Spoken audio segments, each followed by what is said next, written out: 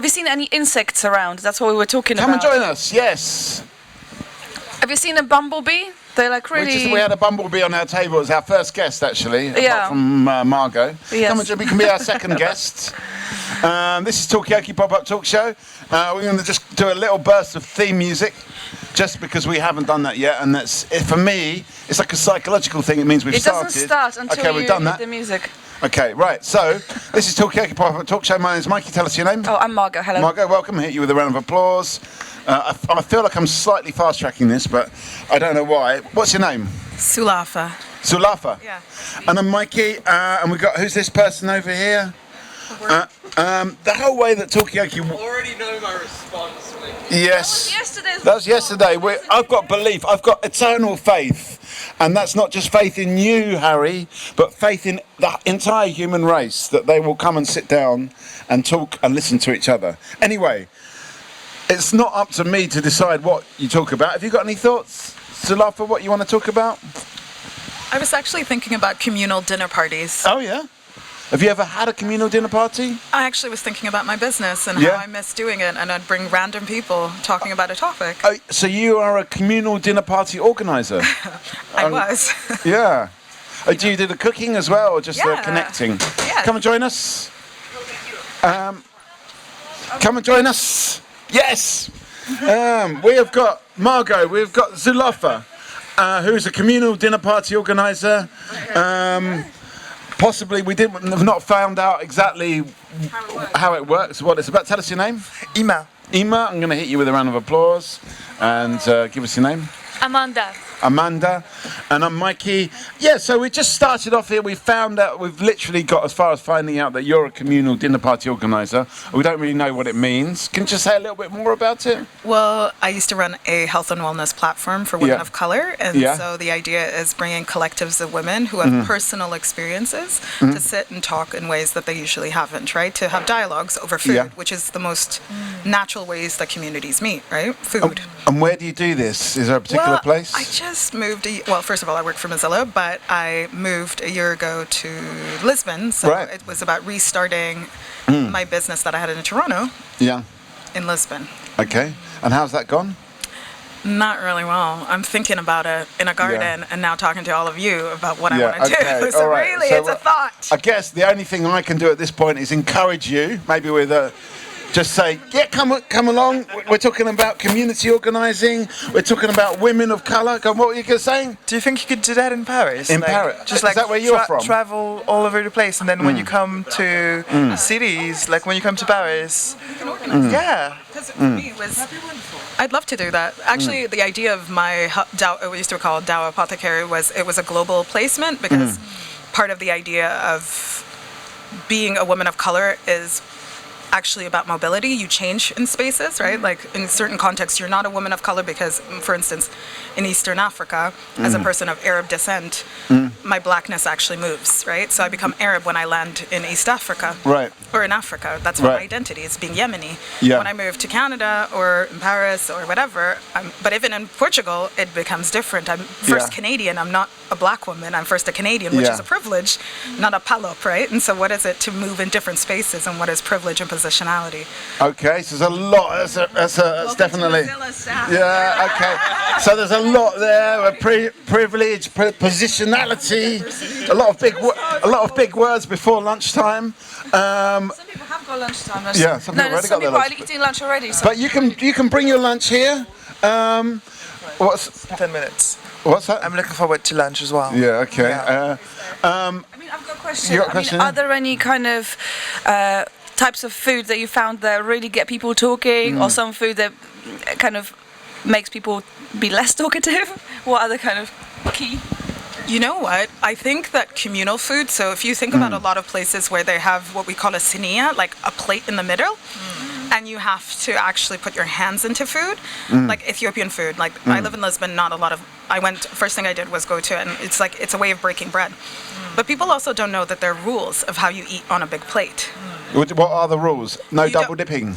You can double dip, but Double you dip. can't, Okay, yes. I'm pleased about that. Yeah. but you can't cross, right? You can't cross. So if you have a rice dish and you're eating here, you can't go and eat the person because you want a potato. You don't go say, "I want that potato." You say, "Can you pass me that potato to put into my section?" Right. Okay. So it's like don't cross the streams. Yeah, kind because of it's idea. your plate. This is your domain, and you Right. eat from your portion. You don't start going, "I like your chicken half, some of your chicken half, some of your curry." Yeah.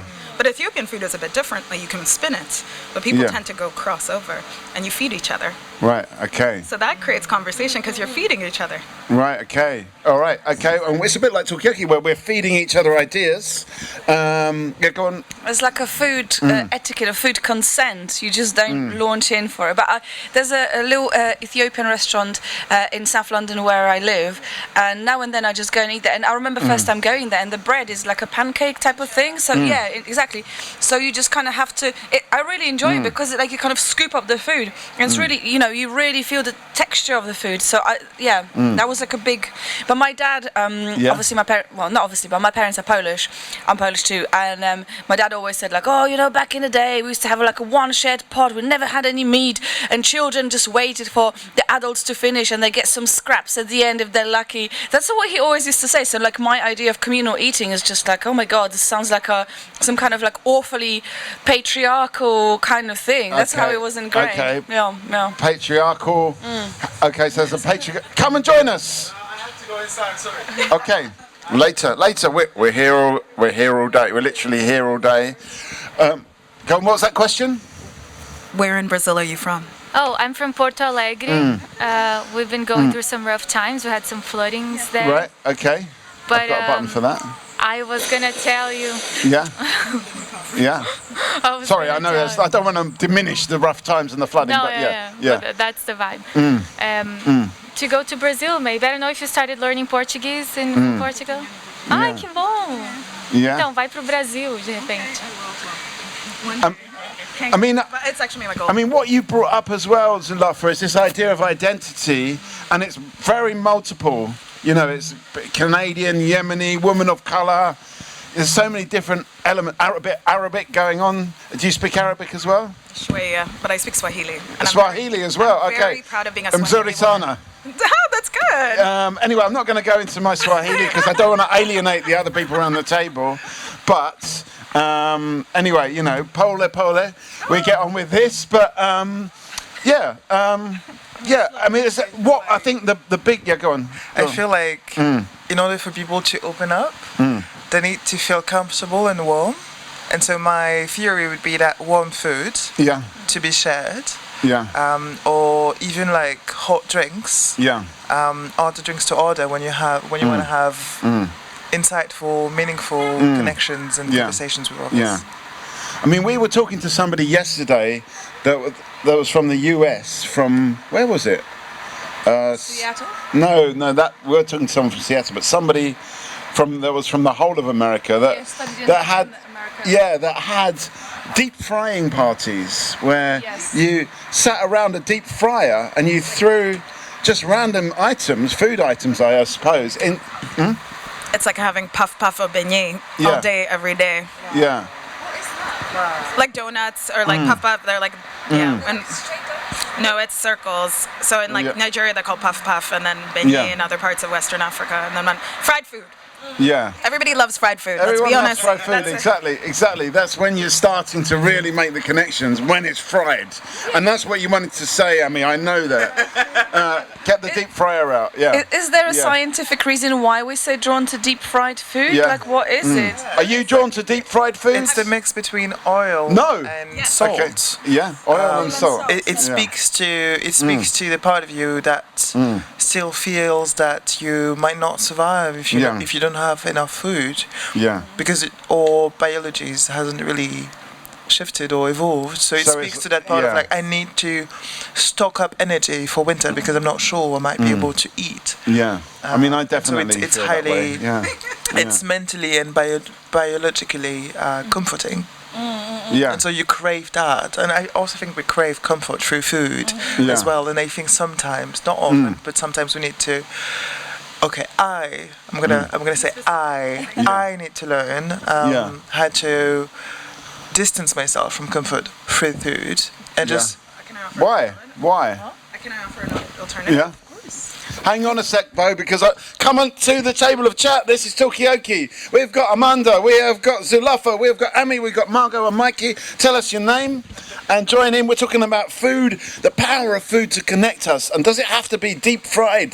Does it have to be like fatty, oily food? That's what kind of thing we're talking about now. Tell us your name. Lisa. Lisa, I'm going to hit you with a round of applause. And Hi, I'm Pranshu. Prancho. Yeah, Pranshu. And Prancho. Yeah. Okay. Yes. And Oh no. okay. On now. Yeah, oh no. On now. Okay. Come and join us. Yes. Yes. This is Talkaoke. Freeform talk show.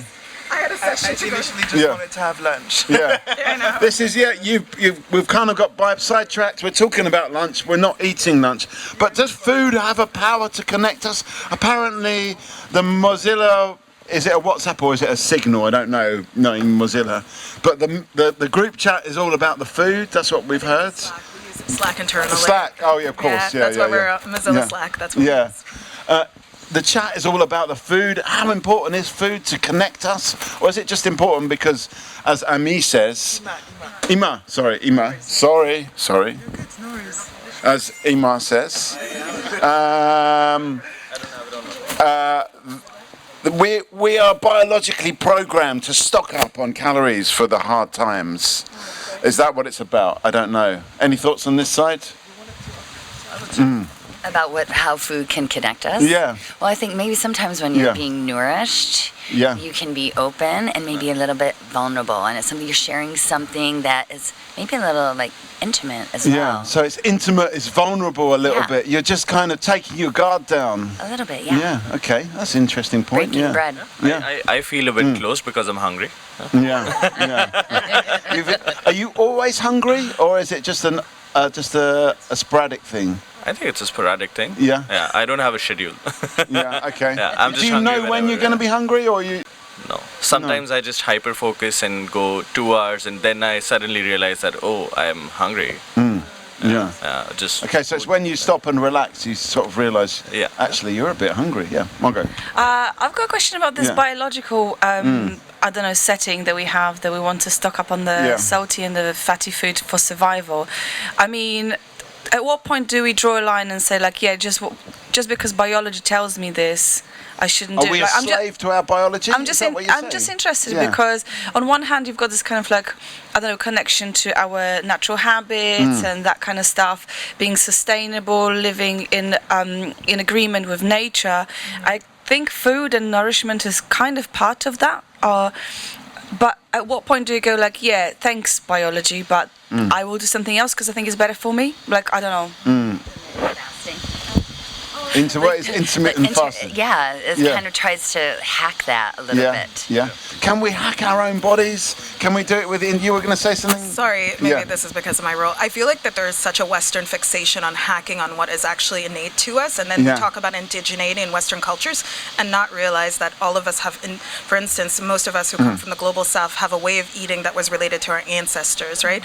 And we're told that we're not supposed to do it, and then you come to the West and they drink kombucha and they drink all these things and say they're hacking the system, yet they don't give us value. So this idea of biology is eating closer to what your ancestral food paths were versus eating to where you live, right? So you eat for your climate. One thing is that's the biology, is that if you live in a Western countries, you should be eating more fats, more carbs to be able to, and more proteins to be able to resist the weather, versus in, like, where I live in Southern Europe, you would eat tomatoes, more fresh fruits, more fish, because of that environment that me as somebody from the global South is eating in.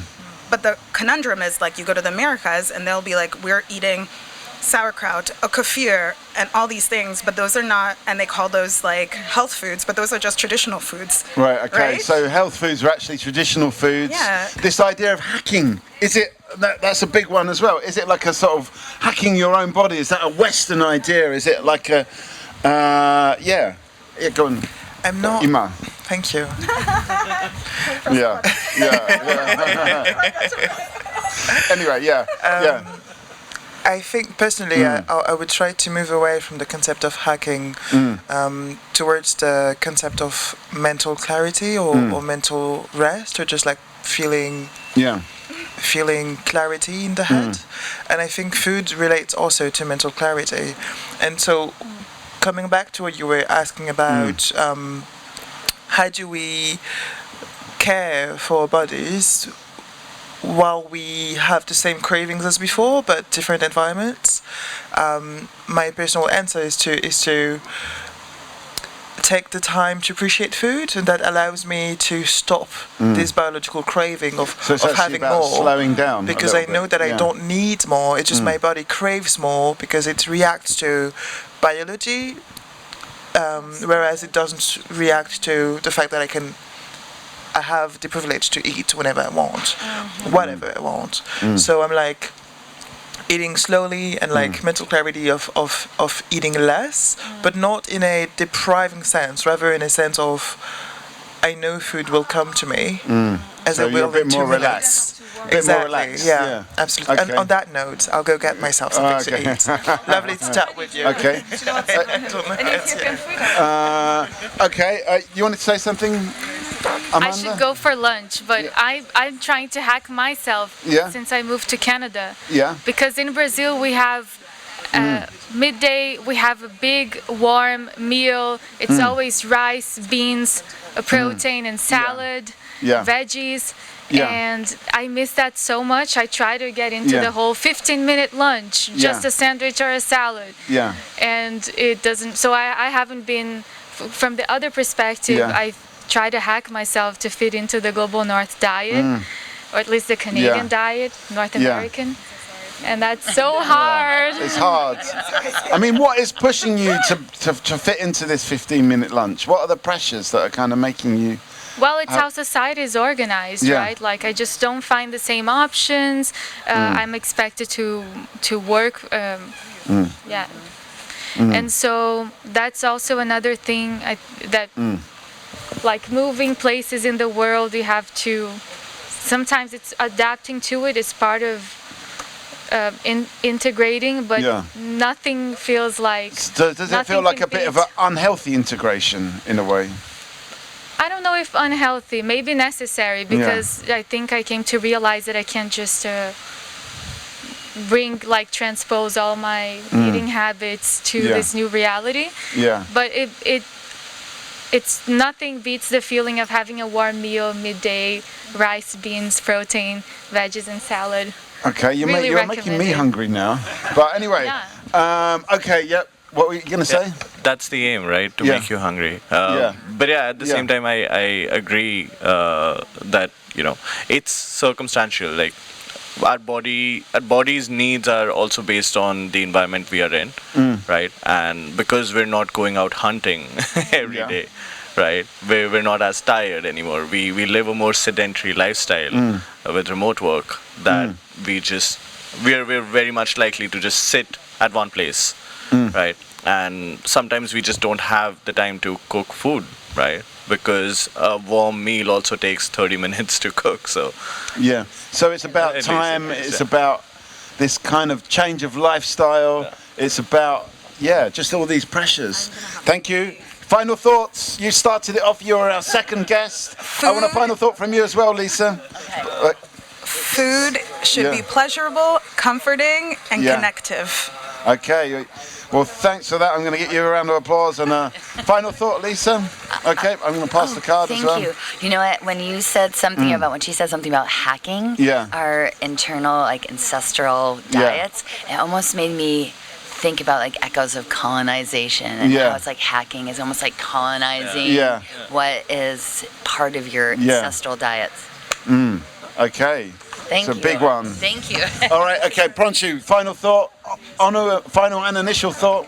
Initial thoughts. I'm Dutch and we have we eat lunch, we eat some bread and that's everything, and it's really sober. So I'm glad I'm here. I taste the American way a bit. Okay, so it's a bit more American. The Dutch is what? Is it like a cheese and bread? Sandwich, okay. What do you call it? Brotje? I'm sorry? No, I've got that. Brutje. What's a sandwich in Dutch? Brochen. There we go.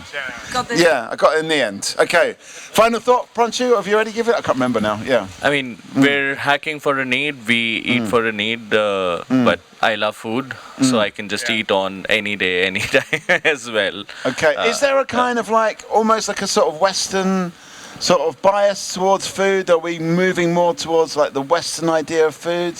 And then we kind of reappropriate? Yes, you can come and join us. Yes, we need some people actually, so it's a good time. Yeah.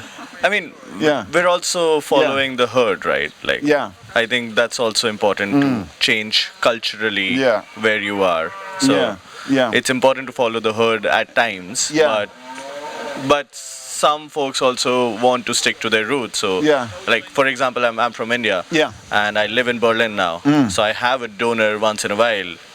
But at the same time, I also cook Indian food at home every day.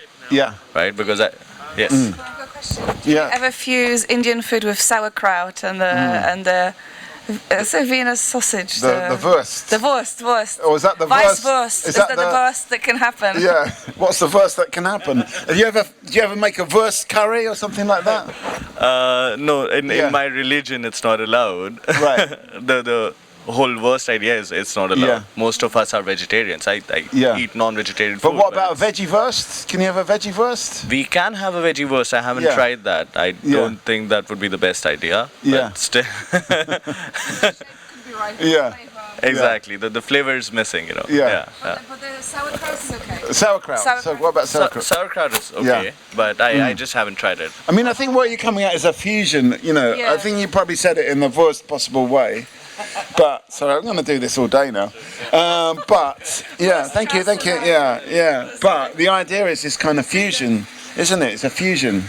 We just relived our worst case scenario. Yeah, the worst case scenario. Yeah, well, we are. This is our still filming, the gags are free. This is our worst case scenario because we've got nobody around the table. Shall I go and get some worst case? No, you mean some food? Yeah. Maybe, well, we've got this natural break. I'm not going to give up.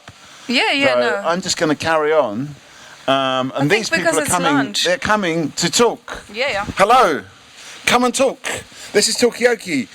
It's a free-form talk show. Well, you can talk about whatever you want to talk about. We've just been talking about food for some reason. We've got Margot. I'm Mikey. What's your name? Jessica. Jessica. Let me hear you with a round of applause. Come and have a seat. Yes. Come and join us. Yes. They want to. Yeah. Anyway. You want to get some food? Okay, well, just 2 minutes. Well, we can talk about food, and that will make you more hungry and actually stimulate your digestive juices and allow you to digest better. Come and sit down. So we've got Jessica, we've got Margot, we've got Andrew, and Orella.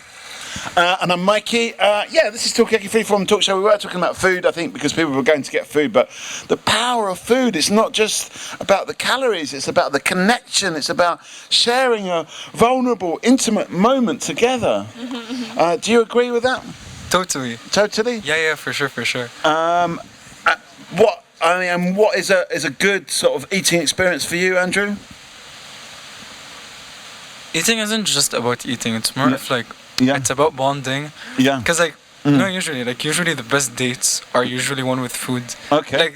Seriously. I don't know if you've noticed that, but when there's like a big plate of food in front of you and all the awkwardness, everything it fades away, and everything gets so real, and it would be great.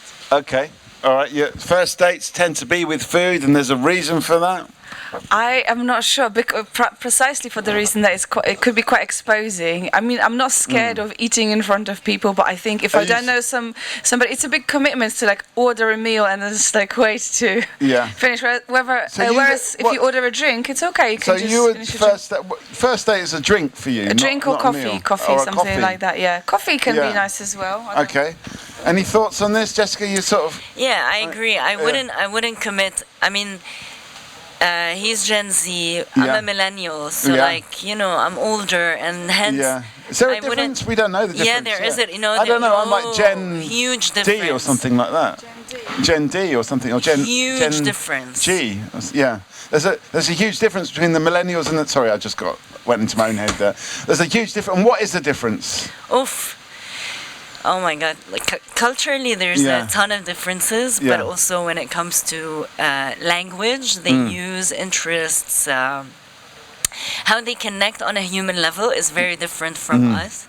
We are a tired generation, but I feel they are. I can talk about fresh. it. A bit more fresh. Yeah. Okay. Where do you stand on this, Rolla?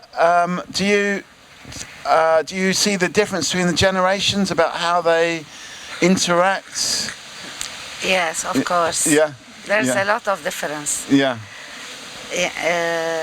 In 18 years. 16 years. Between their age, and there's a lot of difference. There's a lot of difference. Yeah. They were raised 10 years. Apart, it gave a lot of difference between the ages. Do you know a lot about this? Is there? How do you know so much about how they were raised? No. She's simply their mom. Okay, that's what I was looking for. Anyway, we've got a new face at the table. So we have got Margot, we've got Jessica, we've got Rolla, we've got Andrew. Are you all off? Okay. Well, thank you. We're here all afternoon, but we've got a new face over here. So we just keep the conversation going. And we've got a new face over here. Tell us your name. Corinne. David. Okay, and we've over here. Antoine. And I'm Mikey, and this is Margot. Do we want to carry on? Come and join us if you want to. Come and join us. Yeah. They're working. But I'll keep an eye on it. Anyway, yeah. I am interested in this idea of different generations and how they communicate, because I think I'm a millennial. You're a millennial? Yeah, but what is Gen Z? That's not... is that people born in 2000 and... in 2000? Let's ask these people. What generation are you? Are you Gen Z? Are you Gen Z? Are you millennials? Come on, you want to talk to the Gen Z born people? when? Have you got a different perspective to the millennials? Yes or no? Maybe no perspective. No, you don't have a different but I'm just curious because I know there's a talk, or there was a talk about how Gen Z sees data and technology, and apparently it's like a completely different way to like the dinosaurs, which are basically anyone who's born before Gen Z. That includes me. So that's kind of what I'm curious about. Is there a Gen Z convention happening right now? You're very welcome, but I still don't know what year that is. Okay, when does someone become are you Gen Z? I have no idea what is Gen Z is. Yeah, I don't know either. Are you Gen Z? Are you a millennial? Come on, talk about it. 2 minutes, come on. I'm hungry. Well, a lot of the conversation has been about food, but apparently different generations see food in a different way. Like we had a Gen Z person and a millennial, and the Gen Z said, first date, definitely eating. Millennials say, no, drink or a coffee. So there is apparently a difference, but I don't know. Everyone just looks, this is what my dad used to say, everyone just looks young to me, so I don't know. But anyway, so we have got, go on. I was going to introduce and Margot, Antoine, what was it? Corinne, that's right, of course. And Zaher. And I'm Mikey. Yeah, we're talking about this. So what generation are you? Millennial. Okay, big up the millennials. What generation are you? Are you Gen Z? Are you millennial? Yes. We want to find out about the generation. You're plugging in your computer. Okay, that's no worries. We're here all afternoon, so come back. We'll be talking about something completely different. But just before you go and eat, do you think there's a big difference between the millennials and the Gen Z people? Do you even know who they are? I don't. Yeah. You do? Yes and yes. Yeah. Yeah. What is the difference? I think Gen Z care less about status and the system and conforming to society, whereas millennials are a lot more deferential to it. Deferential to society, okay. Yeah, all right. Okay. And what's the Gen Z range age and the millennium range age? Okay, later. The Gen Z age range, I think the oldest are in their mid-20s now. Okay, there's Gen Z. But isn't there a bit of a problem for the next generation, because you've gone to Z or Z as we call it in the UK, what are the next generation going to be called? Is it going to go back to Alpha? It's Gen Alpha. It's Gen... Back to the beginning. Okay. Starting back to the beginning. Okay. Come and join us for 2 minutes. Yeah, don't steer an avoidance course. We have got Corinne. We've got Zeha. Seher. We've got Antoine. We've got Interference. We've got Margot, and we've got Richard. And I'm Mikey. At the moment, we're talking about. Is there a difference between the generation? Oh, come on. I'll turn that down for now. Is there a difference between generations when it comes to how they see each other? You're saying that the millennials are more deferential to the system, whereas the Gen Z people, and possibly the Gen Alpha as well. Did you know about Gen Alpha? Gen Alpha? Gen Alpha. I have no clue. That's the people after Gen Z. So we just started over the alphabet. Yeah, we just apparently. Okay. So you learn something all the time here. Apparently they're a bit more. Are they like fuck the system, or we just don't care what other people think? What is it? I think it's both. Yeah. Yeah. Okay. So then apparently these generations. Is she Gen Alpha? Are you? What gen are you? I was born right now. Yeah. What generation are you? Are you Gen Alpha? Are you Gen Z? Antoine, you haven't. You're old. Okay. Well, come and join us. There's no age limits. Give us a final thought before you go, Antoine. I guess those names are silly. What's that? Those generation names are silly. We shouldn't name people like that. Yeah. Okay. So don't name people. Don't name and shame. Don't name and don't shame. I mean, should we really be that concerned about age? I suppose if there is a difference between these generations, then maybe we need to point it out. Yeah. No, but I quite like the idea that Gen Z is somehow. I mean, from what you're saying, I think Gen Z is a bit more kind of like questioning the system and stuff. And I think is that what you're saying? Yeah. They question the system. They challenge the system. I quite like that, because I think Gen Z or like younger generations, I think young generations, relatively to whenever that is in time, they always give humans a bad rep, just in general. It's like, oh, this young generation doesn't understand, yada, yada, yada. But actually, what I'm hearing about Gen Z, they are much more... they are actually contributing more than we think, and actually the fact that they're asking questions it's quite good for humanity, I think. Okay. And millennials are just like enslaved. Yeah, okay. So the millennials, we're talking about generational difference. Should we even be talking about it? Should we be... Is it ageist in a way? What generation are you? And tell us your name. I am T. I'm Gen Z. Yeah. So you were just talking about... Yeah, we were talking about you, yeah. But apparently you challenge the system more than the millennials that just go along with it. Yes. Am I just supposed to chat? What's that? Am I just supposed to chat? Like what? Yeah, this is Talkaoke. Sorry, this is Talkaoke Freeform Talk Show. We can talk about anything you want to talk about. So far we've been talking about food, and then we're talking about how different people see food in different way. And we had a brother and sister, and one was millennial and one was Gen Z, and the younger Gen Z person said, if I was going on a first date, we would eat food, whereas the millennial said, and you said this as well as another millennial, no, a drink or a coffee. And then Zahir over here, is that right, Zahir? Said that actually the Gen Z people are a bit more challenging to the system. They're a bit, I don't know, a bit more aware or something like that. So that's where we are right now, but it's only as far as we've got. But this conversation could go anywhere. It's up to you. It's not up to me where this conversation goes. In a way, I don't really care, actually. So T, have you got any views on this now that I've given you some context? Yes, now that I do agree. Like we are boundary pushers in very many ways. Like I found myself, especially at work, interacting, different ways to function, different ways to exist at work, in workspaces. That's a huge thing as well. Can you say a little bit more about that? How do you make it different?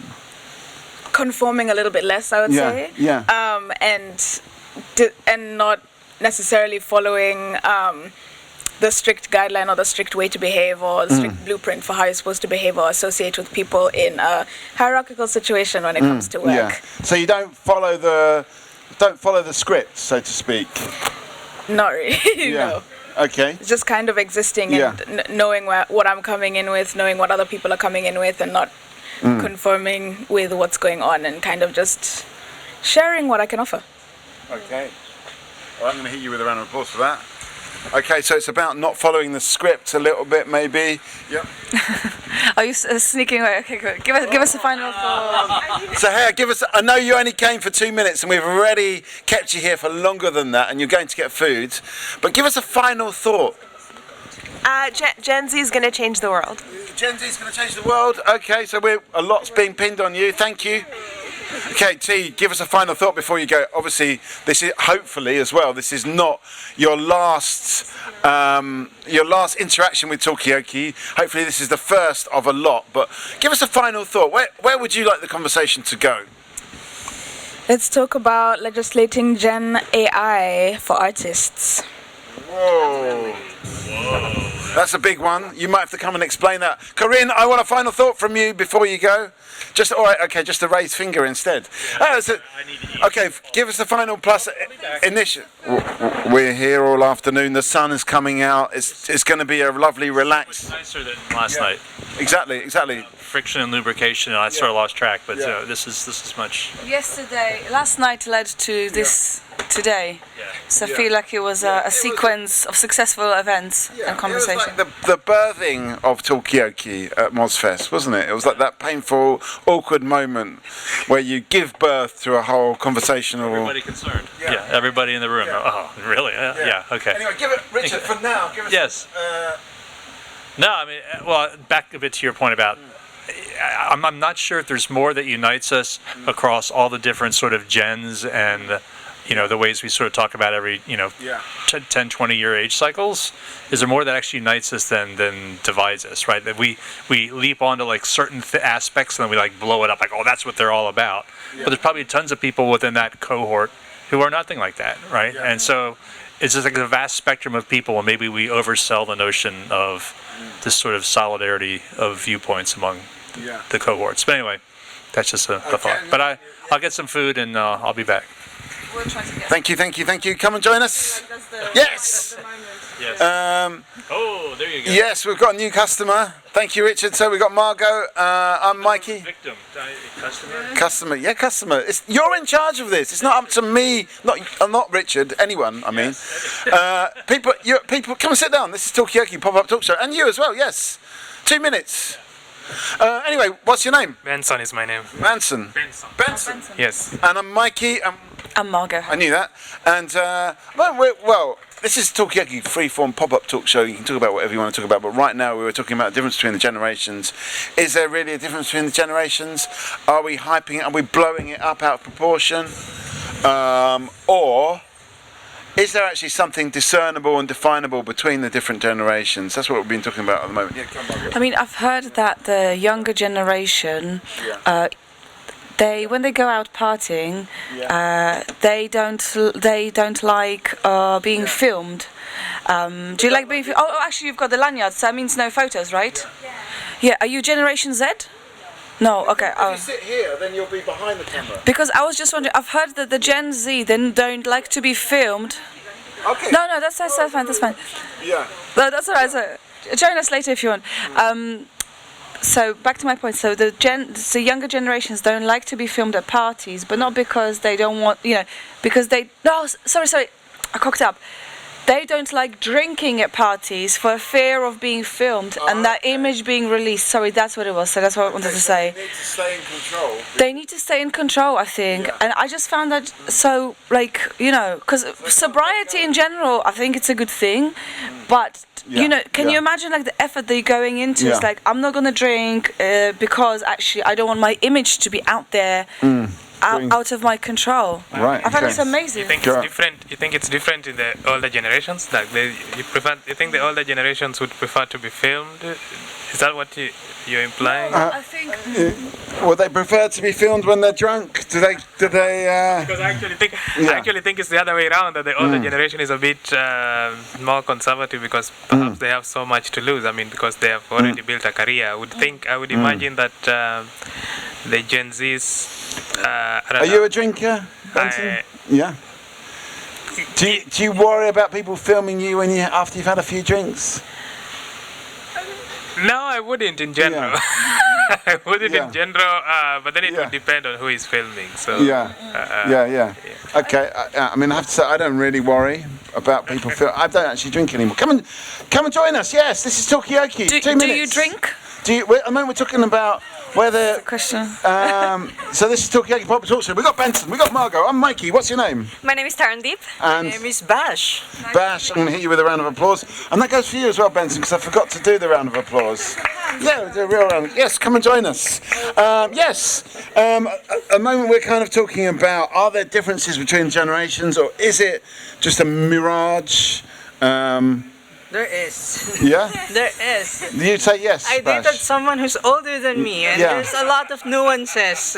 Music type, food type, energy levels. Yeah, it's a lot. Okay. Yeah, but at the end of the day, we're both humans at different stages of our lives, so I'll be definitely that person when I grow older. So it's the same thing, different time. So it's almost like a sneak preview of what it's like to be older. Yeah. Okay. Spoiler alert.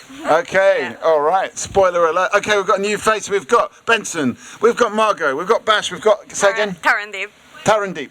And we've got Lindsay. Lindsay and Mikey. At the moment we're talking about, yes, we're going to, actually, and what we came to is like, also it's about like how different generations want to be filmed, or, you know, like not filmed. So apparently the Gen Z people, they don't drink because they don't want to be caught on Instagram or on, you know, when they're drunk. So they avoid drinking alcohol, whereas older people possibly don't do that.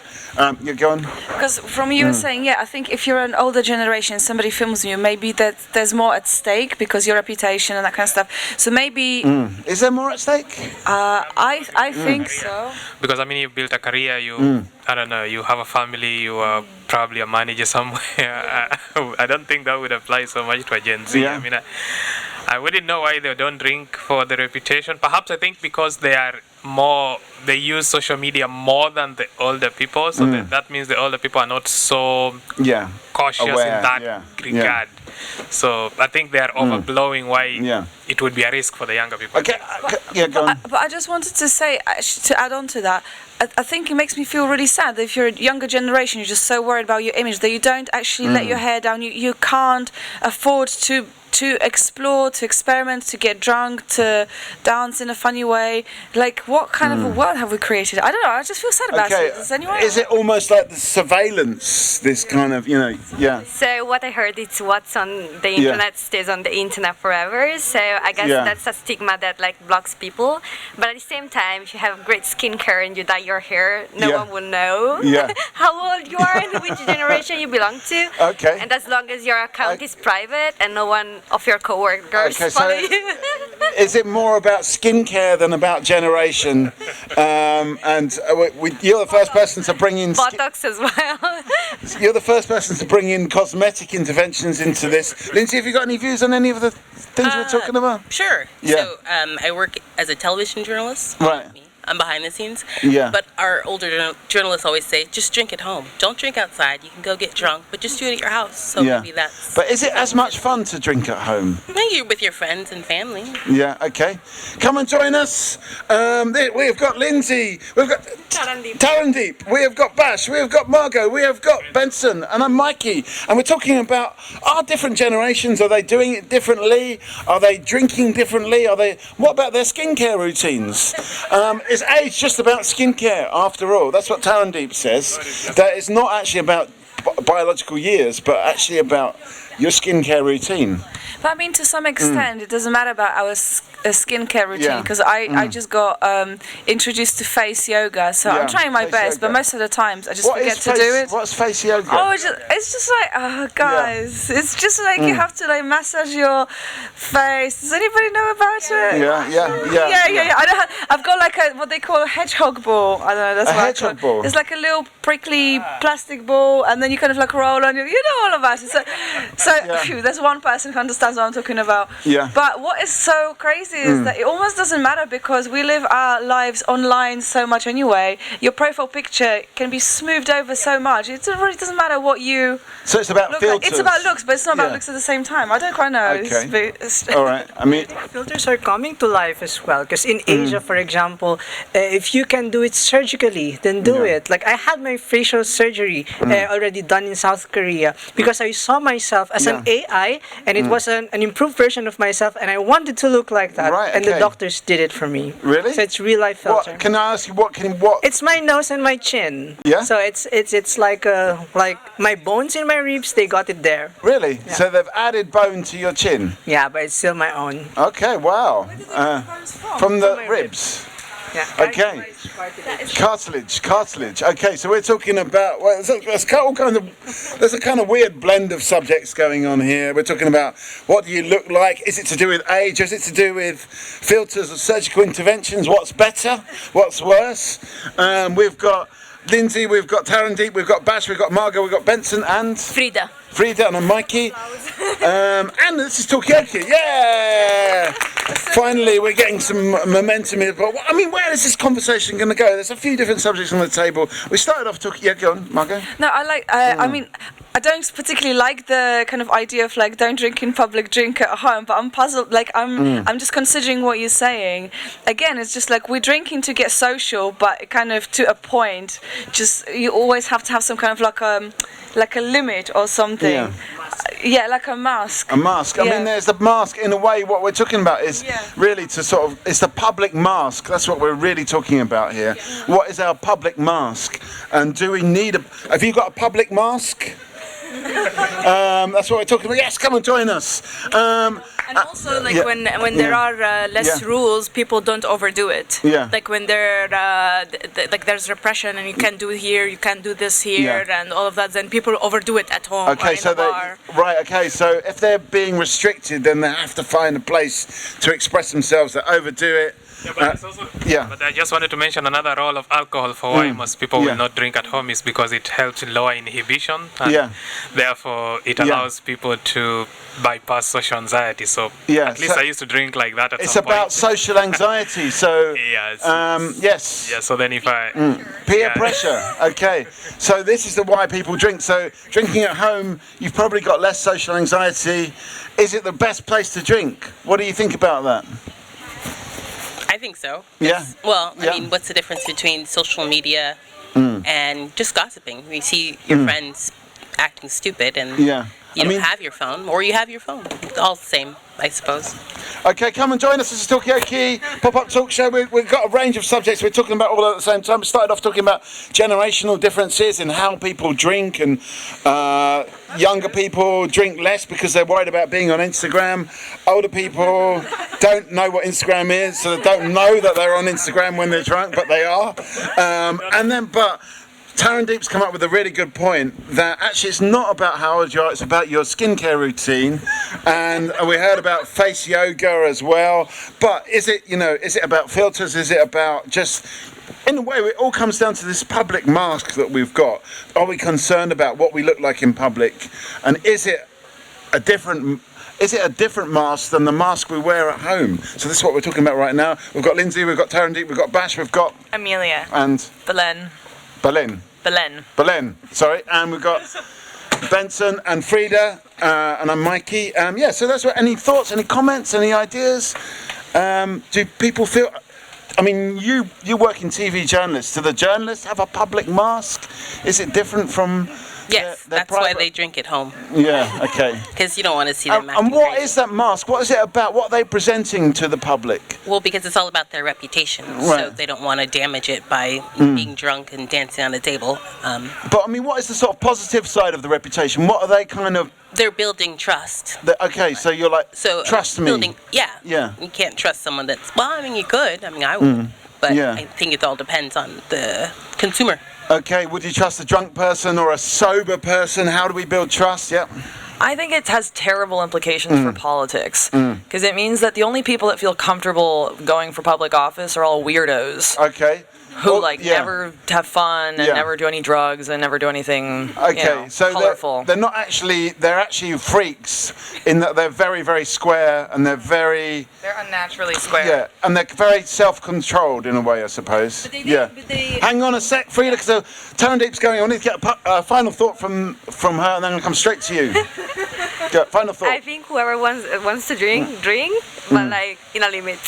Do you trust politicians? Do you think they're kind of, in a way, sort of false people because they're putting on this public persona? It depends. I think that one rule doesn't apply to all, so just try. Okay, just try. Okay, thank you for that. I'll give you a round of applause. Frida, come straight to you. What I wanted to say is that politicians, they actually do all of these things. It's just in secret or under the table, So it's so do you think they do drugs and everything. Should maybe they be a bit more public about their drug use? Could they be if they were? No, maybe but just a bit chill and that's judgy, I guess, about other people. So in a way, politicians have got this double image. They've got like a controlled public image and a kind of a party image. But politicians party in private, journalists party in private. Should we be partying in public? Should we be much more public about our partying? In our industry we do. We both work as tech investors, and I feel like socializing is a real currency of the industry. Yeah. Trading social coolness for real capital and intellectual capital. So in a way, you've got to party publicly in the tech investment because you need to look cool. Yeah. Okay. Yes, truly. Okay.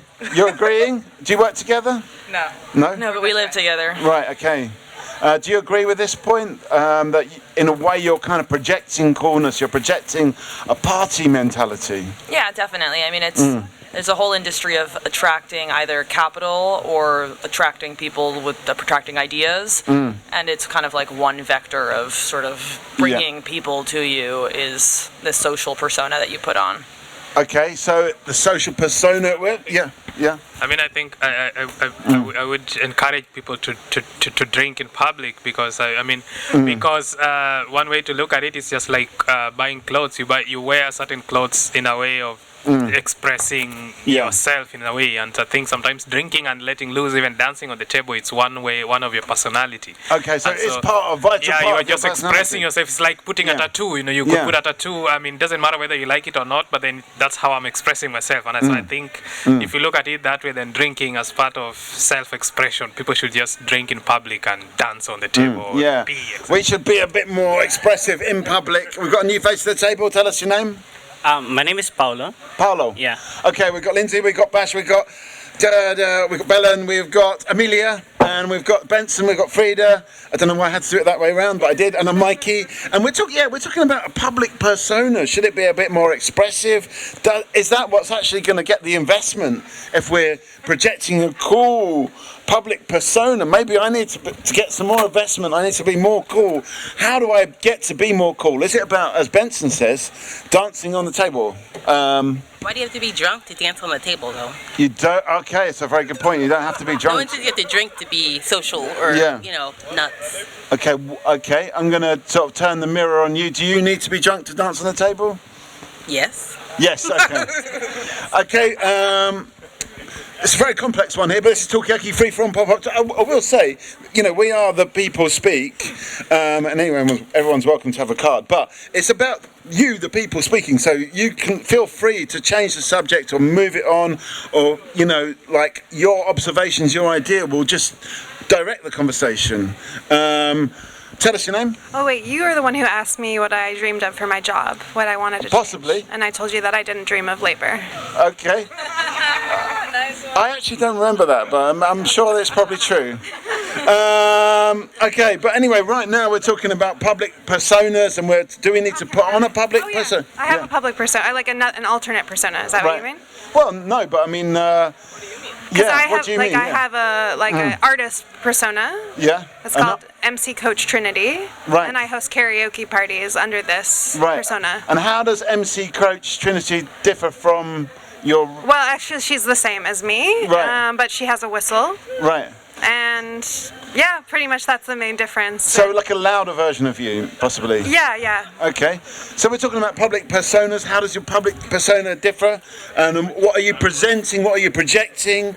Lindsay did work in TV, and the journalists are projecting trust, possibly authority. Politicians are just kind of projecting kind of squareness. You're projecting cool because you want to get investment for your tech ideas. So people are projecting different things. Like their voice. Yeah. Like projecting their voice. Well, I suppose to so, sing. yeah. Yeah, I suppose so, yeah.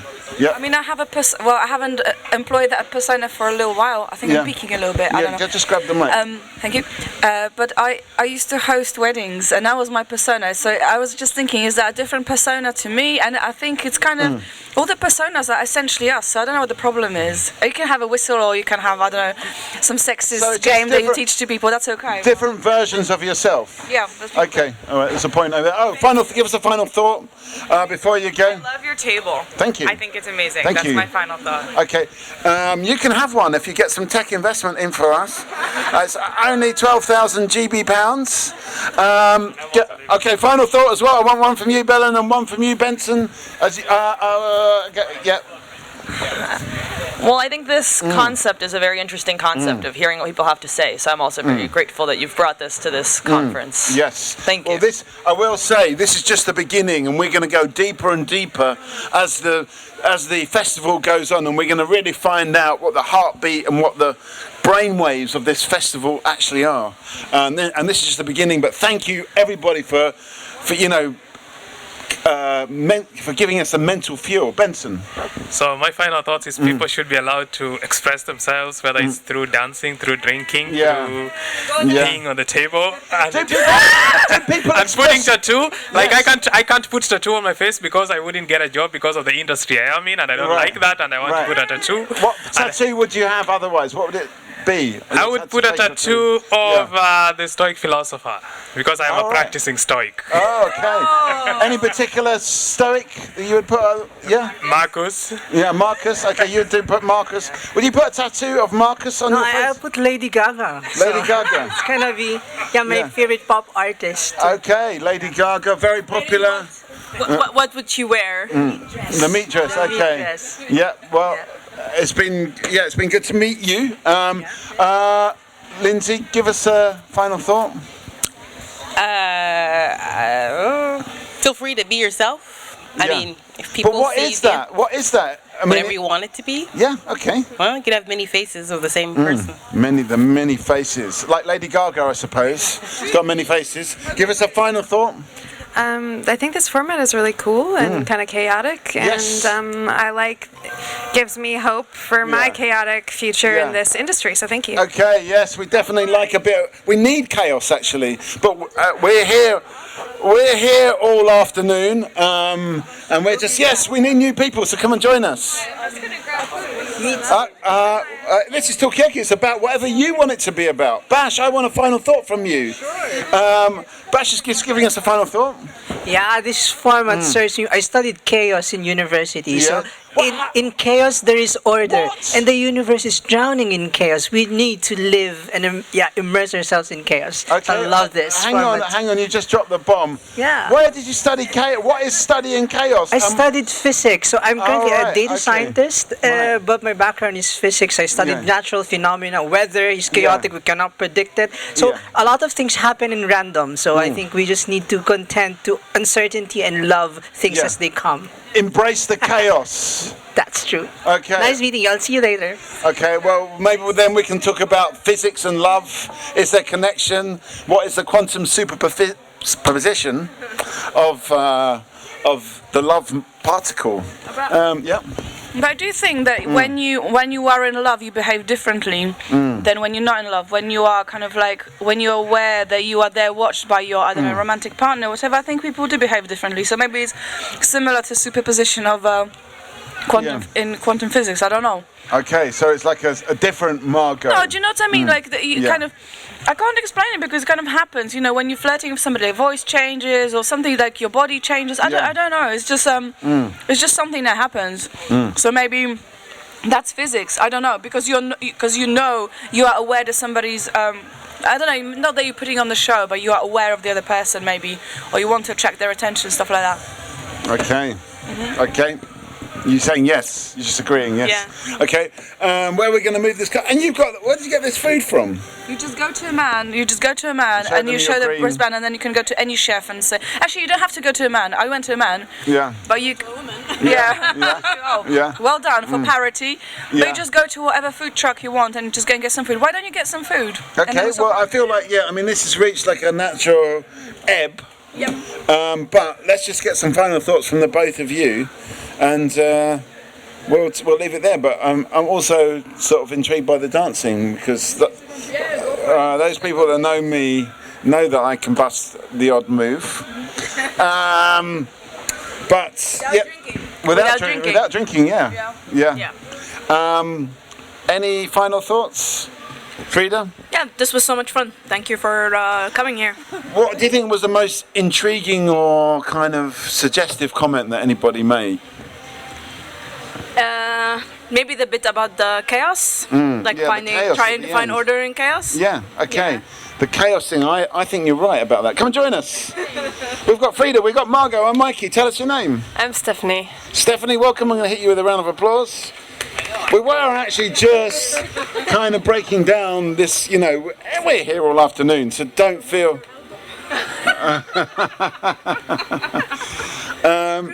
Is this live streamed anywhere? No, it's not. No. It's just for here. Yeah, but we are going to put it on.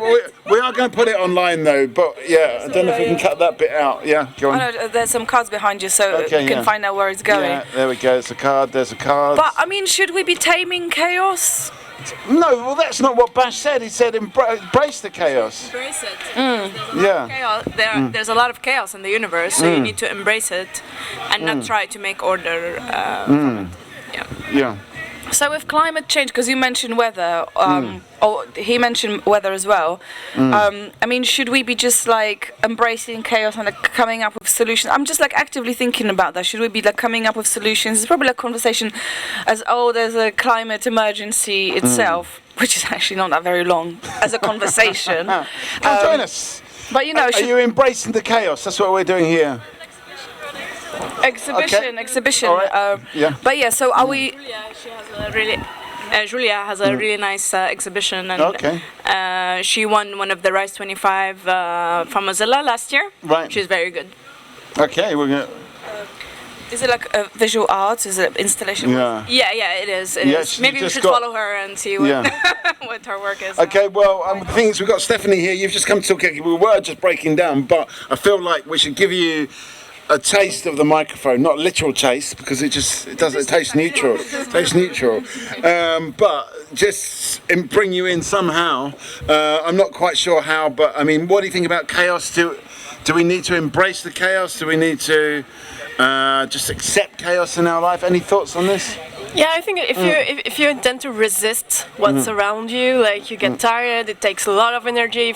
If you embrace it it's like about accepting what's going on, welcoming it, and maybe you will find something that you didn't think was there, and that will be a new source of energy, a new idea, something new that it's going to help you like go through the chaos and create something different. Acceptance. You're saying about acceptance. I mean, there's a room upstairs, and I can't remember how it's phrased, but it says like resting is resistance, and I just find it such a contradictory sentence, but somehow maybe links a little bit to what you're saying.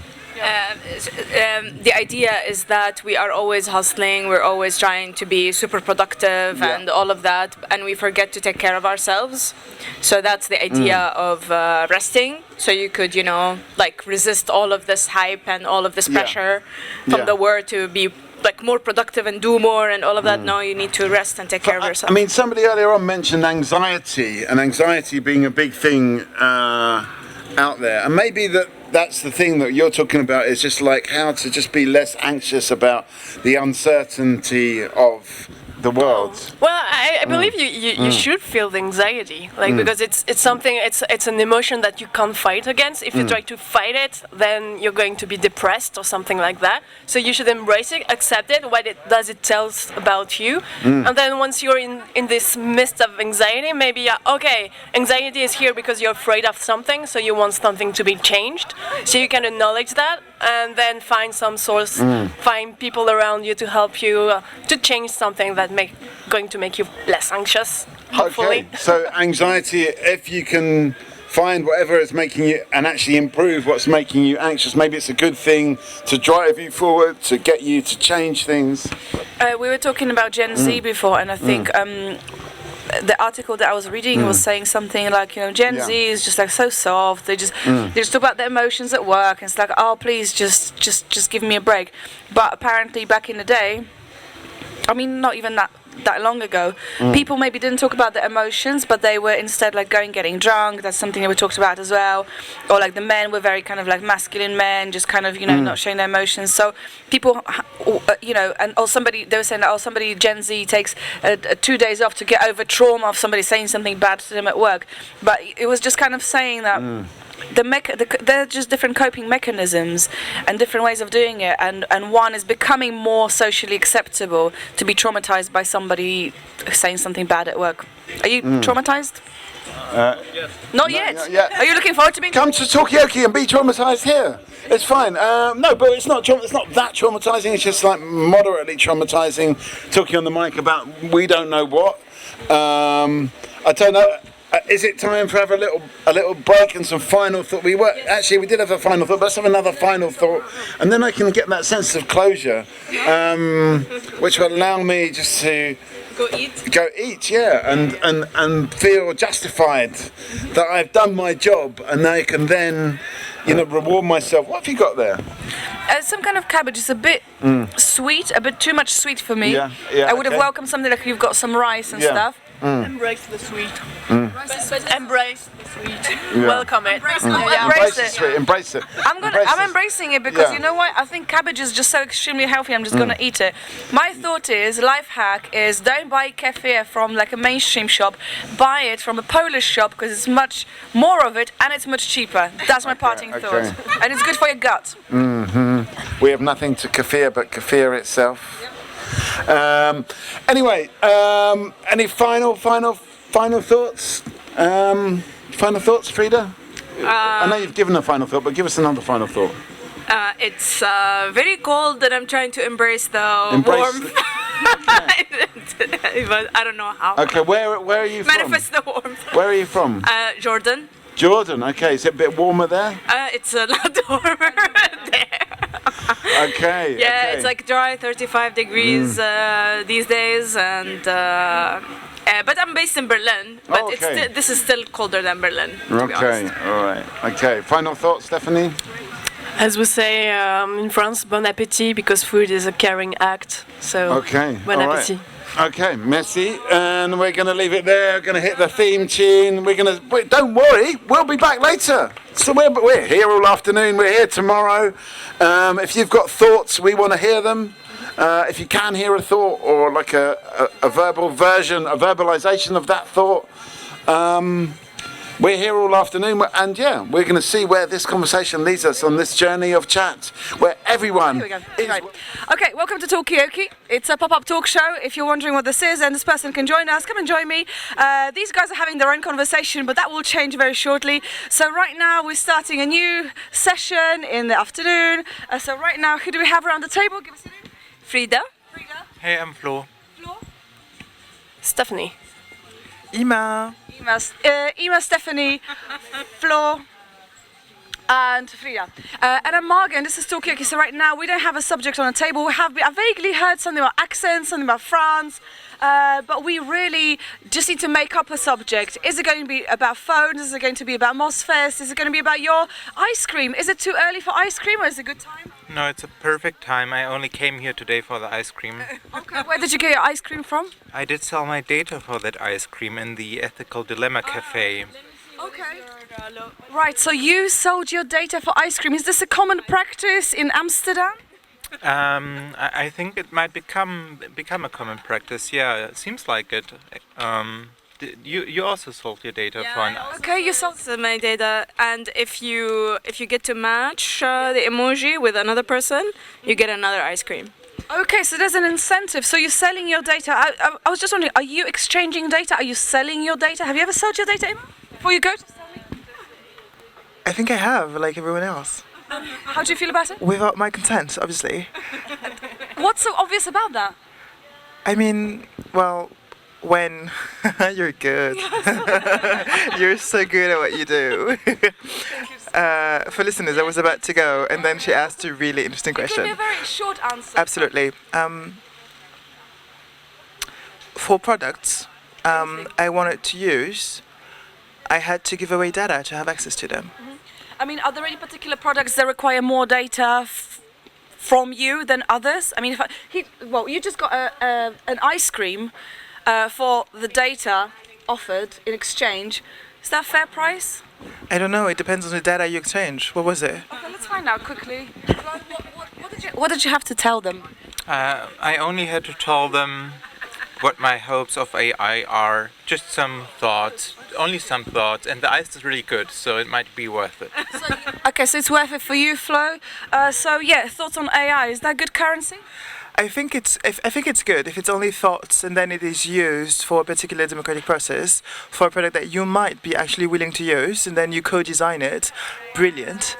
If it's connected to your identity or anything that is not alterable, related to who you are at your core. So if it's your iris, your eyes, your administrative data, you may want to safeguard those. So sometimes, obviously, you want to give those away for certain services, and oftentimes you do not. But it has been the habit, and therefore people do not question it anymore.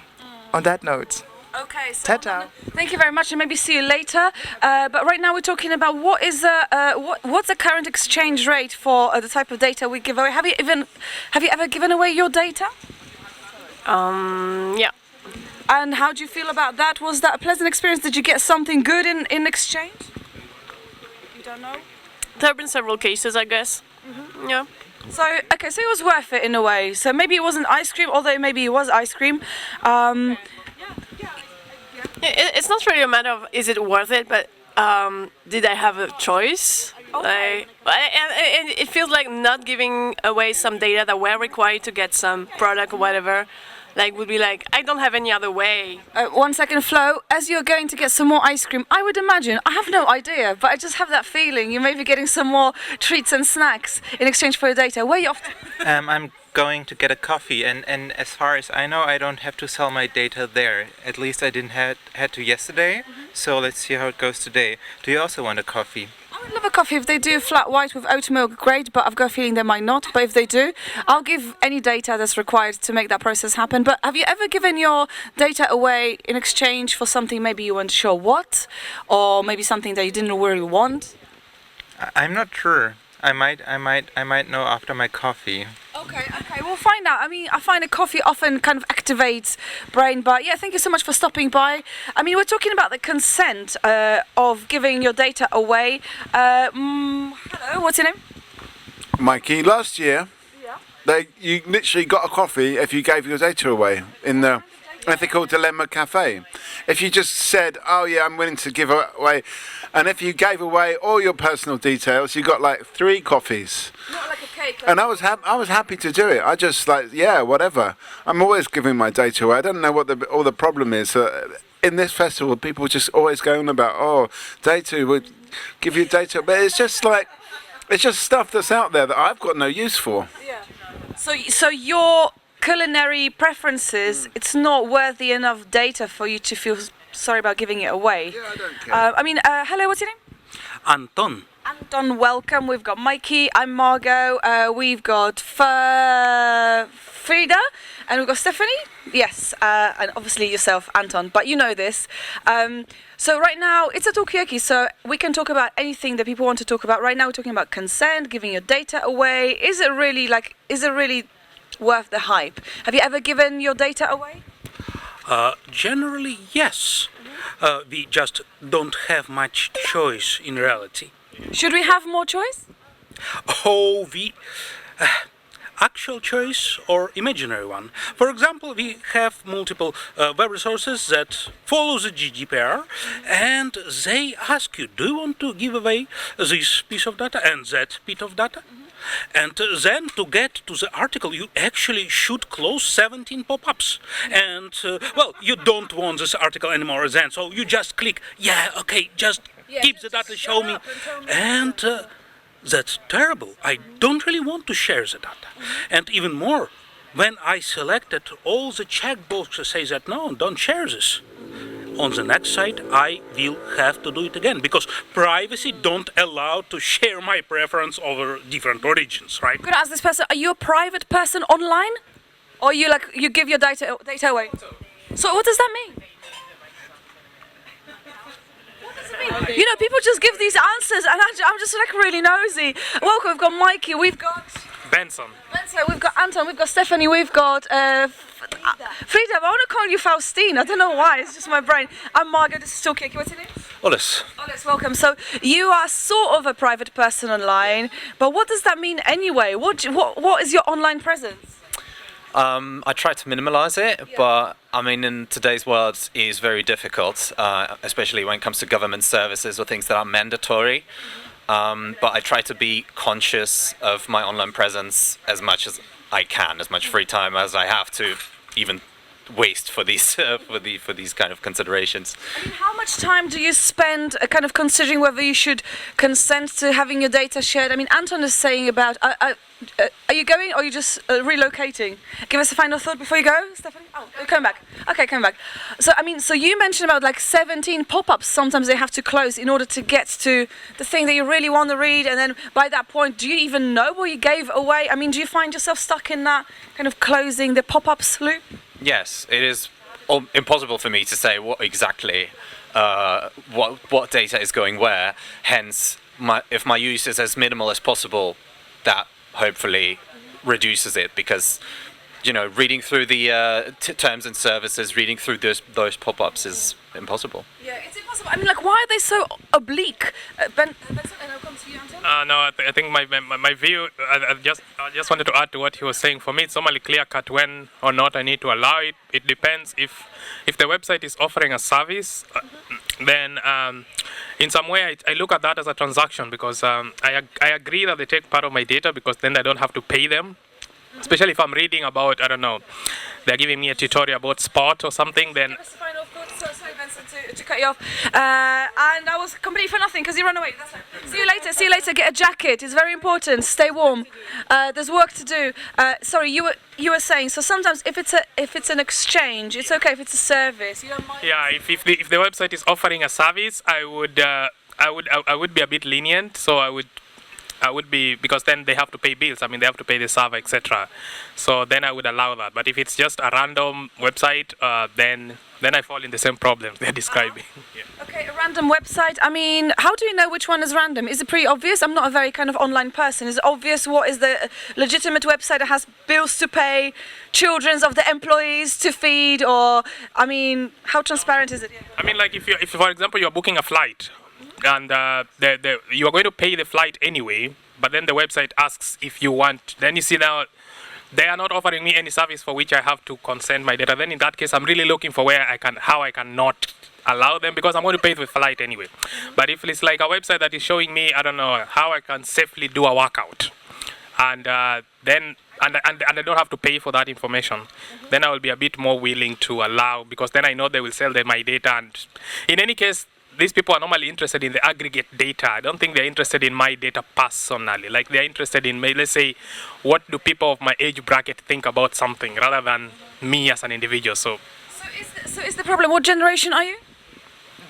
I'm a millennial. Okay. Yeah. Congratulations. I'm a millennial. I think it's a great generation. This goes out to all millennials watching this.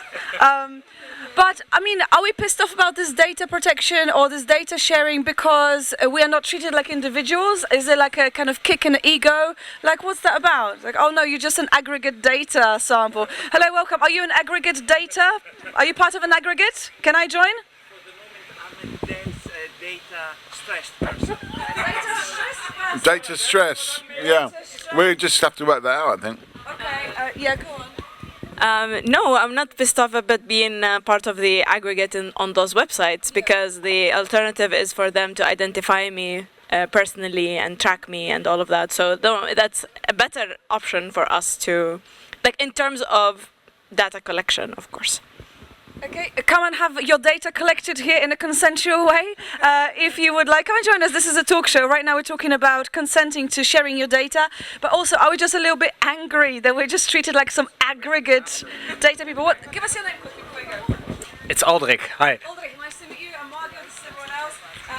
We're just kind of, we're just having a chat. Stay for 2 minutes and then see how we go. Okay, thank you. This is Aldrich, this is Stephanie, this is Frida. No, Faustine! My brain just needs to stop telling me you're called Faustine. This is Mikey, this is Benson and Anton. Yes. and this is Talkaoke. So right now we're talking about data. I mean, are you concerned about data? Are you stressed about consent? Are you freely giving consent to your data being shared? Well, I must say I have this habit of clicking refuse on every cookie banner, but it makes me one of the very few people globally, I would say. So yes, you could say quite concerned. Okay, so you are in majority. I mean, like, why do you do that? And sorry, minority even. Thank you, which is opposite to majority. But where do you get time to click all these boxes? Because Anton was saying it takes ages, and it's like 17 pop-ups, and like, what do you do? Like, do you have a job, or is that your job? Well, you could say it's part of my job. So What is your job? I work in the European Parliament on data policy and privacy, so that makes it already some sort of a hobby and a job in once. Okay, hobby and the job. Anybody here is doing the job as a hobby? Doesn't have to be a European Parliament. Yeah, go on. Yeah, I do click on the refuse thing. I even go and check when it's like the unnecessary option. I'm going and check everything is just like excluded. So sometimes it's taking me 10 seconds to go through a website, but I feel good about it. You feel good about it? I mean, like, is there like a WhatsApp group for people who are in majority? How do you, I mean... We're going to start it right now, I think. Okay, great. Does it need to be heavily regulated by EU, or can we just... Well, the EU did regulate it, but it's now up to the enforcers to do it. So what I normally do myself as well, if I see a cookie banner and everything is by default clicked on, I just email the company, this is the European Court's justice case, and if you don't abide, I will report you. And oftentimes it works. It works, okay, so you are that person. I mean, being anonymously a law enforcer, yeah. I mean, yeah, wow, that's amazing. We have been talking about creating like different personalities online, commenting. Maybe AI could help people write nice, not passive-aggressive emails, or not emails, but like social media posts. But yeah, Mike, go. Well, I think AI has got a definite role to play in what you have with your data, because you could have your own AI bot that could do all this tedious box ticking and reading the legal things rather than have to do it yourself. And then people like me and Anton, who are too impatient to go through all of that stuff, would just get the AI to do it instead. I mean, is that something that EU is thinking about developing? I mean, can everybody have like their own bot to kind of take control of, time saving? Yeah, Anton? Maybe we can just have a legislation that don't make us to use this bot. Okay, how would that look like? Well, the legislation that require for company only collect the data when they actually need that. And that's the opposite of what we was discussed. So we discuss that you can be, well, a person fully identified, you can be a part of the huge data set, but maybe, well, you should not be either, and you just should be asked what company actually need from you to provide a service. Okay, and if they gave you like a really good, exhaustive, eloquent answer, but it was bullshit? Sorry. Example of an answer. So one answer they normally give, and I'm really curious to know what the EU thinks about this. They normally say one of the reasons they need to collect this data is because they have to show you adverts, because that's part of their business model, and they want to show you relevant adverts. So they say if they don't collect your data, they're going to show you random adverts. So they're saying we'd rather collect some data about what you like and what you don't like, so we can show you adverts which are relevant. I don't know. What do you think about that? Okay, yeah, like doing you a favor, yeah. I mean, do you feel like you're being done favor too by these? No.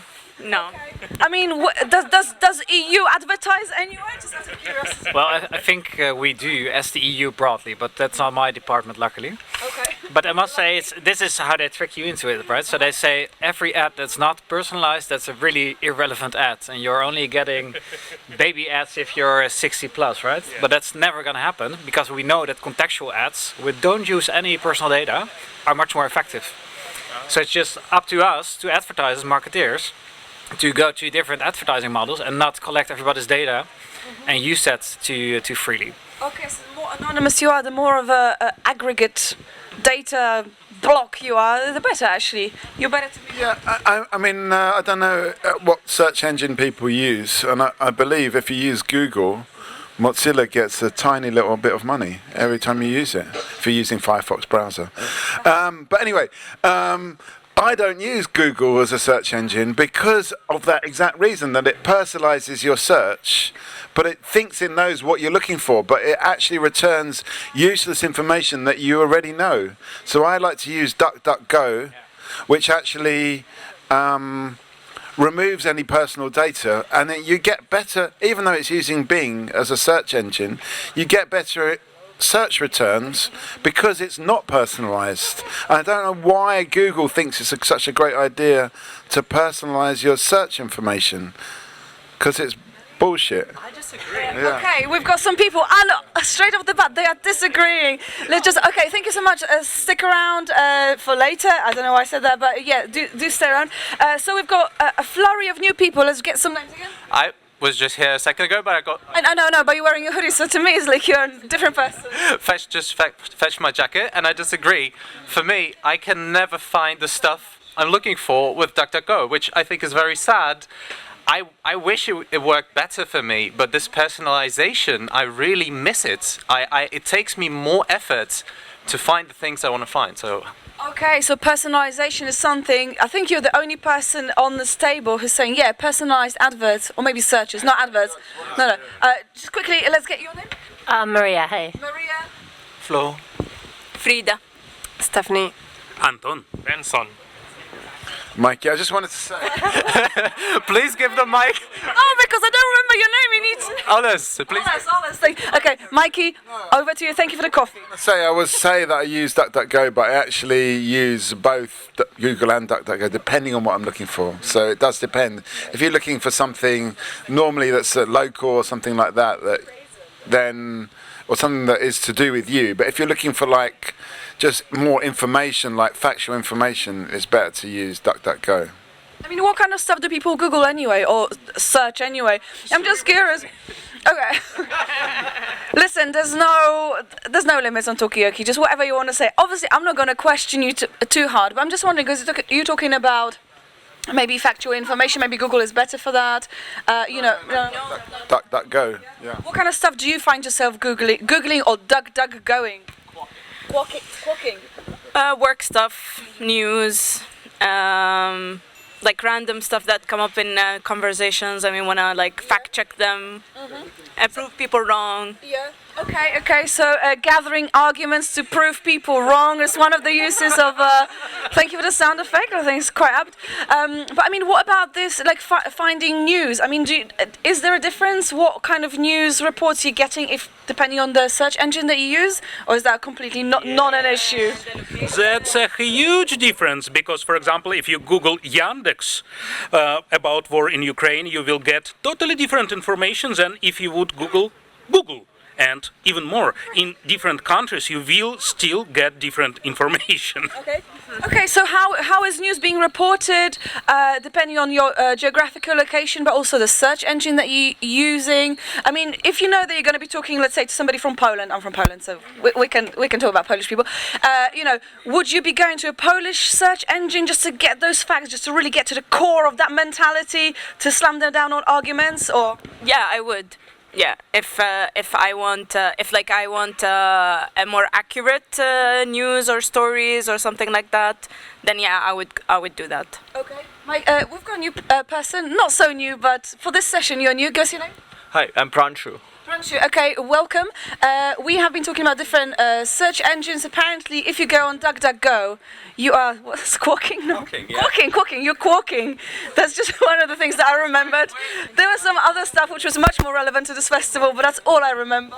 I mean, it's because Google has become so ubiquitous as a search engine that it's become the verb to search on the internet is now to Google. So it's just like hoovering is to to use a vacuum cleaner, we say hoovering in the UK anyway. So Google kind of colonized the language. But Maria, you haven't said much, and you don't have to because it's Talkaoke. But as you actually, have we discussed the things like ChatGPT instead of a Google? Because have you done it? We haven't yet. But what should we be talking about?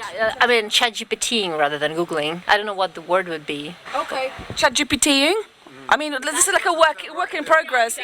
Yeah. You can come up with a better... What was the last thing that you ChatGPT'd recently? Oh, that was boring. We can do... Give us boring. I don't use it as a search engine. because I have the cheaper version that doesn't. Oh, I used to have the cheaper version, or like the free version that didn't have that thing in it. So you couldn't Google on ChatGPT or. But yeah, I couldn't. Okay. So. I can tell you what I was asking it recently. I was arguing with it about whether. I was arguing with ChatGPT about whether I should ask my vegetarian friend to bring me a donut because she was coming to visit me. So it was. Vegetarian friend to bring you a donut. A doona. So I was arguing with ChatGPT about whether it's fair, and it was no, don't do that. And I was like, why should it matter? Because I will eat it. Okay. So doner kebab is one of the subjects, but I mean, why not? And also, we've got new fresh face at the table, known fresh face. What's your name? I forget my name at the moment. That's okay. It can be anonymous. We can chat GPT it. I'm Elon Musk. Elon Musk's brother. So at the moment, so we're talking about like, are people using ChatGPT to Google things? And it sounds a bit weird. Yeah. You should remember that ChatGPT can hallucinate. And, well, it's just not gonna be well. Sam, as with the news, you should not Google it or quack it. You should boss and then compare the result and check. Okay. So, I mean, we had this person whose name I forgot earlier. He was sitting here, though, Elon Musk's brother. Ollis, thank you very much. I'm glad you guys are here. And he was saying that's his job to actually look things up because he works for the European Parliament. But, I mean, how long, again, would that take to get things compared? And then, is it hallucination, not hallucination? Who's got time for this? I can say that it takes longer than your lunch break, so nobody doing that. Okay. So is lunch break actually for comparing your search results? It's not actually for eating? I mean, is it about eating? It's just like comparing ChatGPT results to search results, like coming from Google. It's not the same thing because ChatGPT is just going to give you one output, one result, and it's going to be the truth. While on Google search, for example, it's going to be like a number of data sources that then you go on the website and you can compare and things like that. Even if recently, like, there've been work about like the search engine giving you the results on the top of the list or whatever. But there's still a difference between what an AI can give you as an output and an answer in a search engine, which allows you to search. ChatGPT won't allow you to search. It gives you one answer. Yeah. Okay, so apparently we're not very good with dealing with just one answer. We want a prompt to search further. What are we doing to ourselves? Yeah, so as Elon Musk's younger brother, I want to point out that Google just adopted this new program, right? Is it called what's it called? Interview? No, what's it called? But it's to give the one answer. So it's search that's intended to give the one answer. And the interesting thing about that, when I used to be at Google, I was a lawyer there. They were proud of the idea that when you come to the Google website, yeah, thank you, much appreciated. It could have been worse. The notion was you're proud when you come to the website that you go someplace else as quickly as possible. The whole point is not to stay on Google, but to go elsewhere to the source you're looking for. Now it's to keep you there within the walled garden. So that's completely changed the dynamic of what the company is supposed to be about. Okay, so we're just hearing from the Google insider, also known as a younger brother of Elon Musk. So, okay, so actually it's about keeping you longer on the website. It's about keeping you longer searching. No, to give you the one definitive answer. Oh, to give. Yeah, no, the ocean, and that's where they've run into problems. Just in the last couple of weeks, they rolled it out, and the answers they gave were some were hallucinations because it was based on using, in their case, Gemini as the underlying LLM, and it was not giving the complete right answers. I mean, Flo, you haven't said much for a little bit, but I will still big up this coffee. It's amazing. If I start speaking in a kind of hallucinogenic double speed and you can't understand me, please let me know. It will be this coffee because it is very delicious. But are you a kind of person who likes a definitive answer, or do you like searching for, searching different websites to get to the answer that you think is correct? I don't know. I guess it depends. I still enjoy Googling usually. I'm not familiar too much with using ChatGPT, but I'm always very suspicious. Okay. Suspicious, is that a good thing to be suspicious, or are you actually being counterproductive to people who are really trying to develop something good here for humanity? You're like, I'm not sure. Not sure about that. I don't know. I'm still finding this out, I guess. Okay, so you're still on the journey. Yeah. I don't think it's about being suspicious. It's about applying critical thinking to what is being said to you, which I believe it's a nice skill to have in life. Okay. Also, this opportunity to get one answer in Google, there is for ages. There's button. Well, you feel lucky, but well, I never do feel lucky. This is completely wasted on you. Has anyone, out of curiosity, has anyone ever pressed the "I'm feeling lucky" button? Yeah. No. No. Okay. Yeah. No, it sends you to Bing. That's what it sends you. It sends you away to Microsoft. Oh yeah. Is that what? No, I don't know. Yeah. But it's funny when Bing was developed and some years ago, and they had the marketing around that from Microsoft. They spent millions of dollars trying to find the perfect word, and they came up with Bing because it sounds positive and affirmative and it's action oriented. And then they released it, and they're all very happy about it. And then CNET got a hold of it and said, well, it's pretty good, but now I know why they call it Bing. It stands for, but it's not Google. I didn't see that. I think some PR people lost their jobs that day in Redmond. Yeah. Oh damn. Okay, so that was a bit of a faux pas. I mean, you said that you've Googled "I am feeling lucky." How did that go? I don't remember. I just did it out of curiosity, but I really don't remember. So is it just there for like one-off kind of curious people, or does it actually serve any purpose? I mean, I'm on YouTube a lot, which is obviously a Google service, and there is a button there saying, would you like some different things that don't fit in your algorithm? And you press that button and you get supposedly different videos, but whenever I do that quite a lot, because I find these algorithms, when it comes to watching videos or music, really constrictive. They just play the same of what you've already watched or listened to. So, and I pressed it and it was exactly the same stuff all over again. So, well, not quite, it's slightly different, but a slightly different version of the same. Normally, I'm watching like just mostly science and nature videos, I have to say. Science and nature videos, so it's just more different sciences it gave me, different science videos. Yeah. I mean, like, how much is there to be said about science, really? I mean, come and join us. Do you Google things, or do you Bing things, or do you DuckDuckGo it? No, it's not. Do you Cluck it? I DuckDuckGo. Okay, how is that going? It's great. Yeah, is that the best search engine you've ever used? It's comparable, I believe. I don't notice it wasn't always great, but it's a lot better.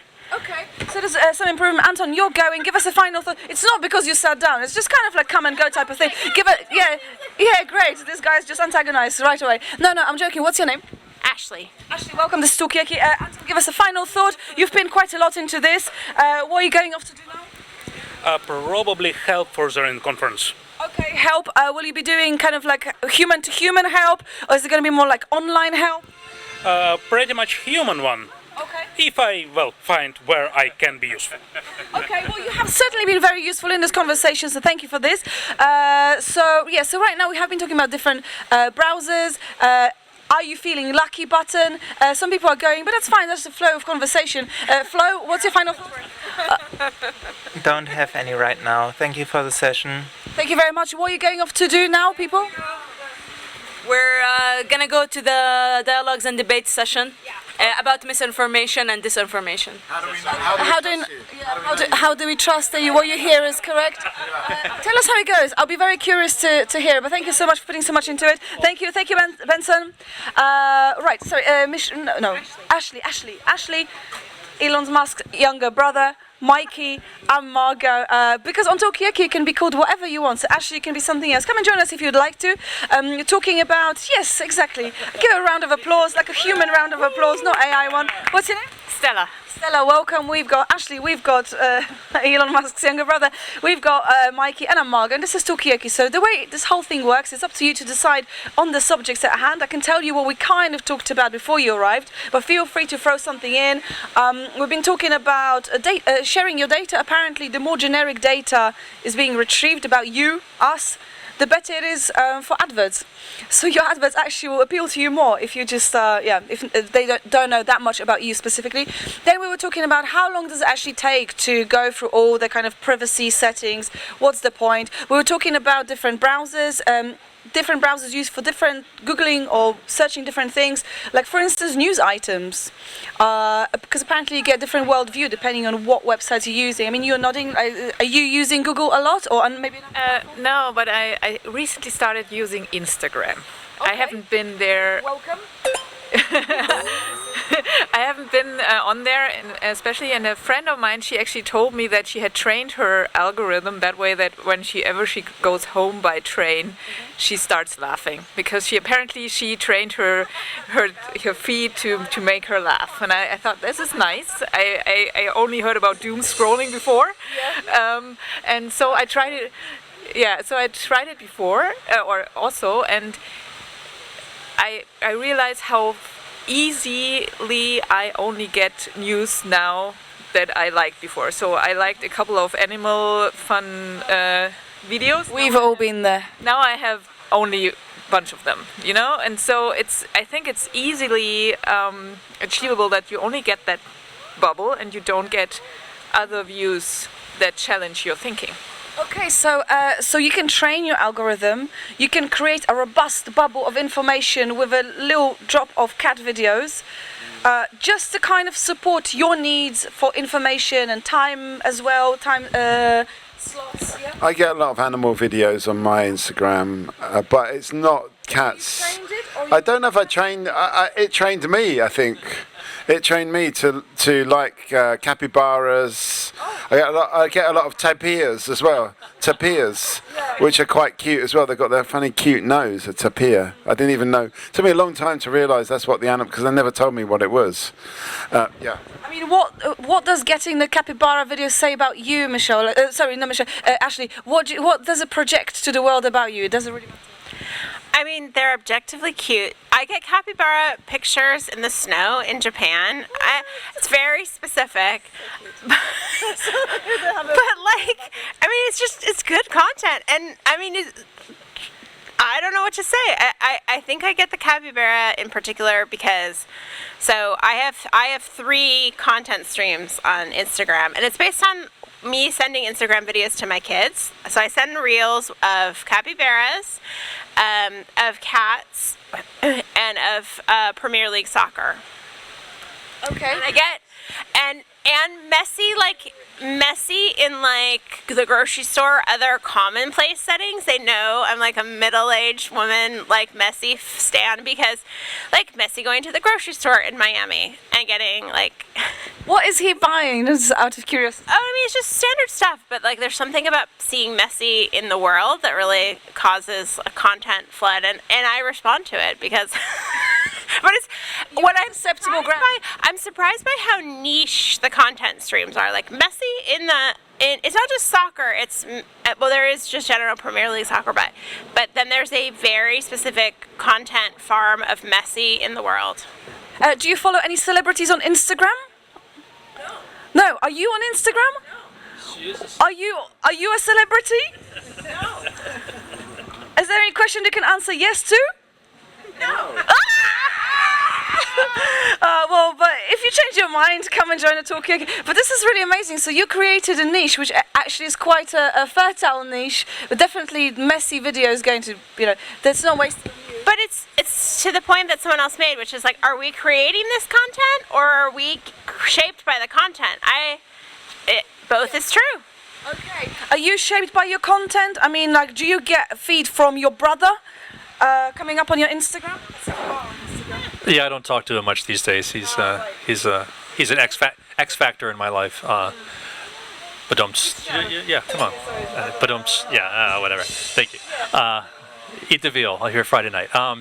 No, so I mean, one interesting thing is what happens to the data on the other side? So what are they doing with the information that says you're a Messi fan? Are they sending you ads for Messi jerseys? Or products that he endorses or something? Maybe so. I don't know. But that's a part of the profile they're building around you, and not entirely sure if that's in your best interest or not.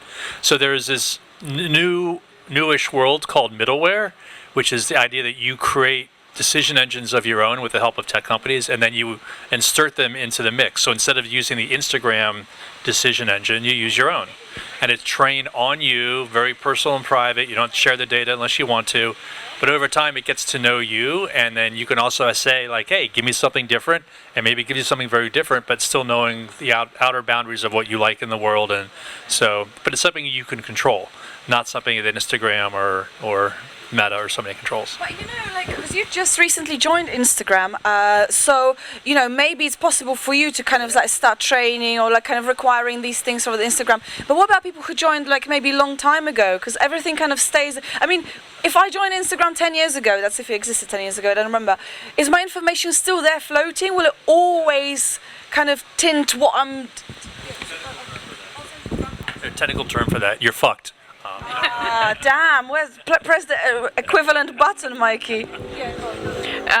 Like already, I think 12 years ago or so, the press person of the company that I worked on, it was then we started Facebook marketing, we started all this, and he basically he liked everything. Like when he got a offer to whatever stamina improvement blah, but also for female products, he just liked everything. So he just purposely fucked the algorithm. Okay. Yeah. I wanted to hit these people with a question. They just turned around. But okay, so he just kind of like liked everything. So now the algorithm is like more confused. Or are they trying to? Oh, I understand the type of person you are. You're the person who confuses the algorithm. I've got just the content for you. Yeah, I think we talked about this last night. The term is called obfuscation, and there are people telling you like, yeah, go out there and say, oh, I'm actually a 22-year-old man and I love basketball or whatever, right? Just make a profile that's completely not you, just to mess with their heads and make them spend money on ads that have no meaning to you. If enough people did that, then that could be very, instrumental. Okay, so hello and welcome to Talkaoke. Right now we're talking about, does the algorithm knows the real you? Are you the algorithm's product, or are you training your algorithm? So this is Talkaoke, it's a talk show. This is a subject at hand which can change any moment. Now, we've got Ashley, we've got Stella, we've got Elon Musk's younger brother, we've got Mikey, I'm Margot. This person there potentially as well, maybe. Come and join us. We're just having a chat, really. Chat about social media, about algorithms. We've got a new person joining us. Janine, hi. Janine, welcome. And Chris. Welcome. So we are talking about, you were talking about your capybara videos, but actually that's not even the main thing about you, because what defines you, Ashley, is your propensity to watching Messi, the footballer, going to grocery store. That is really what your algorithm thinks you are about. And then we were kind of finding out about maybe personalizing the search engines, not relying on Google, not relying even on ChatGPT. I don't know if anybody uses ChatGPT as their search. See, I did it again. Google has just colonized the language. But maybe it's about developing search engines which are personalized to you. And then we were talking about, does the algorithm know you, the real you? Are you purposely liking everything en masse just to confuse the algorithm? And then are you just fitting into a type of person that just likes everything? That's where we are at, Mikey. I mean, I think that Google and Facebook probably know a lot more about me than I know about me. Like what, for example? In a way, I don't think that's necessarily a bad thing, because I don't know, like they know what probably decision I'm going to make more than I do. Like, am I going to go to this store, to that store? Am I going to, what am I going to wear? They probably know that I was going to wear this shirt today. But I didn't know. I didn't know, but it's probably predictable. That's what I'm saying. Everything I'm saying is probably a little bit predictable. But isn't it nice that someone's taken obviously they've done it for commercial reasons, but they're taking the time to actually really investigate every single person and who they are and what their decisions might be. And I think there's something nice about it. It's like a record of everybody in the world. So it's like a random act of kindness kind of thing. It's just like, imagine that for historians. Like, there's going to be pre-Facebook and post-Facebook. Like, history is completely changed for the people in 100 or 1,000 years' time, because they'll know every single thing that we did. There won't be any mystery. There might be some, a tiny bit of mystery about whether somebody really liked that breakdance move or they just pressed that like accidentally. But apart from that, it's going to be pretty much there in the archive. And I think that's amazing. Every single person, not just, quite often when we talk about history, they say, why is it just the history of the great people, the kings and queens? But we've got the history of everybody. Including capybaras? Even capybaras. Okay. I mean, do people want to keep the mystique about yourselves right now? I mean, are you happy to share stuff? I mean, I'm going to go to new people who just joined us before I come to you, Stella. But I mean, how do you feel about this? Is the algorithm doing you a favor by kind of predicting your predictable moves? I actually just wanted to speak about a skit that I saw yesterday on social media. It was done by Saturday Night Live in the US, and it was actually about people's algorithm and whether or not they feel comfortable sharing it with people at a dinner table. And so it was a skit about men and women, and the women pulled out theirs, and it was all like capybaras and dog videos. And all the men were very embarrassed, and they were like, no, it's going to ruin the evening. We cannot possibly share what's on our Explore page of our Instagram. And the women were like, why not? What's the big deal? Please give me your phone. One guy threw it in his soup, another guy swallowed it, and it was a whole thing. But all three of the men at the table were following en masse, and or I should say clicking en masse, this one particular bizarre profile of this woman who it was like mildly sexual, but also she was like old, and so maybe there's some fetish involved.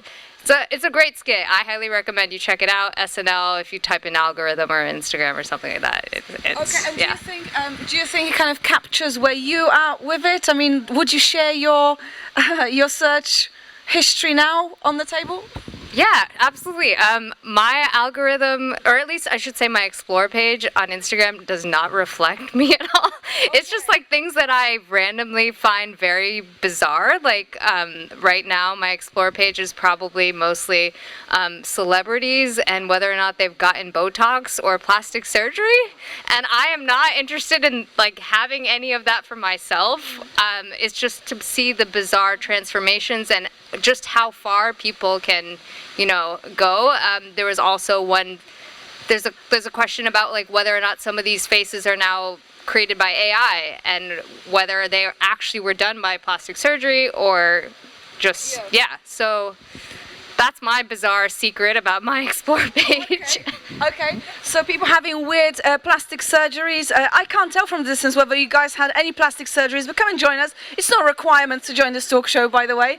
Come and grab a seat over here. We can probably lose these bowls, but I mean, I'm finished with it. Chris, would you eat your phone to disguise your browsing history, or are you happy to share?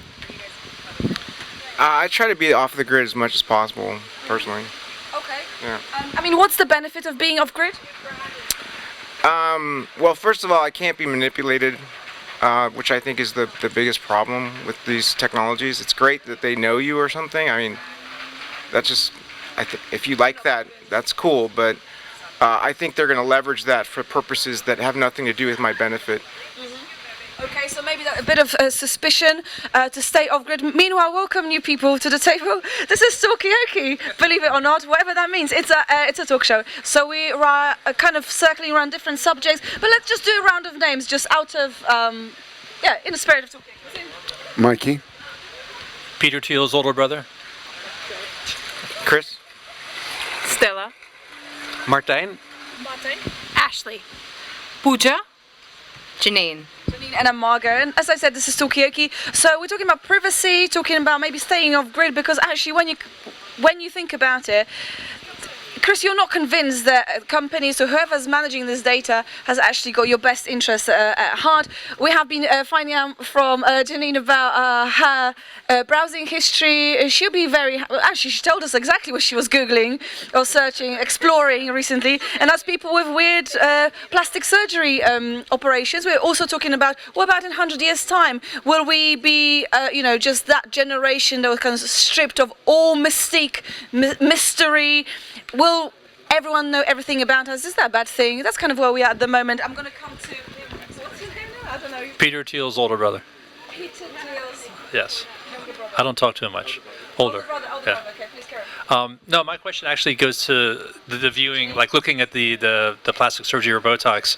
I'm just curious, have you ever gotten feeds then afterwards in advertising for like, 20% off Botox procedures or something.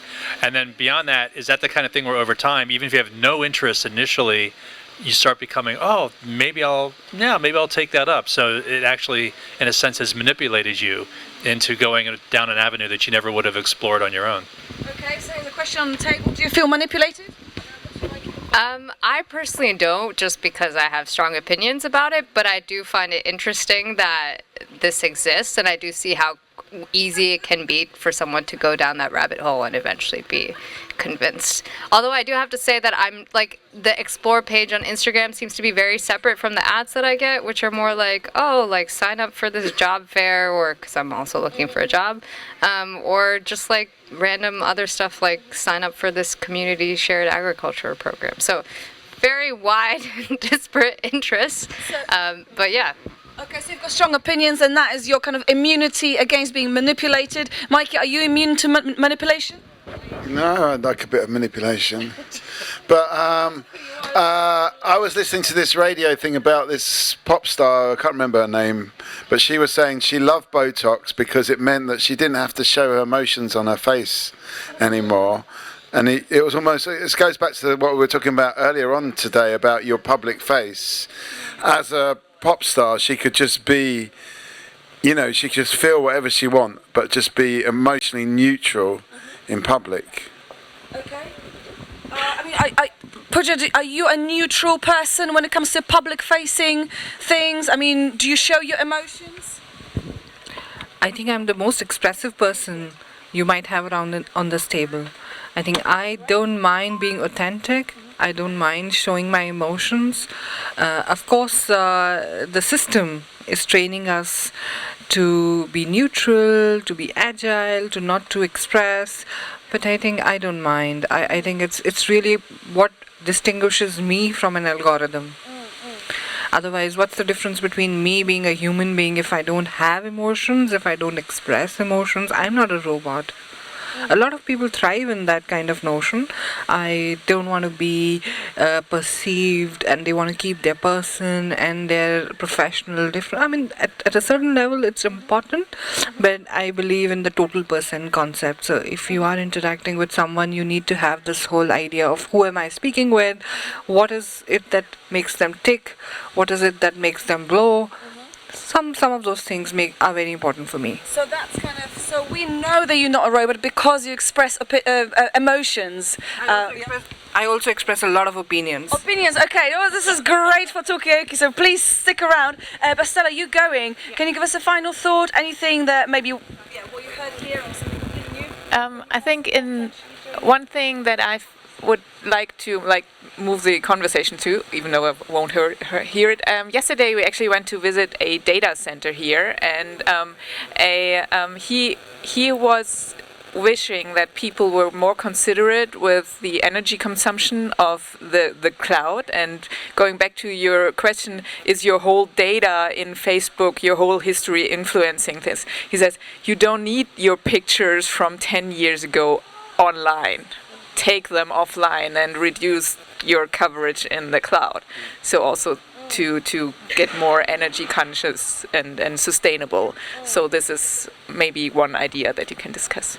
Okay, so sustainability kind of built into that as well, a question of that. Thank you so much, Stella. We will be here all day and tomorrow as well, so maybe when you come back later we'll have developed that thought. Meanwhile, we've got a new person joining us. Yes, she's joining us. Give us your name.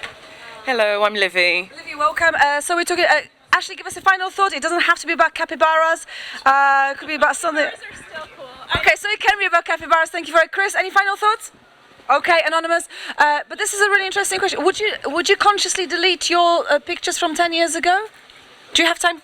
I might save them somewhere, I guess, on my own individual computer. But I also had discovered on Instagram this niche community of people who were removing their content online and putting it on things like cassette players and DVDs and other stuff because they're worried about the apocalypse, I guess, and whatever else might happen to the cloud. So yeah, securing it locally. Okay. Something to think about, for sure. Okay, I have not considered putting my photos on a cassette tape, but I am considering it now because just in case of apocalypse. Yeah. Okay. Yeah, great. Sounds amazing. I mean, you've not said very much. Where do you sit on this? Have you started putting your photos onto cassette tapes, or maybe hand drawing them out, or something like that? Or printing them. No, I think they're all on several hard disks in my house, and some of them are online if I want to share them via shared Dropboxes. But I don't want to have them all in the clouds. Okay. Is it because you're concerned about the planet, or is it because you just like to have it on your little hard drive there? No, I think it's just a lack of organization. Okay. So maybe, but it sounds like you're doing quite a good thing for the planet, so it's all right. But Pooja, you had something to say about that. Are you preparing for the apocalypse? No. Okay. I think I am very optimist that this is not going to happen in my lifetime, but we need to take steps. And so the point on the impact of storing information on the planet, have you ever tried to retrieve your information from the social media platforms of the last 10 years? Do you know how much time, energy and resource it takes to download your data from these websites? And humanly, it takes about a day if you want to download data of 10 years, and nobody is as patient that they are going to go ahead and do that. So it's quite interesting to want to delete the data, but it's another thing that how easy or difficult it is to delete the data. And then there are all those trends that keep coming up, like before and after. 10 years ago, this is what I looked like. And so they're actually wanting you the design and the trends. They want you to keep that data for their purposes, and that's how and why I think those trends happen to be. Okay, so it's deliberately difficult and time-consuming to delete your photos from 10 years ago. Although if you got a lot of Botox in your face, which is something we talked about, you may want to see what you look like. But we never introduced a new face to the table. What's it? It's Livy. Yeah, I was. This is the second time. No, I know that. I'm just trying to get her to say her name. But like you were kind of nodding and kind of like reacting, unlike a robot. You were showing your emotions about this kind of like saving the photos and that kind of stuff. What have you got to say about that? Have you saved your photos? You bothered? Well, the thing is, I come from the old world as well as the new world, so I have like old school paper photography, many thousands worth. I also have online many thousand. I've got 10,000 on Flickr, for example. Are there photos of your face or other things as well? No, they're of nature, some of my dinners, some of great locations that I've been to. It's a whole ream of different types of subject matter. Okay, so you store your photos. I'm just going to introduce this drumming person over there. Are you able just to give us your name? And yeah, come with the drum. We've not had a drumming session here before.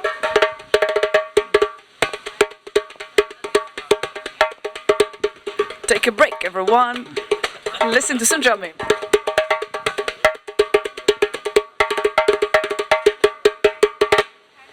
Great, give him a round of applause. Was that? Did you have a notation for this, or did you just come up with it from your head? Come closer as well. This is a drum-friendly, electrically proven. What's your name? What's your name? Circle. Okay, I'm just gonna hold it here with my very short arm. What's your name? Ibo. Welcome. We've got not Martin, no. Martijn. Martijn.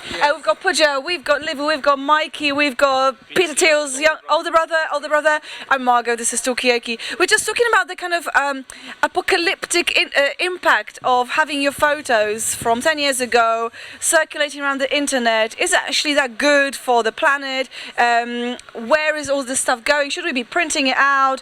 Should we just like, I don't know, just become more collectively lazy and just like store things on hard drive as opposed to social media?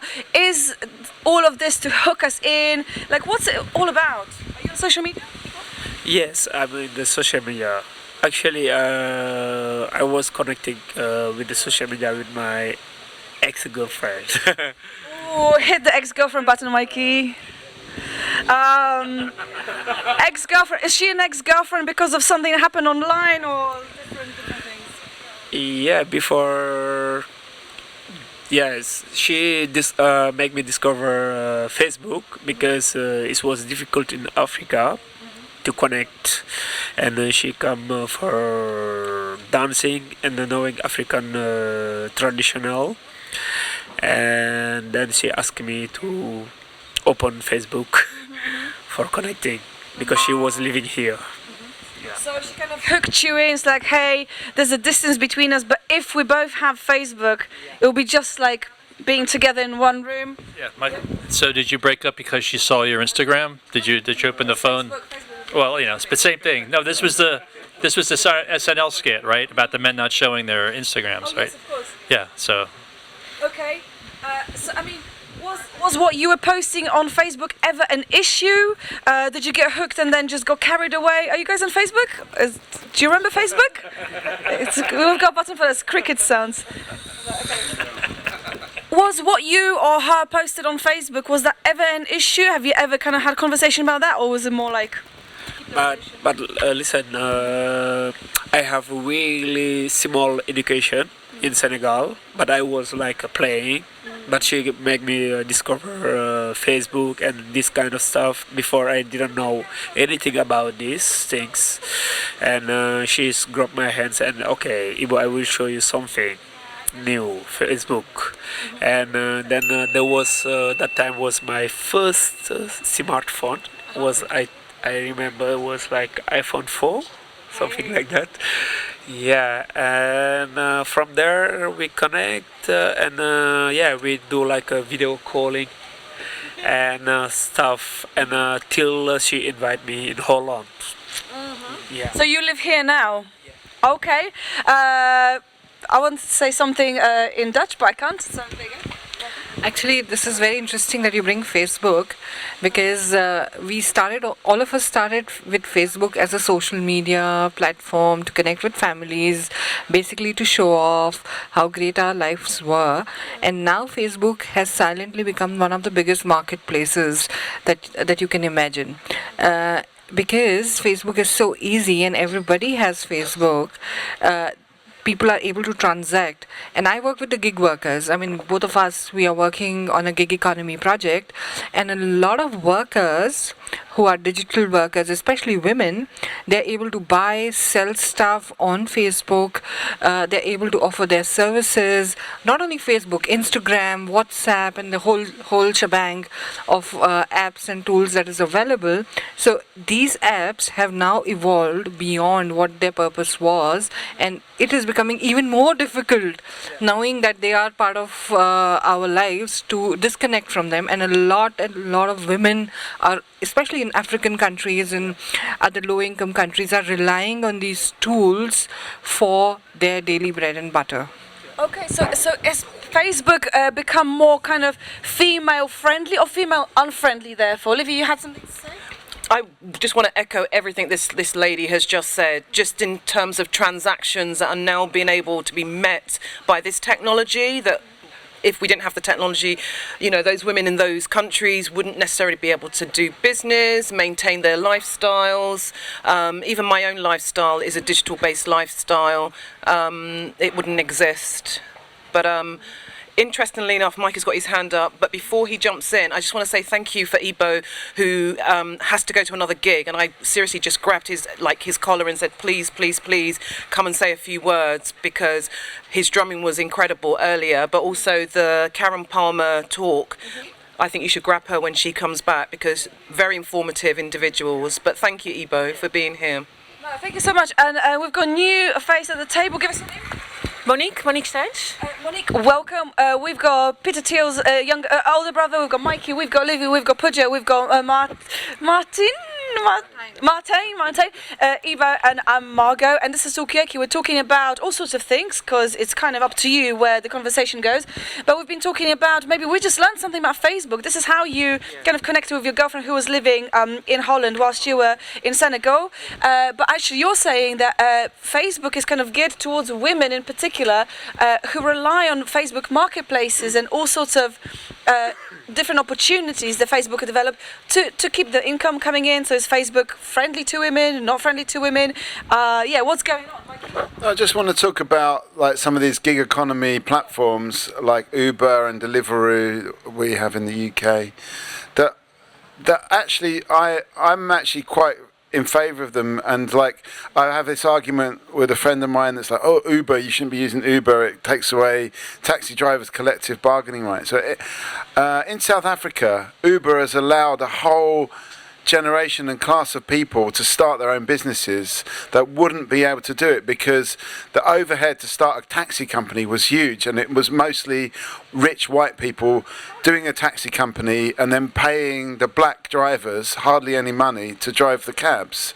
Now everyone's running their own cab company, and they're on Uber and they're on Bolt, and they're actually making some money, and yeah, for themselves.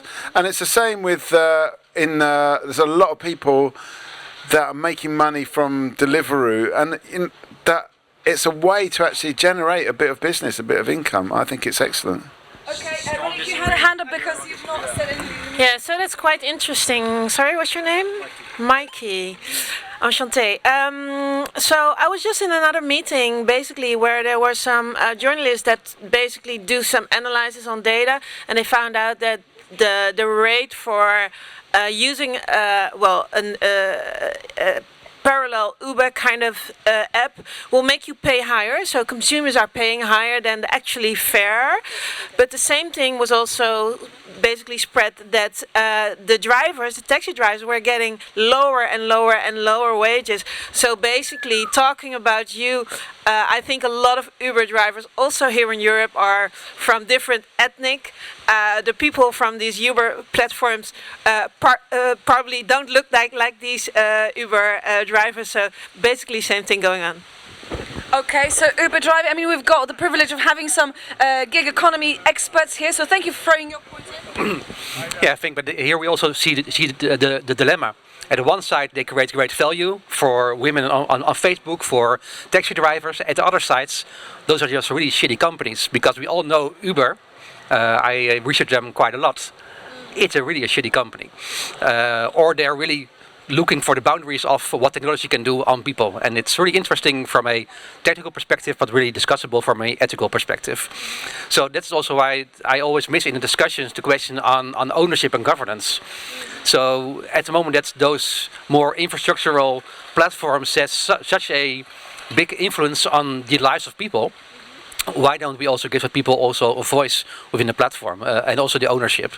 And also last thing is also within these discussions, that's what you also already mentioned. It's about the benchmark. So what is the alternative? And for most workers, the alternative is another precarious job, and not a really good informed and well with pension and collective agreements job. And that's what many policymakers are forgetting in the discussion. They're saying, okay, we have the ideal world, labor market, and we have the platform world. But in the end, we all know in labor markets there are quite some things that we're not proud of as society. So, and then I also see that those platforms give the excuse of having those conversations again, because like I also mentioned in our session, before Uber, nobody cared about delivery drivers. Nobody cared about domestic cleaners, unions, but also governments. And now, because those platforms make it visible, there's a need to talk about. Monique, before you go, because you've thrown in something into this conversation, but I mean, do you think it's too late to start unionizing the kind of, the cleaners, the workers, the people in the gig economy? Have we passed that point? Is it more about making money? So shout out to Bureau Clara Wichman here in the Netherlands, who just started filed a case against Facebook for showing women only certain kind of job applications. They went to the Institute for Human Rights in the Netherlands and basically were waiting on a judgment on that. Okay. I mean, how do you know about this? Is something that you Googled? You're involved in it? I'm involved in various civil society organizations. Okay. So how well are we doing? I mean, can we undo some of the harm that maybe some of these exploitative systems have created? Or Everybody's point. I'm going to come to Pooja because you were very patient. Yeah. So I think it's not late. It's just the beginning. Because this is the argument that the platforms make, that we are providing you an opportunity for flexible work, we are providing an opportunity to work anywhere, anytime, especially to women. But the power imbalances are great. So the platforms have a power imbalance that needs to be addressed. And the biggest, let's start with one of the smallest things. Why do you work? You work to earn money. But if you're not paid even the minimum wage, even a minimum living wage, and the argument is that, yeah, because you're finding a lot of work, you can be paid whatever I want, I think that's the argument which is the problem. So on one side, it is creating jobs for large number of people who otherwise have limited opportunities to participate in the economy, but it is not the ideal job, or it is not even close to what a job for a basic living and sustenance should be. And I just want to throw into this mix. Yeah, do it. The idea of wages, we talk a lot about wages. Martijn and I, we are working together.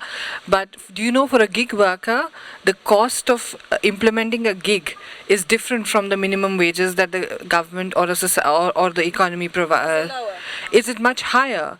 Because a gig worker has to factor in the cost for not finding work, for waiting for the next ride, for being able to market himself or herself or themselves, being able to promote the materials they would use.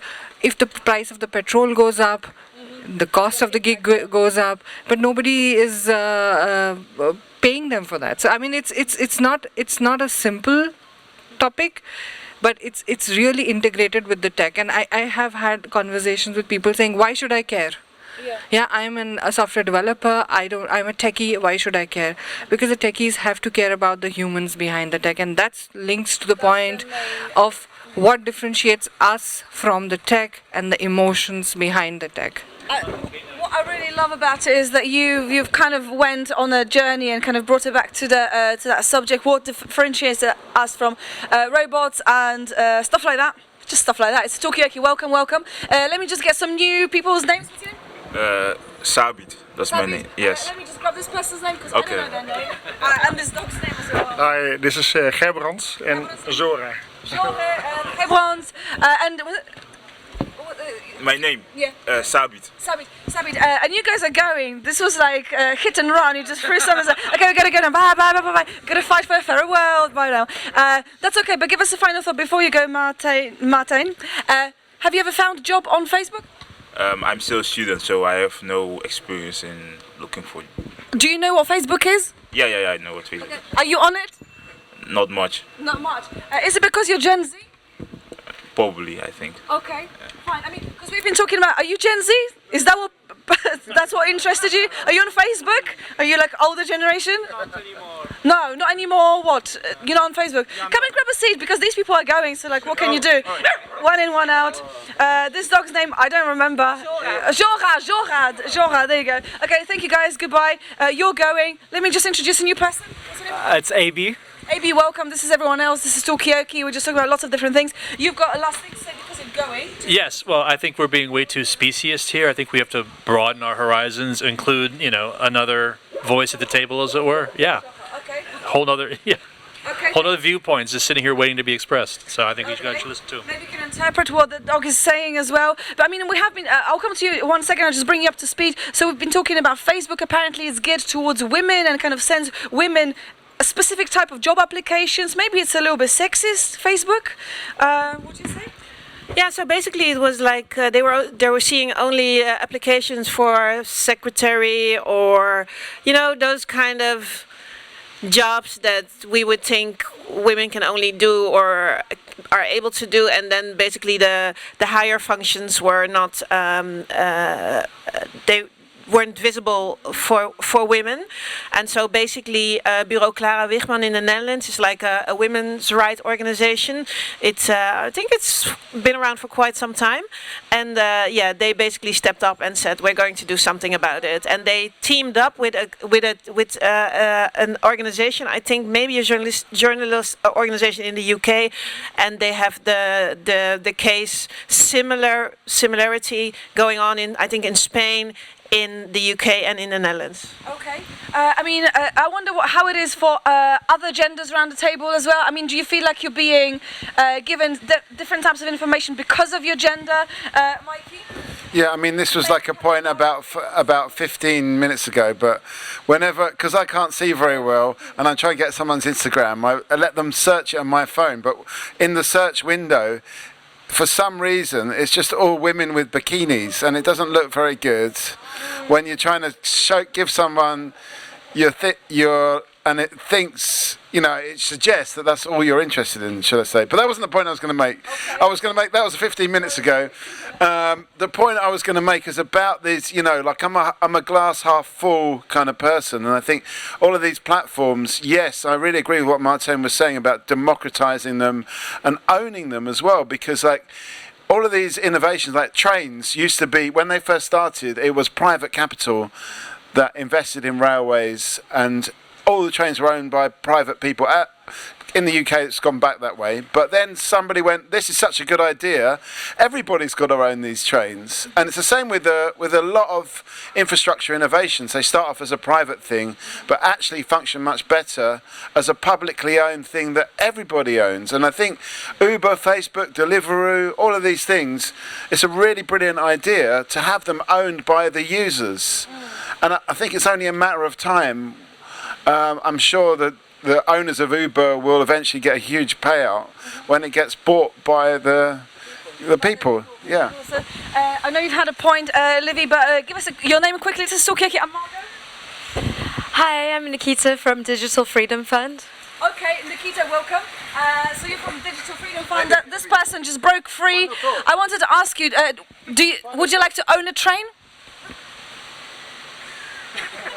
Just No. Do you own anything? Yes. Do you own your data? Kinda. How do you do it in a kind of way? Depends on the. I'm not in many applications. I'm aware of the data I'm sharing in those applications, and those the open source one where are hosted and etc. So I'm trying to monitor and see where's my data are. Okay, and are you happy where your data is going? Come and sit down, because it's just like a cycle, you know how it is. We're just getting a conversation going, yeah, he sat down again. But of course you can go at any point you want to. But I'm just curious, Livy, you had a point? Yeah. I just wanted to echo... About the bikinis? I was just going to echo what Mikey was saying about Instagram, just to remind him that the algorithm and the way the data works is that maybe Mikey had done some searching previously, that previous evening, hence why the bikinis then ended up at the top of...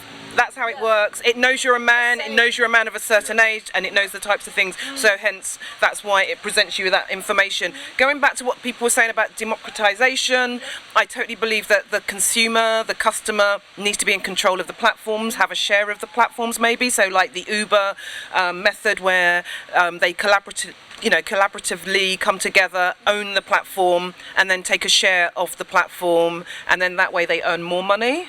That would be a great example if infrastructure could change that way. But open source is the way forward, as you've tapped into. If we can go back to open source, the money's not quite there yet, but if we can get the billions added into our account, and then we can start building it out for ourselves, and it'd be a great world to live in. Okay, well that's a really excellent point. You're getting a round of applause from this corner of the round table, so it's not possible, but possible at the same time. But I mean, like, so what is it about, open AI, what did you say? Open source, not open AI. Open source, I mean, what do people think about this? Are you into open source? Would you like to own some of the assets out there in the world? Do you own your data? These are some of the questions. Facebook being sexist, that's another one. You represent some kind of data freedom organization. Is that right? Digital freedom. Are you digitally free? Yes, my name is Tracy. I was a Creative Media Award winner back in the day. I did like a project on AI ethics and bias, and I was a data researcher, and I'm in the Own Your Own Data movement. Thank you. Okay, so you are in the middle of a data movement. What was it? What's your name again? Tracy Bowen. Tracy, can I call you Tracy? Okay, Tracy, welcome. What's your name? Oh, my name's Viv. Viv, are you in any way digitally free, or you feel completely compromised by data? Oh, now you're going to have to break that down a little bit. When you say digitally free, what does that mean? Well, I don't know, but this person represents something that kind of is talking about digital freedom. We've got an expert. Before I come to the expert, what does it mean to be digitally free? Is a question on the table. What's your name? My name's Kaz. Kaz, welcome to Talkaoke. So this is kind of where we are. It's a talk show, so whatever you put into the conversation, that's what we end up talking about. But what does it mean to be digitally free? I mean, I think we all have different expertise here and we can all contribute. But I would say from my perspective, I think being digitally free means that you have the power over your data and you also have the freedom of choice and you've given proper consent for how your data is being used. And I also think that there's a justice element to that as well, if your data is misused. Okay, so new person consensually joined this conversation. She doesn't know what she joined, but I feel like nobody dragged you in. Welcome to Talkaoke. It's a talk show. Nikita was just explaining about what does it mean to be digitally free. Tracy is a part of a movement of, I don't know, just freeing up digital. I don't quite know. It's a bit abstract for me. I'm gonna have to. Lifestyle, maybe? Is it digital lifestyle, like detoxing away from digital? You know, having those moments where someone mentioned earlier today about digital fasting. So you could spend 12 minutes, 12 hours, 12 days, you know, coming off networks, going off grid, so to speak, where you don't do any social media, no posting, no notifications, nothing, and see how you feel at the end. Maybe do something natural, like go out, walk barefooted in a garden. Okay, so digital fasting, and by the way, welcome. And what is your name? I'm Anne. Anne, welcome. So what is this movement? What does it mean to be digitally free? Is it about is there some kind of element of justice and understanding where your data is going? And yeah, that's kind of where we are at the moment. But on the subject of digital fasting, is that something that your movement covers? Has anyone digitally fasted yet today? Do you know what this means? Oh, yeah. Maybe I don't. I don't really call it fasting per se, but you know, because of school and work, and I work out a lot, I try to lessen the amount of time I spend on my phone and on the internet. So I have a better balance in my life. You know, so I don't waste my time too much on endless scrolling on Instagram or you know, wasting time on looking at certain things. You know, so yeah. In pretty much to improve my life in that way, kind of. Okay, so maybe switching off, going off grid in between learning is actually a good thing. Maybe it kind of helps you. Thank you so much, Mikey. And it's a bit late now because I've had my hand up for a long time, but I just, this thing about owning your own data, I find it kind of tautological, because the only reason why, like it just is going around in the circle, because it's your own data and it's own your own. It's kind of like, in a way, I just think it's just data. It's about data freedom, not because if you owned your own data, there wouldn't be such a big concept of ownership. Ownership comes when people take stuff away from you, not when you've got it personally within you, if you see what I mean. Like, the whole idea of owning comes from people just grabbing stuff and saying, this is my land, but now they grabbed all the land, so now they're like, this is my data as well. So like the whole idea of owning would become redundant if you just own your own data, but owned your own thing. Okay, ownership, yeah, you go hand up and then maybe I'll come back to you. So on that point, it is correct to say that a lot of people say that data is not property as per se. It is a shared sort of resource, and it's more like kind of we emit data and no one person, you know, would own that the idea of personal data actually really doesn't exist, so that would speak to your tautological which I thought was great, but to me, actually, just because something is shared, it doesn't mean to say that it's not actually property. But this is another argument. Okay, which we can have here on Talkaoke, but Anne, you've got something you want to throw in? I'm really going in blind, but even when you're having this discussion, right, around like this property, IP being a form of property on the internet, or even like the idea of a common space. I mean, all of the arguments that we're having around the digital commons, around data commons, the tragedy of the commons that comes along with all of those things. What does common stewardship look like when it comes to our data? I mean, those are all the key questions, but sometimes I wonder if the discussion around the commons is actually a different way of turning us all into data rentiers, meaning are we not actually owning anything anymore? We're continuously renting all the time, which is already happening with our physical property, but is it happening even more with our digital one, where we don't really own anything and we're meant to be happy with that? I mean, does owning something, including data, equals happiness? I mean, do you do any research on like the happiness levels of people who feel like they own their data and not? Is that linked? Well, who owns their data? I think that's the first question, but I would also say that, I mean, the sense of ownership, I mean, it's not just one person. I mean, on the African continent, we've had collective ownership, and in lots of other places like New Zealand, I understand that that's also a big thing. So, I mean, ownership doesn't have to be this Western idea of like one person at the exclusion of others versus a community owning. Okay, so community owning, can that be just spread out a little bit more? Because it's not a new concept. It seems you were giving a thumbs up. Any reason? Yes, because my good friend over there, who I don't actually know, but I'm sure we are spiritual friends. Just said something that I very much agree with, that when people talk about ownership, then there is already this maybe bias towards Western ideals and frameworks of how to understand that. And in other parts of the world, ownership is not sort of like an individual sort of capitalistic sort of extractive thing. It can be common, and it can be familial, and the whole sort of owning your own data is actually a way to present it so people kind of understand the concept. But obviously when you drill down, the idea of ownership is can be problematic and needs to be sort of deconstructed. Okay, so maybe data is a good way into opening up this discussion about ownership. Do you own anything? What do you own? What do you own? Name a thing that you own. We've got time.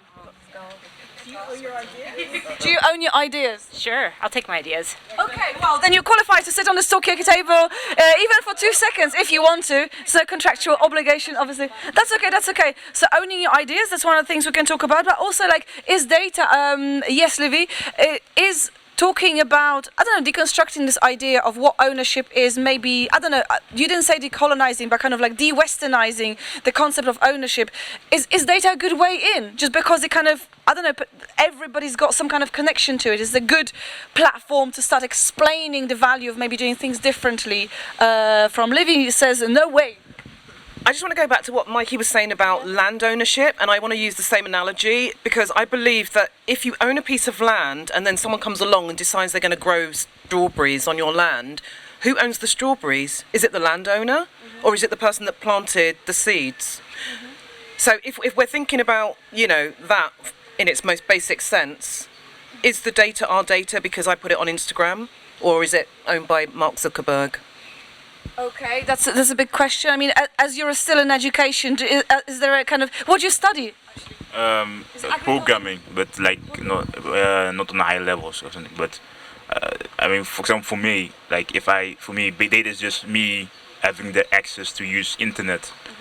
because once a month I buy, a certain amount of money, and then with that money I can use the internet wherever I can go to. Now I think it would be nice to not have that money of that information or like the data that, like you said, be used in a way that's like really bad. Like how do I say it?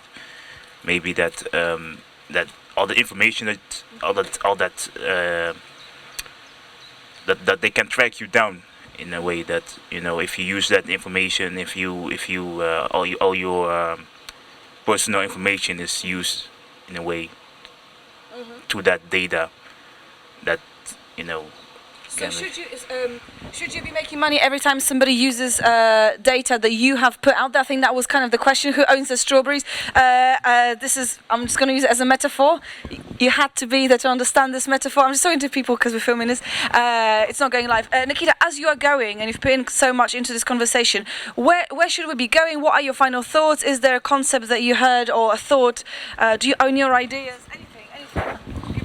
I mean, I think we should think more about the strawberries. I think that's an interesting concept. And who do you think owns the strawberries therefore? The new landowner or the person whose ground it was? It depends on the strawberries and how much contribution you made towards nurturing the strawberries. That's my final thought. Okay, right. I don't quite know how we translate this metaphor into what you were saying, but I mean, once your data is out there, how do you kind of nourish it? How do you kind of support the strawberry growth? I mean, I'm just thinking of like when you go, this happens in the UK a lot, you can go to the woods or something and then there's like little berries and mushrooms growing in the woods and nobody really owns them. You can just pick them. And it's the same with, I would never be able to grow strawberries. I'm really bad. I tried to grow some potatoes. They came out rubbish. They're really hard and green. So for me, it's problematic if it's not, if I don't get any strawberries. I'm more worried about that than who owns them, if you see what I mean. Okay. Well, I'm not trying to speak metaphorically. I'm speaking about blackberries and strawberries and mushrooms and food in general. So any agricultural advice for Mike will be much appreciated. Meanwhile, I've got a new person kind of joining from the cheap seats to the expensive seats. What's your name? Nick. Nick, welcome. Who owns the strawberries? It's interesting because it feels like we're trying to redefine the notion of ownership versus usufruit in French, which would be like the right to use, and then the value of the work put in versus the fact that the work is enabled by the fact that the land is made available. So to me, it seems like it's an interesting question to ponder, but it doesn't feel like the answer is necessarily there. I think we need to not solve that equation, but. It's a bit of nature trespassing there. Yes. Finally, come to the table, little one. Yeah. Are we speaking to the right creatures on this planet to inform this? But I mean, how do we? Yeah. Who owns the rats? Does rat own itself? No, but it's interesting. Like, so how do you even begin to answer this question? I know we were talking about strawberries. We kind of went down this kind of like strawberry patch for a little while, thanks to you, Livy, which actually is fine. I quite enjoy talking on multiple levels. But how do you even begin to answer that question? I mean, are we just going about it a wrong way? Like, how do you translate this strawberry ownership into life? I just want to come to the thing about owning ideas, because like an idea pops into your head, but normally it comes from a conversation like we're having now, and it's coming from your whole world, from the whole history of people doing stuff and thinking stuff, and it just pops into your head. It might be saleable, it might not. I don't really believe strongly in ownership of ideas, because I think it just comes from a flow. Okay, that's what Mark Zuckerberg said when he started Facebook, maybe? I just want to quickly say that if I have an idea and you bring it to fruition, whose idea is it? Is it my idea or is it your idea? Because you make it tangible, it becomes your idea from a consumer point of view. You can sell, you can make money, there's transactions, whereas I just gave you the information and you took it further. So do we both own the idea? I'm going to ask a quiet voice at the table. Who owns the idea, therefore? I mean... Yeah, I think it's shared ownership. Yeah. I mean, should you, if you gave the kind of basic information to, let's say, get Tracy started on, I don't know, kicking off this movement, right? Should you be profiting from it somewhat? It's like, no, actually, it was an idea. It was just a conversation. Happy to be. I don't think I need to be. I don't need to profit. I just need to feel protected. Do you know what I mean? It's like a club card, right? Like in the UK, you go to a supermarket, you get a club card so you can shop for like a cheaper item. But I'm like, what's the real gain here? Like for 50 pence you're getting so much of me, you know, like I just want to feel protected. What is it that you're doing with this data? Surely it isn't just so, you know, when I come through you've got potatoes ready because that's what I like. Yeah, I mean, we're really kind of going with this like vegetable metaphor world, which I like because I think it's because that's how, I mean, in terms of where I understand data collection, other than of course going onto a site and all these cookies and stuff, that's where I really understand that data is something that people are really trying to acquire, and I'm just trying to understand the why. Do I need to be protected? Like, am I being protected? How is it being shared? Okay, can somebody help answering this question? How, like, is it important to be protected? Are you just, yeah, like, and how do you protect someone in this? I'm going to come to you, Nick, just because I promise you. And then it's all good. It's all good. Yeah. All right. I mean, Nick hasn't said a lot, though. So All right. Nick can... Thank you very much. This is a very collective way of doing Talkaoke. Nick, over to you. Thank you so much. I'll try to be quick. Earlier you were saying like, does ownership bring happiness? And I was like sitting over there and I was like, it's not about happiness, it's about power. It's like ownership brings power. And the question that we're pointing at with this question of shared ownership is not who owns the field or the strawberry or the money from the, nobody gives a shit. What matters, and the question I think behind all that is, where is the power and who is it for? Who's it serving? And the fact of the matter is we're not the ones benefiting from the usage of our own data. That's the fucking problem. Okay. Yeah, you agree? So you kind of, yeah? I mean, that's essentially what I was going to say in terms of like the whole sort of contract between big tech and consumers then is that the fact that they don't really get a choice. Like there's some, you know, small print somewhere that says, do you know that you're allowing me to just take everything from you and bleed you dry? So like we have technically entered into a contract, but like, you know, was anyone even in the real negotiation for that? You know, I mean, and yeah, and actually people do feel exploited because it's like if they then do want to enter that whole business transaction, how do they do that? You know, how do they negotiate these terms and say, oh, I want a piece of that? Because obviously somebody is making money, and so the money brings some sort of power, I suppose, because data is very omnipresent and yeah, very sort of, I don't know, worth something. So I think that's the thing, and I think it's also interesting to see people, consumers, as data producers, or like there's this whole thing about labor. You know, is data really labor? I mean, this is an interesting conversation. Yeah, okay, so welcome to Talkaoke. Is data labor? Just kind of hit you with a question. We have been talking about strawberries as a metaphor for life and data before, so this is like an easy question, relatively speaking. What's your name? My name is Kambale. Kambale, welcome. We've got Livy, we've got Kaz, we've got Tracy, we've got Anne, we've got Nick, we've got Mikey, I'm Margot, we've got this person over there, Kaz. And yeah, that's where we are at the moment. We're talking about power. Yeah, Livy, go on. So very quick thing, this young gentleman here was the man who originally quoted the digital detox. So he knows. Are you responsible for this data? Are you on detox right now from data, or maybe other things? I try my best, but this idea came from actually a Jamaican woman. In 2008, I met her in Greensboro, North Carolina, and I was sharing with her the story of the Congo, how people are dying due to the exploitation of resources and how it's connected to electronic devices. And she just said, if this is the source of the deaths in the Congo, why don't you turn off your phone? So she said it as just, you know, something, yeah. And I was on campus at the time, North Carolina State University. So I called some of my classmates. We had a meeting. I said that what she says is very profound. Do we believe that we can actually get people to turn off the cell phone? And we did a survey, talking to students on campus. And most of the people, when we ask them to turn their phone off, they say no.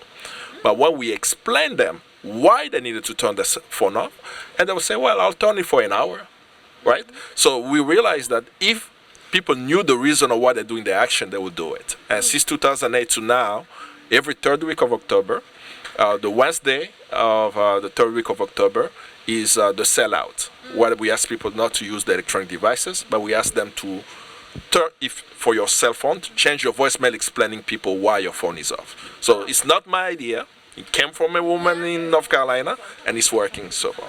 Okay, so this is amazing. I could see Nick trying to switch off his phone in a very dramatic way, just smashing it on the floor, which is fine. It's a way of doing it. But this is interesting, and maybe not directly linked to the question of labor. Is data labor? Is it really?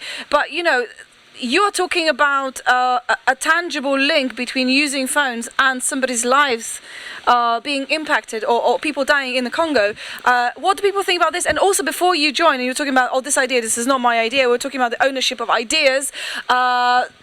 So thank you for referencing or kind of your source of the original idea. But what an amazing movement, Anne. But isn't that is totally an example of labor? Because when you think of the digital blackouts that are happening, for example, in protests of people that have not said anything with regards to Israel-Palestine conflict, those are examples of people withholding their attention, which is a part of the economy now. People withholding their labor in the form of traditional strike movements. Like all of those things are ways of mobilizing people using whatever mechanisms they have in order to take back control, or at least force the hand of the powerful and those who have power. Mm-hmm. Okay, so kind of withholding your attention as a form of maybe redressing the power imbalance. That's something that we can do. Have you ever detoxed from data? Are you detoxing right now? Yeah. Tom. Tom, welcome. Tom. Talkaoke. Give him a round of applause. Hello. Detoxing from data, yes. Which is, you know, like when there's been absolutely no electricity or so on. I've been living in South Africa for a while, and occasionally we don't have electricity. Load shedding. Yeah, load shedding. Yeah, that's right. Yeah. But yeah. So you've done detox.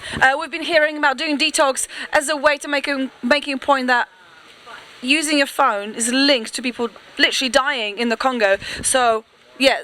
So how about that? Yes, Tracy. I absolutely love that link because in my research that I did with Mozilla, I actually pinpointed that, and that's how I started, because I think it is very important to notice and to highlight that the reason we're all sitting here talking about data and all of this stuff is because people are being exploited and killed in the Congo. So we wouldn't really have been much to talk about if it wasn't for those people. But we have to go, and I'm here looking at all the rats running around. There's rats are part of the conversation. Well, yes, I'm getting a little bit sort of like ooh. But it's interesting talking about IP. I think someone should carry on this conversation, because actually legally people do own ideas, and the people who work on them don't get to own the IP actually. Sometimes, unless you enter into that agreement. So that's interesting. And I'm going to leave it to Kaz, but we have to go soon. Kaz, final thoughts about anything? My final thought is that I really need some clarity on how I'm being protected when I share my data. Where will you be looking to get that information? Is it something that should be taught at school? I think it should be taught at schools, and I think at the end of the day, you know, when we go onto all these websites and stuff, this real, you know, this bedtime story that we have to read to either consent or not consent is just nonsensical, right? Like, they're banking on the fact that we don't have the time, we don't have the patience, we're not going to read this. Like, this is literally what they're banking on. I'm like, less of that, more clarity, more protection. So digital freedom is awareness, education, knowledge, power. Okay, digital freedom. Thank you so much for sticking around. Grab one of these as well. We'll be here today and tomorrow, and then in London and other places and available outlets suitable for Talkaoke. So welcome, new person to table. What's your name? Max. Max, welcome. We've got also Z, and we've got Anne, we've got Tom, we've got final thoughts from you shortly, but I'll just do a round of names. Tom, Nick, Mikey, we've got Livy and Margot, and you've got final thoughts? I mean, you said that data is labor. I'm saying data is resource. And the way I'm thinking about it, I think I hinted at one of the panel's discussion we had before, is that when we think about 1884, 85 in Berlin, Western nations sat down to decide what they would do with the Congo and Niger, right? And they covered the African continent, giving King Leopold that. But the decision was giving Congo to King Leopold was the extraction of rubber and ivory. And the rubber was needed for the tires of the cars and the bicycle, the boom, or in the first industrial revolution. Today, data is the same way. And I'm saying that even from the discussion around ethics of AI, right? Africans are not part of the discussion. Most of the world is not connected to the internet, right? So even when we're having this high-level discussion around AI, I'm saying the decisions and solutions that's going to be around it will not involve the people who produce the data. And then 100 years from now, we're going to have another reparation movement, right? Saying, oh, we are sorry that you are not part of the discussion. We've extracted so much and we've made all this wealth from it. Now let's give you some change from that, right? So that's how I see it. I don't see it as labor. I'm seeing it as a resource, and there is resource exploitation of it from those who have the power to control it, while those who produce it don't have any say to how it should be regulated. Okay, so this is a really interesting way of describing it. Is data and exploitation of places like the Congo, is it just another reason for, I don't know, a reparation movement in the future? Are we just extracting resources? Is it basically like exploiting those countries for rubber and other resources back in the past? I mean, like, this is amazing. It's a shame you have to go. Obviously, you don't have to if you don't need to. But yeah, be back. Please be back. We've got a new person joining us. Thank you very much. Grab one of these. What's your name? Teresa. Teresa, and you can join as well, because this is a good moment. You can join for 2 seconds. This would count towards your sitting here or this conversation. But what do people think about this? I mean, data as resource, is data labor? There's a fox going there. I mean, this is Talkaoke. You can decide. Yes. So the World Economic Forum about 10 years ago said data is the new gold, and they're pretty clear about it at that point, and it clearly has proven fairly true. So what do you then expect to happen is, right, we're still not able to achieve kind of anything near the kind of participation that was outlined there in order to protect against extractiveness of that, right?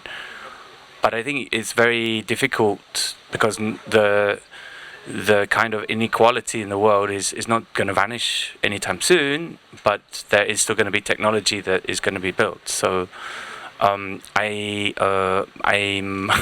put it back to you, maybe to kind of think of other ways, but with the kind of proposal to make ethical technology or ethical driven processes, what you come out with is maybe a different outcome, but it isn't going to necessarily be a reparation.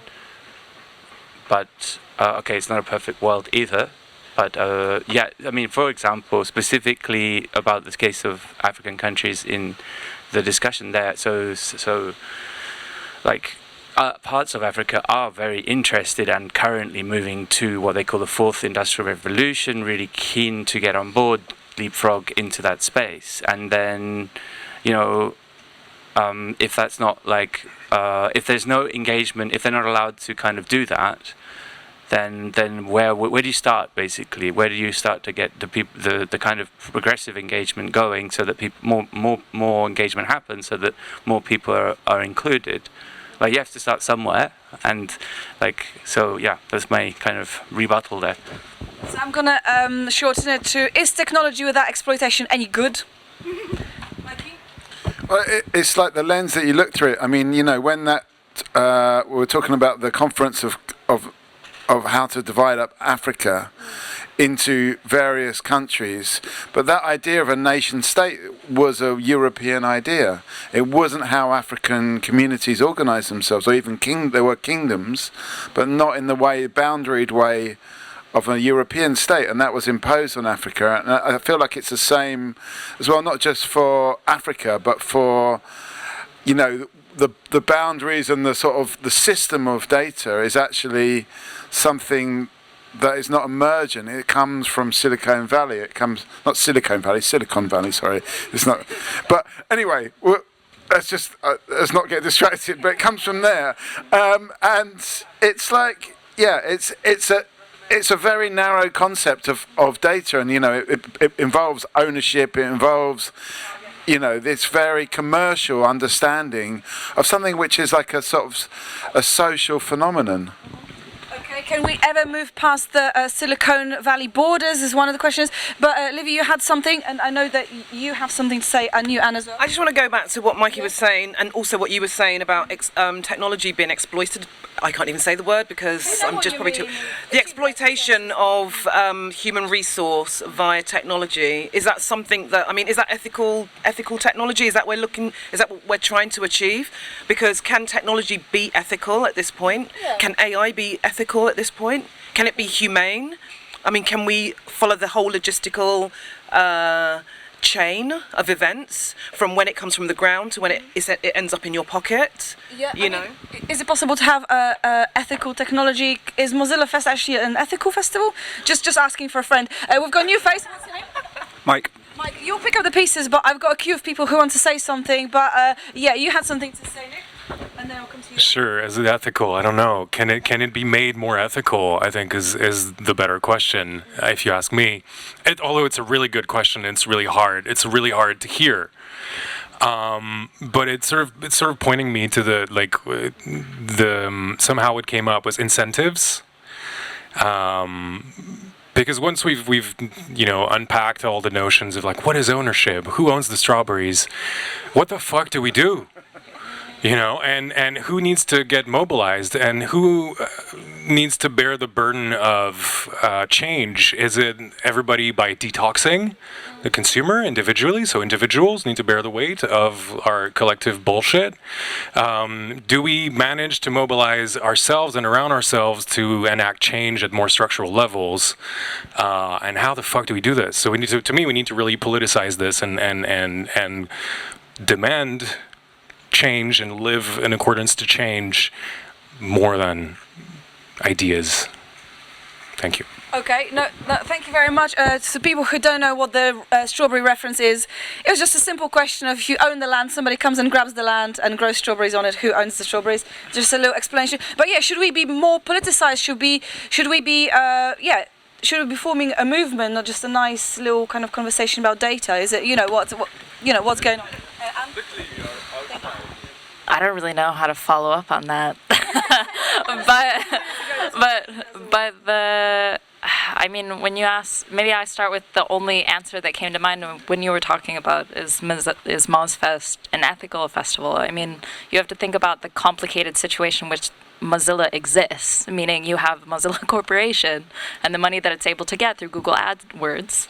And then on the other side, you have the foundation that is able to put on events like this, right? So you have the implicit, like, extraction and extractive processes and, like, data mining and all of these things are happening on one side of the organization that's able to hide it, right? By virtue of being able to create spaces like the ones that we're in now. And like, you think of the role of philanthropy and the billions of dollars and euros and pounds that are in philanthropy as opposed to the organizations that are behind it, right? You think of Dare, how the founders went from Google to the world of foundations where they're now getting money from the underbelly of the same institutions that they're against. So it's like, it's implicit in every aspect of everything that we're a part of, and changing that underlying logic of extraction requires changing everything.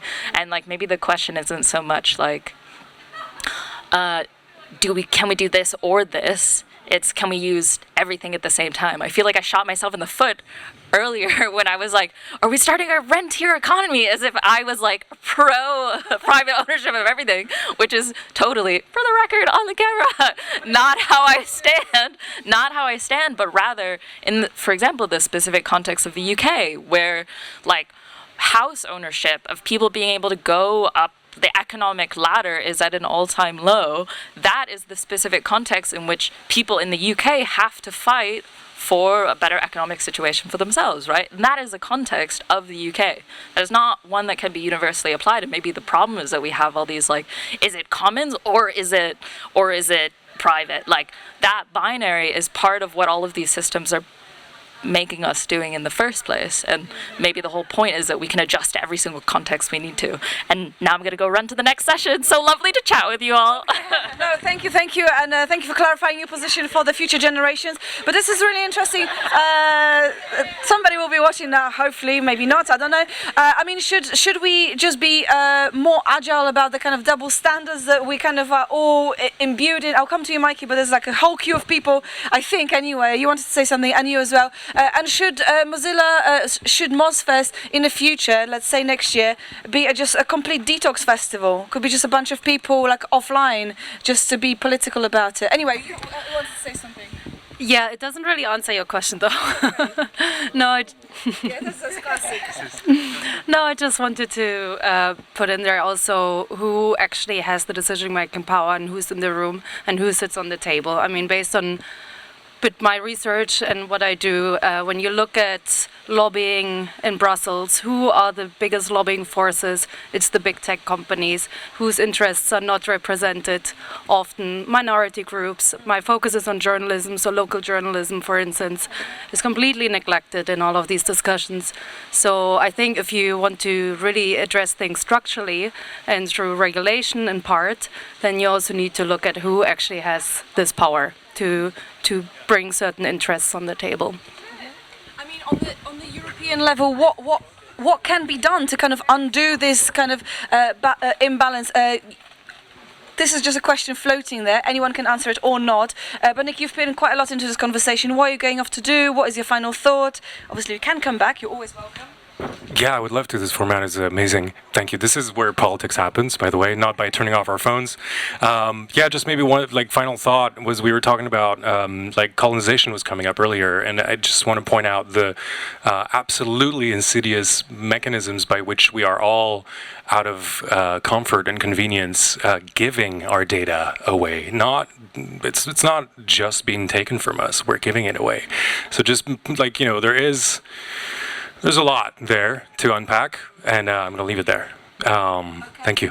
I'm willingly giving away this business card where you will be able to stay in touch if you wanted to. But politics is where it's at. Should we be having, European Parliament happening around this kind of table? Should we be bringing more kind of journalists to kind of, to activate different smaller parts of the world? I don't know, these are just some of the questions. I know you've got your hand up, Mikey. It's very obvious, but Max, I feel like you wanted to say something, and feel free to chip in at some point as well. Firstly, let me say that I've been scouring the earth to find out where the world's problems get solved, and I think I finally found a place, this little round table where people from all over the world talk about this subject that fascinates me as well. I think one of the crucial aspects is that we are in a tremendous state of flux, right? There's things changing, coming out every day, and this is something that we just continuously need to deal with. And the interesting thing to look at that then is, well, how do you continuously deal with this, changing state? There's new facts coming in continuously. And I think one of the important aspects there is, making sure that individuals have their voices heard, like what you guys are doing here, which is fantastic, but then really having a process that is transparent, that people can understand how they can make their voice heard and what that really entails. So whether that's then geopolitically based in a union, whether that's a country, or whether that's an online community, that's something that I think really could use some more help and more thought, and hopefully to hear some more ideas about that. Okay, I'm just curious, where were you before? Which parts of the world have you been scouring to find your answers? I was actually born in Oman in the Middle East, and lived in England and Scotland, Hong Kong for a while, studied here economics in the Netherlands, and nowhere was there a pink table with beautiful minds surrounding it. We are open to going to Oman and other places. It's not a problem for us. But I think you're right. It's about how do you get people talking and understanding what are those kind of different processes. Somebody was talking about terms and conditions. Who actually reads them? Who understands them? How do we achieve that kind of understanding? Mike, yeah. Also, according to this, like, do you have a choice? Because most of the time you do need to accept before you can have access to what you want to do. I mean, yes, that is very true. I mean, somebody was here earlier on because we've been going for like all day really. So there's been many layered conversations. Somebody was saying, well, as long as I'm getting some kind of a service, then it's okay. I can give away my data. It's fine. But I mean, are we losing something, or is it just like a transaction? Is it labor? Is it exploitative? Like what is it? Z, you can answer any of these questions or none of the questions. What are your thoughts right now? What are you thinking? What kind of comments stuck for you or stuck out for you? Stroopwafels. That is what I'm thinking right now. Yeah. Stroopwafels. Yeah, I just want to say that I'm leaving, and I would definitely come for next year MozFest if you're doing the detoxing thingy. I'm really wondering how are you guys going to do it, because right now I cannot imagine anything. But yeah, I would definitely love to check that out. I mean, what kind of thing you would like to detox from? Is it the internet consumption? Is it a barrage of information and like making everything political? Probably even the waffles that you mentioned. I'm sure they're in some ways political. Like what kind of detox? What areas should be detox? Tax sugar. Tax sugar is one of the other questions we could be talking about. I mean, should MozFest could be just high on carbs, because that's the Western diet. That's something we learned on Talkaoke as well. I didn't come up with it myself. Yes. Can I say that I don't want to detox? I just want to see how people are doing it. So next time, if I want to do it, I know how. Okay, so MozFest is a workshop in detoxing without actually people needing to detox. Anyway, good. It's Talkaoke. Enjoy. Yes. Just to add to that, the paradox is also one of the most popular things in the Netherlands or in Amsterdam at the moment are offline clubs, but people know of it through social media, of course. So, I don't know. I've never been there, but you just see it. You've been to one? Yeah. Oh. I've been to one, and it's mostly in a cafe that's open till 6, and then at night they just add some extra hours where people go to read books, and you cannot be on your phone, and there's no books apparently, like before we had books. You cannot be on your phone, there's no screens. There is there was an LP player, all this kind of thing. So but it's really funny that you say like people find out online, but I also think these are the targeted groups, because they are online and they probably doom scroll and then suddenly they see like, oh, I need this. I'm just somehow find it a little bit. It's good that they're there, but it's also in a way I cannot help but find it a little bit sad. Why is it sad? That we've come so far that we need these. I think. I think it's said that it has come so far that we actually actively need to organize these things and go to. Okay, so offline cafe is great because you can learn what a book is. You can maybe hold one, but it's also a little bit sad. Tom, you're going. What's your final thought? My final thought, thank you so much for doing this and making the talking happen. Like, this is great. We need this some kind of like way to break through and have like just open discussions on everything that is going on for everyone. So I mean, you're probably not an expert, but do you think kind of a table like this would work in an offline cafe, or is that just a bit too out there? A table like this where it would really work really well, I work in schools, and where I would love to see it would be in a school or in an educational place, because although I try obviously to get kids to understand and look and so on, but the first instinctive thing they do is just like, okay, let's go onto a game, I've got a computer in front of me, book. So I would love to have this kind of format in a way. You guys maybe could travel and visit schools, so it'd be cool. Definitely, we can go to schools. It's not a problem for us. But thank you so much, Tom. And obviously, we're here, and these people can join us as well. Would you go offline to save the world? Mike, you had your hand for millionaires. Oh, thank you. This is back a long time ago. But I just wanted to say, I want to live in a world where I can gladly give away my data, like I can give away a smile. And I don't want to actually receive payment for it, but it's got to be for the common good. So I think that's what, in a way, what data is about. But it's been such a long time, and I actually wanted the mic before because I wanted to do. Oh, not that one. Not that one. Not that one. No, not that one. This one. Considering there's a box behind us, it's just once in every 10 years the sound effect and reality align, and this is that moment for this particular sound effect.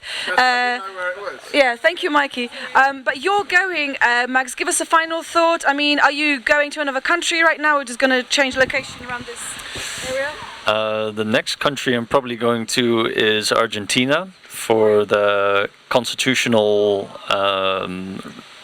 ratification of Cardano's decentralized governance protocol. So that's probably going to be my next stop. I know it's your final thoughts, but can you just explain that thing? I mean, there's many blockchains out there, and they all do unique things. I think Cardano, one of the ones that's working on decentralized governance, is really an important factor that they're taking in. And we're running workshops here in Amsterdam first, so anybody can come in and put your input on what you think is important when you're a decentralized community and organizing, an infrastructure for the financial rails of identity, value, and governance. So those are a lot of words, but basically it comes down to power to the people means giving ownership of data to the people. And decentralization can help you in that. So thanks a lot. Well, thank you for playing your part in. Thank you, Mikey. In decentralizing the world. So good luck in Argentina. Would a blockchain workshop work in an offline cafe, or is that kind of like ruining it a bit? I know little of blockchain. So maybe it's a good thing. So maybe we could learn something. Apart from obviously the sound effects, I mean, where do we want to go with this conversation? Do we want to talk about... Okay, right. So How to Kill Talkaoke by Mikey. No, but seriously, where do we want to go with this conversation? It may be just a natural break. I don't know. Yeah. I just have a question in general about the concept and the setup. Do you always talk about these topics, or do you do this for any topic, really? As we're just sharing the microphone. We go to. I mean, like literally in the last week, we've done a schools event about sustainability. We've been to celebrated Manchester University's 200th year. We've been to a youth club in Stratford talking about the upcoming elections from the perspective of TikTok. We've been in the library in Wood Green. We just go everywhere. It's wherever we can, find someone to host the conversation. So it makes it a great job to do because every day is a different day, and every conversation is a different conversation. It's always fresh. Sorry. It reminds me of the Human Library. Have you heard of it? I would just say that concept came up during the Talkaoke in a library because they were kind of trying to reinvent the libraries, and someone said like, how about human libraries? But I don't know much about it. I first knew it came to the Netherlands 10 years ago when I was studying in Groningen. A friend of mine brought it from Denmark. And the idea is that it's basically kind of speed dating, like you get to sit in front of whoever, like randomly selected people, and then you just talk for 20 minutes as long as you want to, and you just ask whatever you want to. But the idea is really to just be in front of someone you would normally not encounter necessarily. So for instance, you would have someone working in the red light district, you would have someone who came out of prison, or former politician, or these like people that are willing to share their unique experiences in many ways. Answer my question already. Yeah. What was your question, out of curiosity? No, I wanted to hear a little bit more about like what kind of people would go there, but literally anyone. Sorry, because I compared it. I think the idea is it's really nice to just be put in a situation where you talk to people that, also with the internet and phones and everything, you don't do it as much anymore to just talk to people. Yeah, I mean, conversation is kind of where we are at with this Talkaoke, and everybody kind of is a human library, I suppose. Like this person, completely random, unknown person to me whatsoever. What's your name? Bash. Bash, welcome. We're just talking about human libraries. Have you ever considered being a human library? Aren't we all are? Like we're all repositories of our own individual experiences, lived experiences. So I think each is his own library. Yeah, Mikey, are you a human library? Well, I was doing one of these Talkaokes with this youth club that we do on a Monday night in Stratford, and somebody said, "Oh, this." I watched this TV series. It was historical. It was set in the 20th century, and I was like, "I'm from the 20th century. Am I historical?" And I realised actually I am historical. I'm historical now, so I realised I can tell all the things that happened in the from the sort of late 70s onwards. I can actually tell people's stories. I just thought it was just pointless, useless information, but actually, for young people, that's history. Do you feel like you're history? I absolutely am history. Just echoing what Mikey is saying about, and also what this young man Bash is saying as well about just humans in general.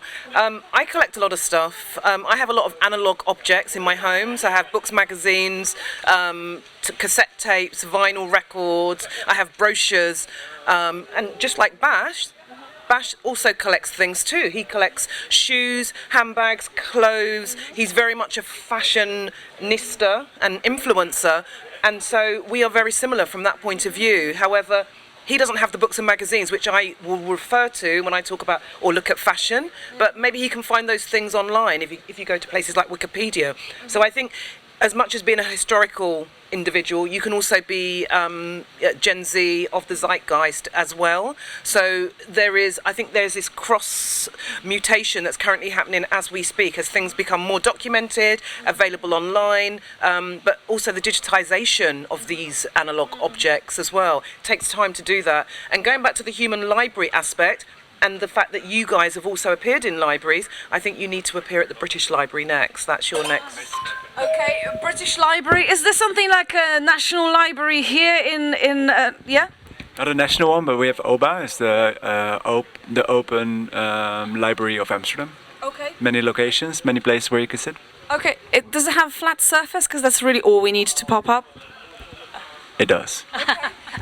Great, but you're talking about kind of digitalization of maybe analog, I don't know, well, knowledge, history, objects, and kind of like, I don't know, maybe it's like, is this a new trend? Is it some kind of like a retro trend, resurfacing, like? Is this a Raspberry Pi? It is a Raspberry Pi. Yeah, so we use it to digitalize content in the library from physical books. So we use algorithms like optical character recognition to place a Raspberry Pi together with camera sensors to make digital copies of those books. And those are low-cost instruments that we use in the Global South. But we have been doing it for the past 10 years already. So it's not a new news. And I think it's going to make our knowledge and repository of digital assets bigger. Okay, so it's not a trend, it's been going on for a long, long time. Do you know what Raspberry Pi is? No, come and find out here. Apparently it's like really old news, but we're just finding out about it right now. Come and join us, this is Talkaoke. It's a pop-up talk show. We're talking about human libraries, we're talking about libraries, we're talking about documenting. I don't know, the era when you were born. Like, I'm not going to be asking people when they were born. Everybody looks super young to me. You doing some kind of gestures, some finger dance. Come and give us your names before you go. Where are you going anyway? Okay, so Molly. Molly? Yeah. Welcome, Molly. Hit that applause button. What's your name?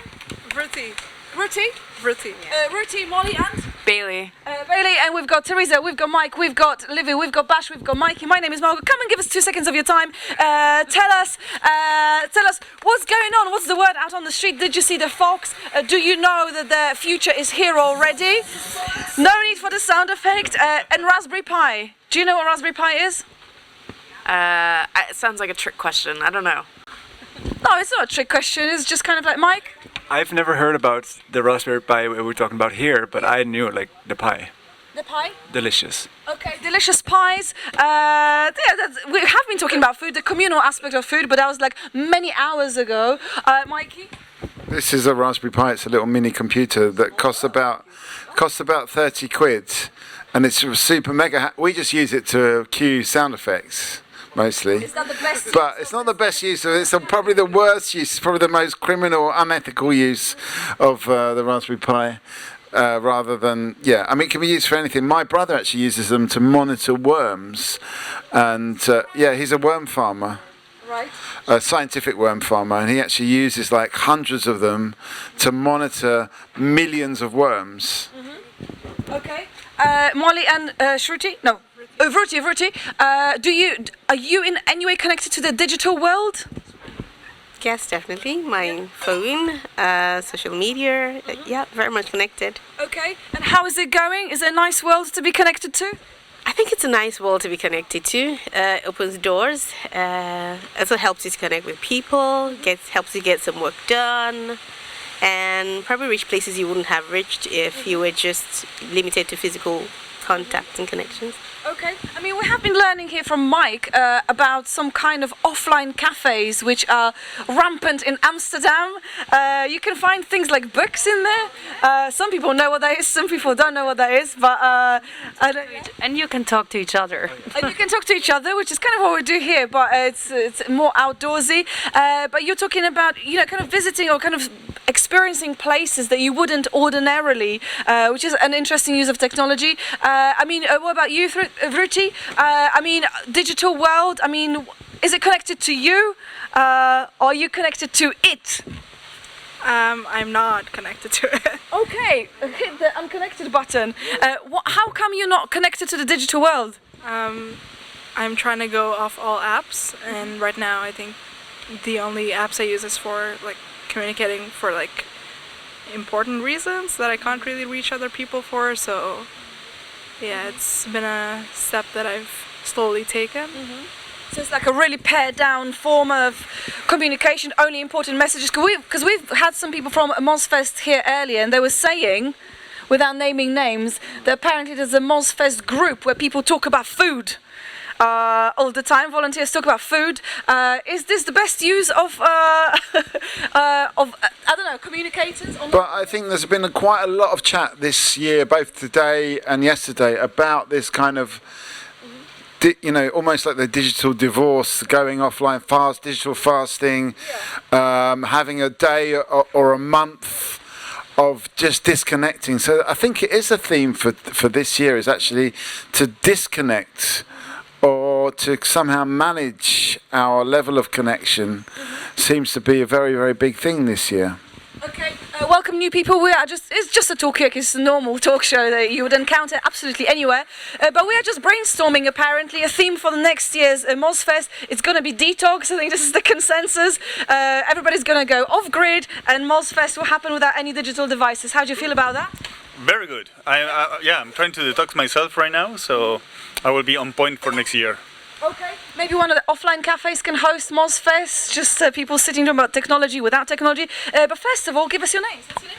Sarah. Sarah and Thomas. Thomas, and we've got Molly, we've got Vruti, we've got Teresa, we've got Mike, we've got Livy, and we've got Mikey, of course, and I'm Margot, and this is Talkaoke.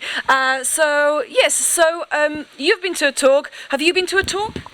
Yes, I just came out of a talk on mis and disinformation. Okay.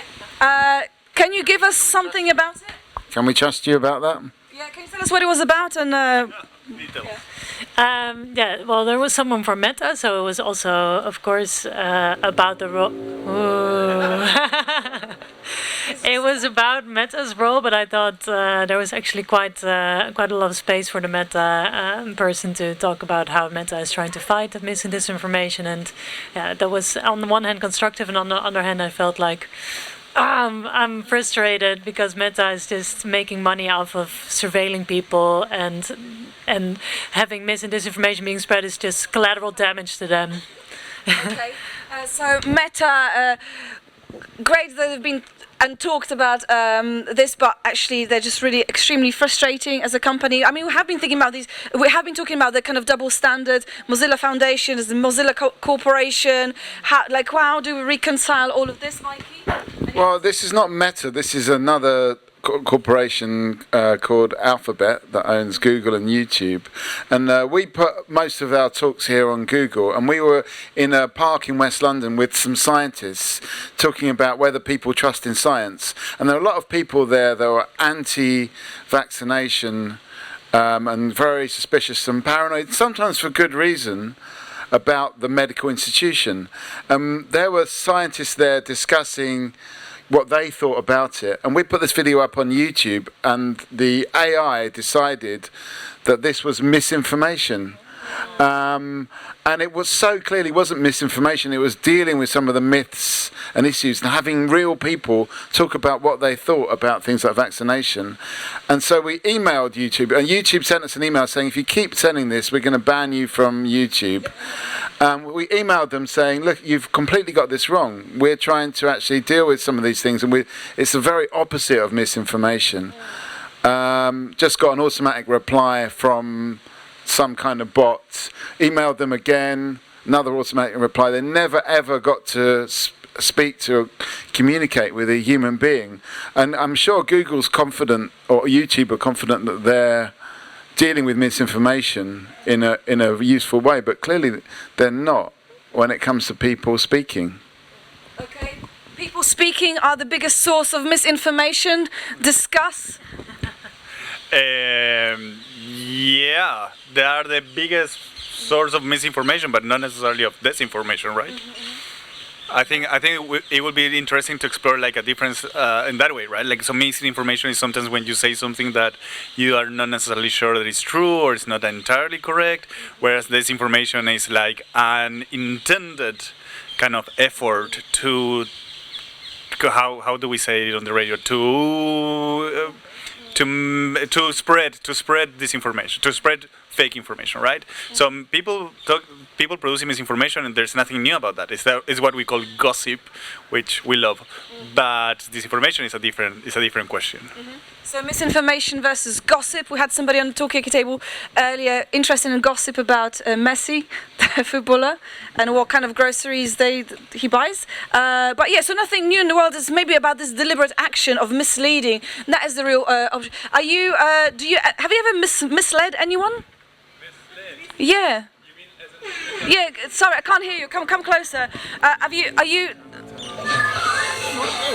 Sorry, just a kind of shower of sound effects, unintended. But have you ever misled anyone with the stuff that you were saying? Do you think? I misled someone who asked me for directions accidentally, and then I sent him that way, and then only after he left, I realized that it was that way. And did you catch up with that person and say, sorry, actually, I made a mistake? no, I did not. This is how it all starts. Come and join our talk show at the. Yeah. Where do you need to be? We are going to a session. Is it as good as this session? No, and it's not as pink, but I love it. Go to your session and come back later. But we have been talking about. Thank you very much. We've got a new person. Give us your name. Hello and welcome. Hi, I'm Ruko. Ruko, welcome. We've got Livy, we've got Mike, we've got Teresa, we've got. I completely forgotten your names. That's okay. No, just tell me. Thomas and Sarah. Thomas, Sarah, Mikey. I'm Margot. He's Mikey, not the other way around. This person is just walking there in really stylish boots. Come and join us. This is a talk show. We're talking about misinformation, misleading people deliberately versus somebody gave somebody else wrong directions. They didn't apologize, but then again, they're just human, so that's completely fine. And what's your name? Youps. Youps, welcome. Youps, Ruko, Thomas, Zaha, and everyone else. So this is Talkaoke. Tell me what you want to talk about, and we will just do that. I mean, I'm glad because I've made that same mistake as well, and I felt so guilty about it when I gave someone the wrong directions because they were looking for the Colosseum and I gave them directions to the Palladium by mistake. This is in the West End. And that was like 10 years ago. I'm still feeling bad about it now. Yeah, but so I'm glad about that. But I think that's the thing is that I think misinformation and disinformation are not. So, I think they're intertwined, and people sort of make mistakes or they get things wrong, and it's when people actually it makes sense. It kind of almost fires their neurons. This misinformation and disinformation in a way that is just really kind of stimulates them. You see it often with drunk people as well. They get an idea into their head and they just hammer on about it. And it's the same. I think it almost evolves in an emergent way. Some of these ideas are, are definitely about things like vaccines and conspiracy theories and all that we're talking about. I don't think it's any one person kind of deliberately misinforming people. Sarah, you wanted to say something immediately off the bat? No, I felt bad that you felt bad because you didn't have a terrible meaning behind it, did you? So I hope you can absolve yourself. This is like also a therapy service or something. Hope you feel better later. Yeah, go on. No, but I think 10 years later, that person's still looking for the Colosseum. I heard the police. The police is on the case. That's what. Okay, well, so there are real consequences. There may be somebody lost looking for palladium instead of Colosseum, or the other way around. Anyway, but yeah, so that's kind of what we're talking about. We're talking about gossip. We're talking about misinformation, disinformation. I mean, Ruka, do you have any views on this? Are you concerned about misinformation or disinformation? Oh gosh, Does okay. that impact you? Yes. Sorry, I need to catch my thought first. If anyone already has their thoughts, please go ahead. Yeah, go on, Teresa, you've got something? I would maybe throw another question in there. What's the difference really? Maybe it's a stupid question. Between disinformation and manipulation. What do people want to say about this manipulation? Oh, actually, there's an answer there. Guys, you're just like pointing. I'm just like this person in the middle. It's like, who wants to? Okay, who would like to speak now? Livy, thank you. Okay, I think the difference is one is premeditated and the other one, maybe there's a little bit more process, structure associated with it. I think they're both, there's a lot of thought that goes into both, but I think manipulation is actually much more, I think it's a little bit more insidious. Okay, manipulation, is that just a human trait or is there something more to it? But also, I think you can manipulate by using the truth, which is interesting, right? Yeah, we are listening. I don't have any good examples, but I think Mikey does. Yeah. Do you have some? I mean, but how do you manipulate through truth? Anybody's got any experience of that? Anybody wants to say something? When advertisers sell products to you, they manipulate the truth by telling you this is going to be the most beautiful strawberry tart, and you think I've got to have some of that strawberry tart because they've just said on the television that it's the most beautiful, most sugar-free, healthy, and they sell it with a beautiful song, beautiful people, to teach the world to sing. So. No, I'm getting there. So you're saying that, okay, so are you saying that that's an example of being manipulated by true information, by truth? Because this tart is actually, objectively speaking, good looking. And I think that feels like awkward. Sorry. That's okay. Yeah. I was just thinking as you were talking about ads and stuff, and just how there's so many different ways that we can interpret the same thing. We all come from different backgrounds, different experiences, different interpretations. So to me, maybe this information is more just factually wrong, plainly wrong, and manipulation. There's so many, I can show you a photograph from, 100 years ago depicting a certain scene, but we might all have a different way of seeing it, right? And then there's different truths, and then we can, confirm our own biases in different ways, I don't know. Okay, so this information, I mean, we could be looking at a photograph from the 20th century and be like, wow, what's going on here? Yeah. I mean, what you're saying reminds me of the story of a guy that he was a Buddhist, he went to Sri Lanka and he had a tattoo of the Buddha on his shoulder, and he was like, are people going to love me here? But they were like very offended, and he got actually turned back at the airport. He wasn't allowed into the country because of his tattoo of the Buddha, because that was considered very offensive, even though from his perspective it was like venerating the Buddha. I think maybe he got turned down because he was wearing a tank top on an airport. Could there have been some kind of tank top? Yeah. Was it a fashion police that turned him away? What was it about? Yes. Then maybe it's very difficult to say that intention matters or doesn't matter, but it does come. Perhaps it does come down to ourselves. We can unintentionally harm others, and this is very common, with microaggressions or these kind of things. So, yeah, maybe education to some extent in this example matters. If you're going into another space where you're intentionally or unintentionally informed that is already causing harm to others, then it may, but then extent of what education to what extent is another question.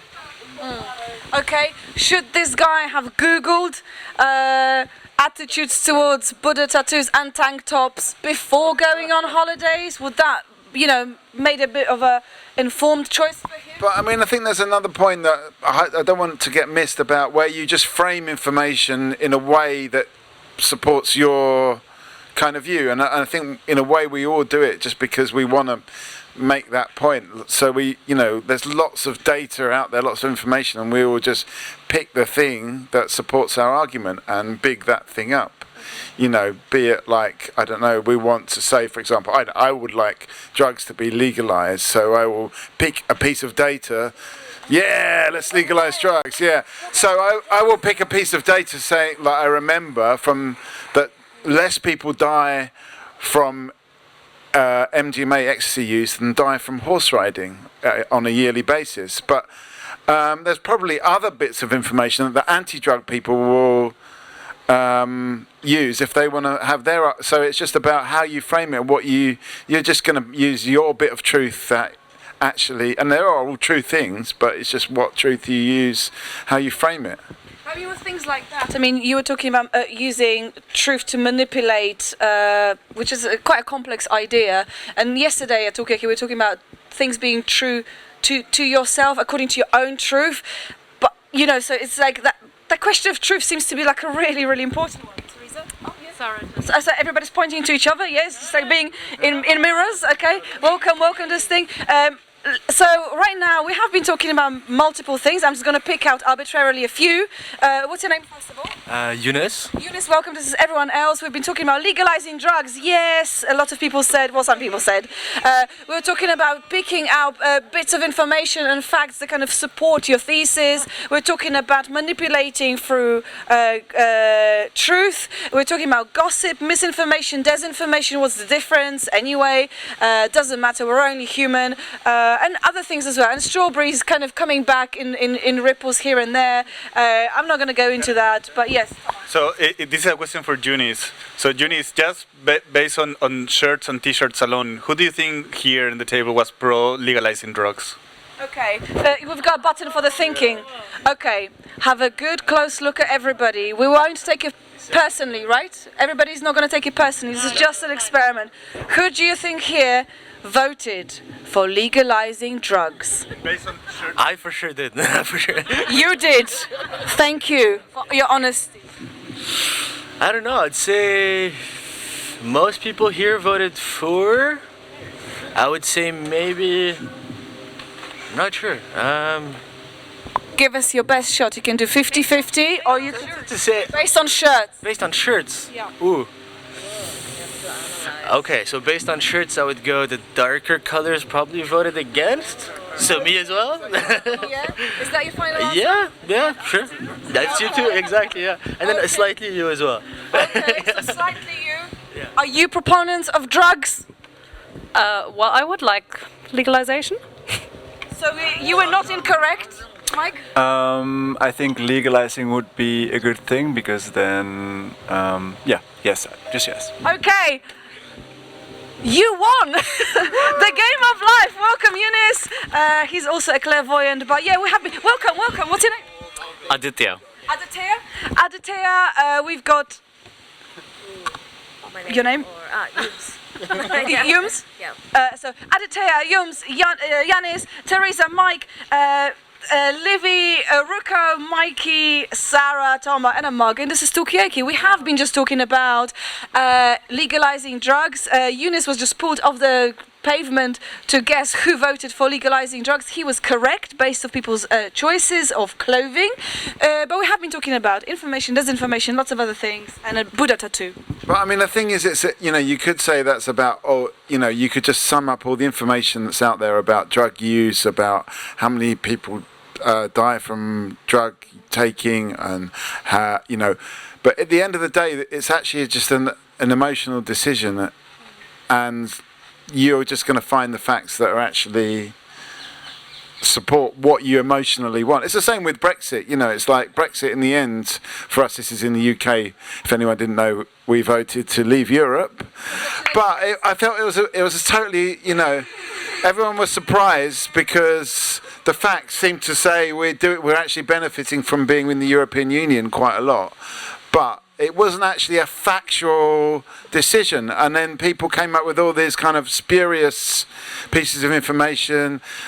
We spend £350 million on the EU every week. Let's give that money to the NHS. Was one thing they put on the side of a bus.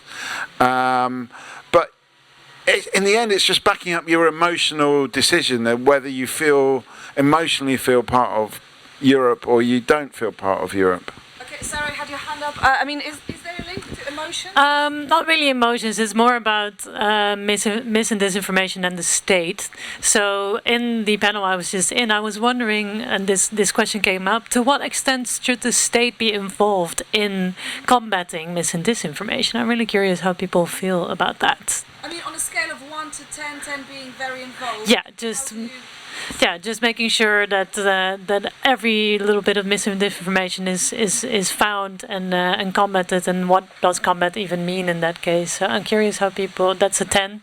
Then a 0 is just let it all surge about. It's not the state's business to deal with it.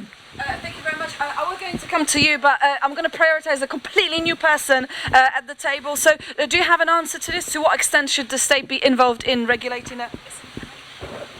Yeah, I mean, I think we were in the same plenary or something, and I think it's a difficult question. But the way I see it, I think the state definitely has a role in creating an infrastructure that supports a good information environment, right? And that can mean a lot of things. That can mean better regulation of online platforms. It can mean funding maybe publicly funded platforms. Like that was an example that came up. I do think we should stay away from, or I have some hesitations around the state combating disinformation by, for example, becoming a certifying authority of some kind or deciding what is true or not, because right-wing governments happen, states are implicated in information and misinformation campaigns everywhere and all over the world. So I think to me that's how I would interpret it. Like creating an infrastructure for better information, yes, that is a responsibility, but we should stay away from making them an arbiter of truth. Okay, so maybe we don't need a Ministry of Truth or facts or whatever. Teresa, you kind of Yeah, just basically building on that, I was going to say something similar, that it always becomes tricky when you want to regulate speech, because you always need someone to decide what are the limits of free speech or not, and there are very different limits. Even in European countries you have different limits. Germany, for instance, Holocaust denial is a criminal offense, whereas in other European countries it's not. So I think that's always the tricky part. And when you say obliging platforms to moderate speech, also problematic, because I don't think I want Meta to decide on my limits of free speech or not. So it's a tricky question. Okay, so now we've got free speech, freedom of speech rolled into it. Welcome back. I'm not going to introduce... Well, actually, I will introduce this. This is Nick, everyone. Say hi to Nick. But he was here before, so, but yeah, so freedom of speech. To what extent should the government be involved in discerning real information from not real information? Is it even about that? Do we need the Ministry of Truth? These are some of the questions. Ruka, you had your hand up? Yes, so kind of to your point. So I have my stepfather.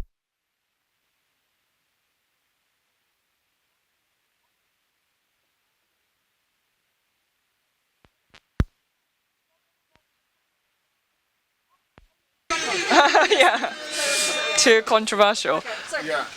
Yeah, so I wanted to give a bit of an example from personal life. So my stepfather's brother and his wife, they are sort of conspiracy theorists, if you like.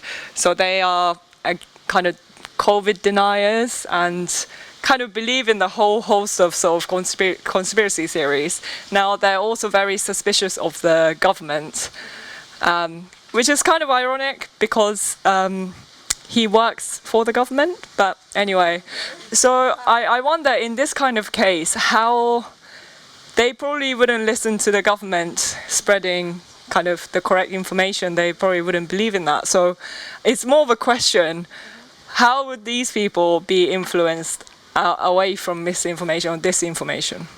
So how do you, I'll come to you, Mikey, but I think did you want to say something? How do you convince the conspiracy theorists, even if they work for the government, how do you get them off that line of thinking? Is it even possible? Does it make sense? Does it just add a bit of diversity to the conversation? Nick, luckily you've got the answer. Thank you.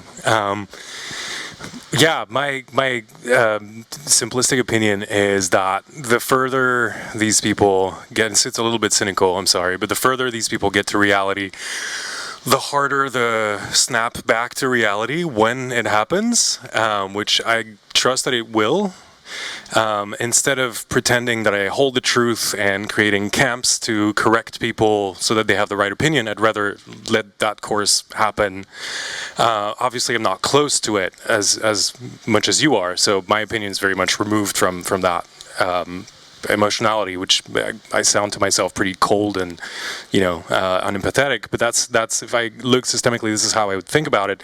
And then instead of trying to reform and control freedom of speech and all these things, I think this feels to me like a symptom, and I would rather attack it from the preventive angle and think, how do we educate people? How do we empower people? How do we, make sure people are able to are given the tools to think for themselves in a way that empowers them, as opposed to enslaves them to whoever is shouting loudest, or has the most compelling emotional outrage, arguments, etc. Thank you. Okay, so yes, you wanted to add something to that. Yes. Thank you. So a good strategy that I used once with students. So I have a couple of students that were a little kind of conspiracy theory orientated, fun, and there's a little bit of everything in the kingdom of the Lord, and so the best strategy that I used for that was actually pointing out that conspiracy theories, what they do is actually they simplify the world a lot. So they make things very simple. So if they really think that they have a critical mind and that they are really like thinkers or whatever, you kind of point out that, for example, any conspiracy that you hear about, either it's Greta Thunberg being a plant from whatever organization, or that the earth is flat or whatever, they are only just simplifying like things that are very, very difficult to explain. So the thing is trying to invite them to actually kind of like see the complexity of all these issues, and it really, really works. Once you point out that the problem with conspiracy theories is just they dumb down things, it sometimes works. And so with my students, it kind of actually works. So because look, there's a rat. Old news. We've seen this. Okay, sorry. Yeah. They're friendly. Okay, that's very good. I don't believe you. You don't believe me? I don't believe the rat. I haven't seen it. The rat. Oh, okay, yeah. Hey, nice one, nice callback. So, if you haven't seen a rat, does it actually exist? So education, which is something that you were talking about. So, there it is. I saw it. Yes, be reassured. But so what about this kind of like sending people to some kind of education camps? You said it, but I thought it. So, thank you for completing my thought. Would that actually help them seeing complete nonsense in the conspiracy theories, or is it just like parts of life? I'll come to you, Eunice, because you had a hand for ages, and then come to you. Absolutely, I think like with education, it's a lot about critical thinking, and it's a lot about building up the foundational skills of technology and about of the digital world first, and then starting off from there, because it's the way I see it is kind of like social media and all of this, where these conspiracies come to rise. It's kind of like a public gathering, like a public space. So it's like the Dam Square here in Amsterdam, and the Dam Square is created as a place for people to go and express themselves. So if you have the police there, and the police are there beating up anyone that says anything different from what the state wants you to say, that's a problem. But at the same time, if you have people there that tell you, well, look, this is a space in which we come, we say what we want, people listen, and then maybe actions can happen. And here's a good way of saying things, like talk loud, talk clear, all of these things. I feel like that kind of ends up helping people more than pushing people further away. And coming back to what you were talking about with conspiracy theories, I think conspiracy theorists, in a way, they look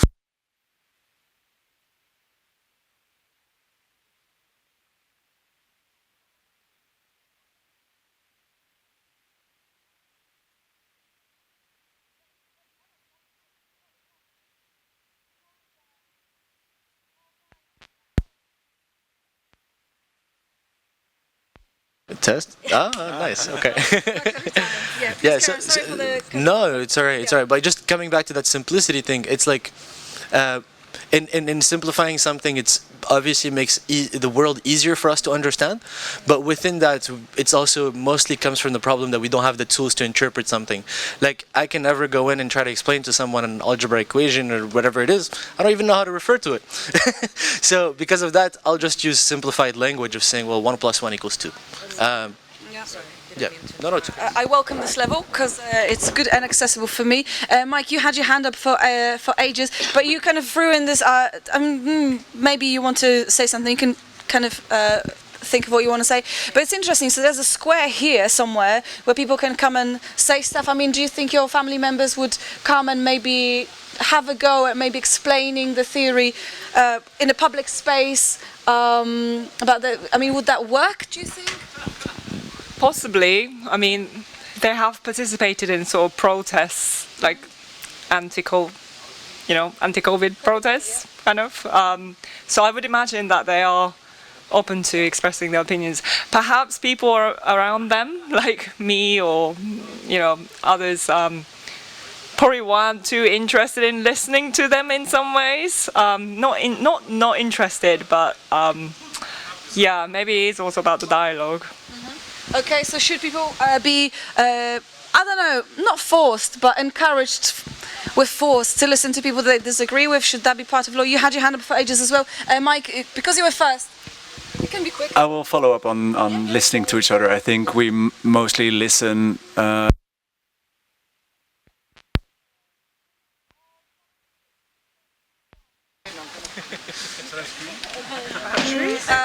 Wait. Sorry, everybody, because we've been going for so long. You're giving so much. Oh, here we go. First world issue. Hello. Here I am again. No, I think like we've.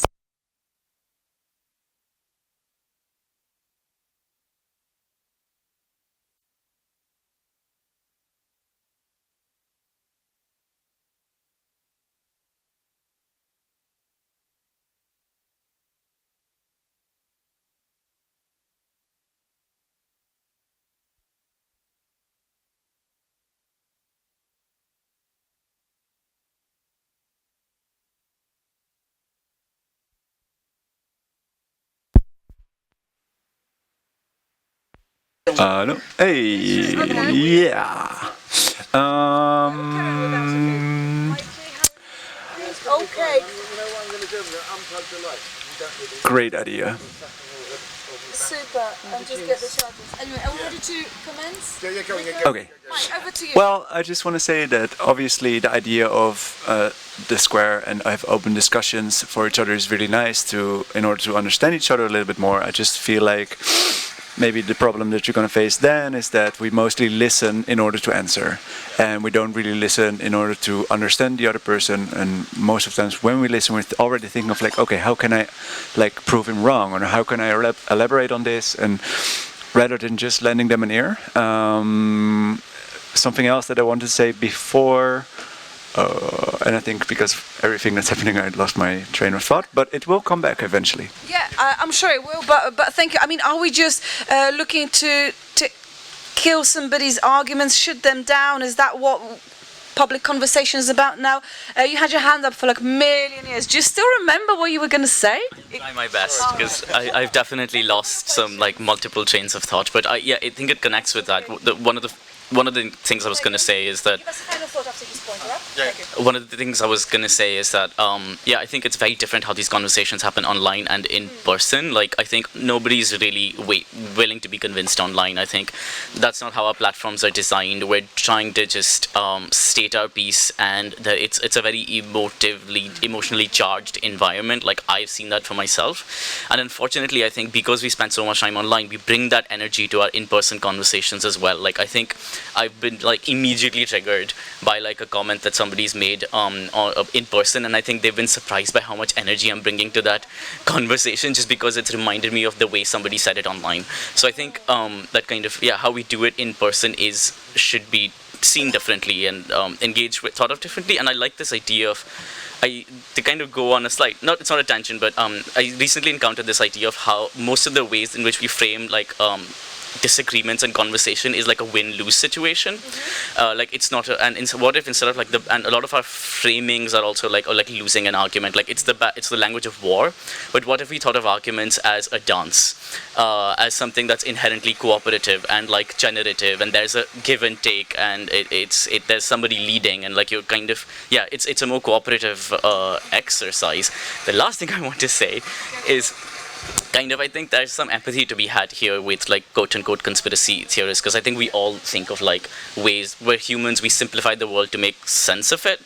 I think what's interesting to me is I can kind of agree with some of the assumptions that quote-unquote conspiracy theorists have, like, mistrust of like mainstream institutions, for example, is where a lot of conspiracy theorists come from. And I'm like, there are enough reasons to mistrust mainstream informations, like the medical establishment often has institutionalized racism. The press often lies to us, or doesn't talk about genocide in the way that it should. So I mean, in some ways we're starting from some shared assumptions, and maybe there is something there, right? Okay, so starting from shared assumptions about things that we're already kind of picking up, maybe they're not quite right. Also, you guys are going, so please give us your final thoughts. Language of war, language of dance. Sorry, I have to go. I have to go walk my dog. I mean, I think the best. There is this phrase from Bertrand Russell. I think the best way of fighting misinformation is letting doubt prevail. I think the problem with disinformation is not mistrust. Mistrust sometimes is very warranted. The problem with misinformation and conspiracy theories and fake news is that we're very sure that they're truth, and so I think the only thing that we need to do is to let doubt prevail, and the best science, the best art, the best creativity things comes from uncertainty, and so that is my final message. Vote for me in November, and then that's it. Thank you. I'm uncertain about who I'm going to vote, but Thank you. I really hope that we can stop companies from making a profit out of helping spread polarizing messages. I think that's my last thought about it. The first step is maybe also creating some public opinion on this topic, that people understand that they're being manipulated online and are a bit more aware of this. Yeah. Okay, awareness. Thank you so much, guys. Enjoy the rest of the session. We will be here for as long as these batteries will serve us. You going as well. Final thoughts, and then you guys final thoughts. Not super different thoughts to others. I think there's a lot of conversation about how to tackle disinformation online, and that's very reactive. But I think there isn't so much conversation about how we process information and, the different contexts, and that can be more planned and be less binary and less polarizing, and all those conversations. Is there room for doubt? Sorry? Is there room for doubt in this in general way of processing information? Yeah, I mean, welcome doubt. I think doubt is great, right? Yeah. Welcome doubt. Thank you so much for putting so much into this conversation. You guys are going. Teresa, final thought? Thanks for the setup. It's really nice, and I think it shows that it's important to talk to each other in person and not only over the phone all the time. Great, thank you. Thank you, Teresa. I just want to say I want to see more pink donut-shaped tables in the world. I think this is a great concept. I want to I want to leave the table with this thought that life is absurd, nothing makes sense. We want to control everything by making things either black or white. It's not that easy, and mic drop. Okay. Which is your specialism, I have learned. Thank you so much for sticking around, and yeah, enjoy the rest of the session. See you maybe later. World is absurd. How absurd do we want it to get before we start wanting to control it? And yeah, this is Talkaoke, so we can start again. We can swap hosts. We can have a break if you're lame. You can have a break because we're hardcore here. Cup of tea? Coffee, please. Coffee? We don't serve coffee here. Maybe that's something that we could introduce to Talkaoke. But shall we do some final thoughts before we... Yeah, right, final thoughts, yeah?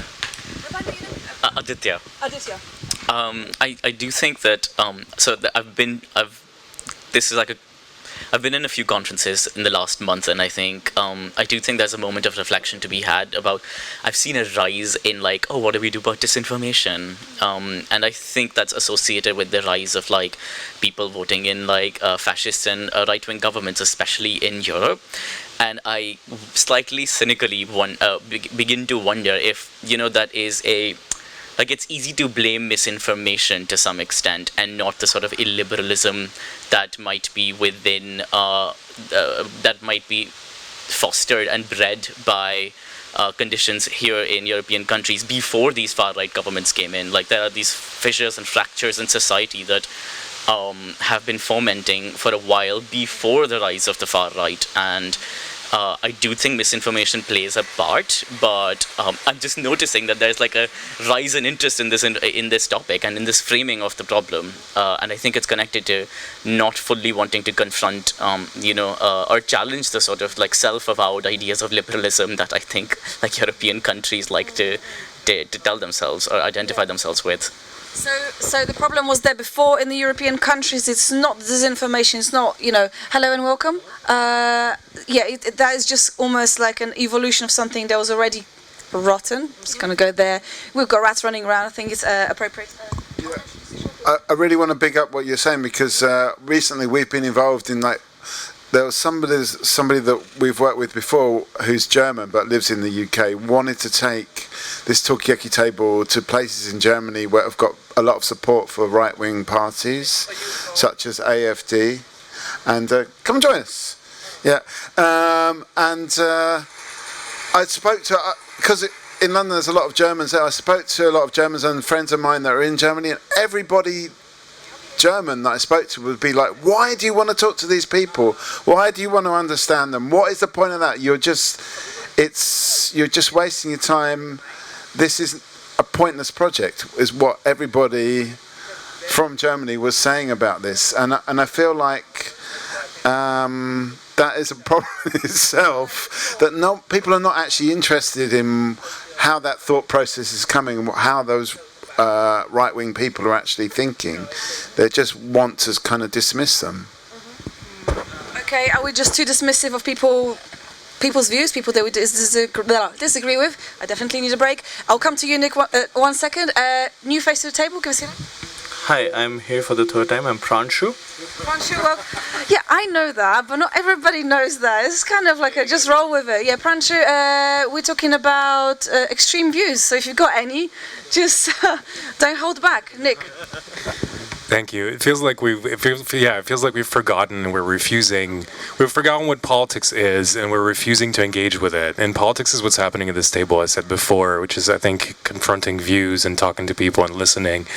And the very idea of disinformation or misinformation is sort of drawing a line around conspiracy theories and labeling everything else as information by default. So if we're not doing disinformation, we're talking about those people, then we must be doing information. Of course, it's not the case. Mike just said, it's never black and white. It's always a gradient. And so we're completely bypassing the whole gradient of bullshit that's happening. That's just trying to suffocate any discussion on any level between anyone of substance, and instead of a culture of the outrage and cheap emotions in service of existing dynamics. Thank you, Prince. Yeah, I would actually bring this question to the table. I agree with you, it should be a gradient. But do you think that news organizations, which are supposed to be factual, information based, should they be funded by the public with the money that we earn instead of governments or bigger organizations? Right? Okay. So who should fund the media organizations? I mean, Eunice, you haven't said anything for a little while. You could be just listening, chilling. You could be thinking about dinner. I don't know. You're welcome to do any of these things. But I mean, do you have any views on this? About who should own the media? How do we kind of check? Is everything information? Should we just maybe, I don't know, is it a gradient thing? I think definitely as Nick, right? Yeah, as Nick was saying, I think it's definitely a gradient. When it comes to the question of who should be financing the media, I think that's essentially the biggest question that journalists today are posing themselves, which is, can we come up with a new business model that does not rely upon the current sort of infrastructures that are around us, which is that if you're publicly funded, you're like, all right, well, I have to say what the state has to say. Coming from Morocco, that's exactly what happens. And we see the result of that. But then as well, when looking at other countries, like more free countries, like for example here, where the media is quite independent and does receive, in a way, some public funds, but also some private funds, you start to see where now it ends up not only about having that good quality journalism, but also about having that good quality discernment. So it's both about sort of the sender, but also the receiver. So I think in the problem of disinformation, it's not just about the media itself, it's also about the demand itself. Okay. Thank you for sharing this view. We've got a new face around the table. I will introduce you to the table and then I will introduce a new host. Don't worry, you're safe here. What's your name and welcome? Hi, I'm Jessica Salinas. Can I call you Jessica? Yeah. Thank you, Jessica. Welcome. This is Aditya, Eunice, Nick, Panchu, oh my god, I need to break, Livy, and Ruko. And Mikey, and I'm Marga, and Talkaoke. We're going to swap around with the host. I'm going to go to the toilet, something that you don't need to know, but now you know. And yeah, we're going to carry on the conversation. We're going to keep this going, so don't worry, your chat will not be curtailed. If so, only for a couple of seconds. We're going to keep this going. So yeah, this is Talkaoke Freeform Talk Show. We can talk about anything you want to talk about. It's MozFest, so we're talking about who gets to own the media and stuff like that.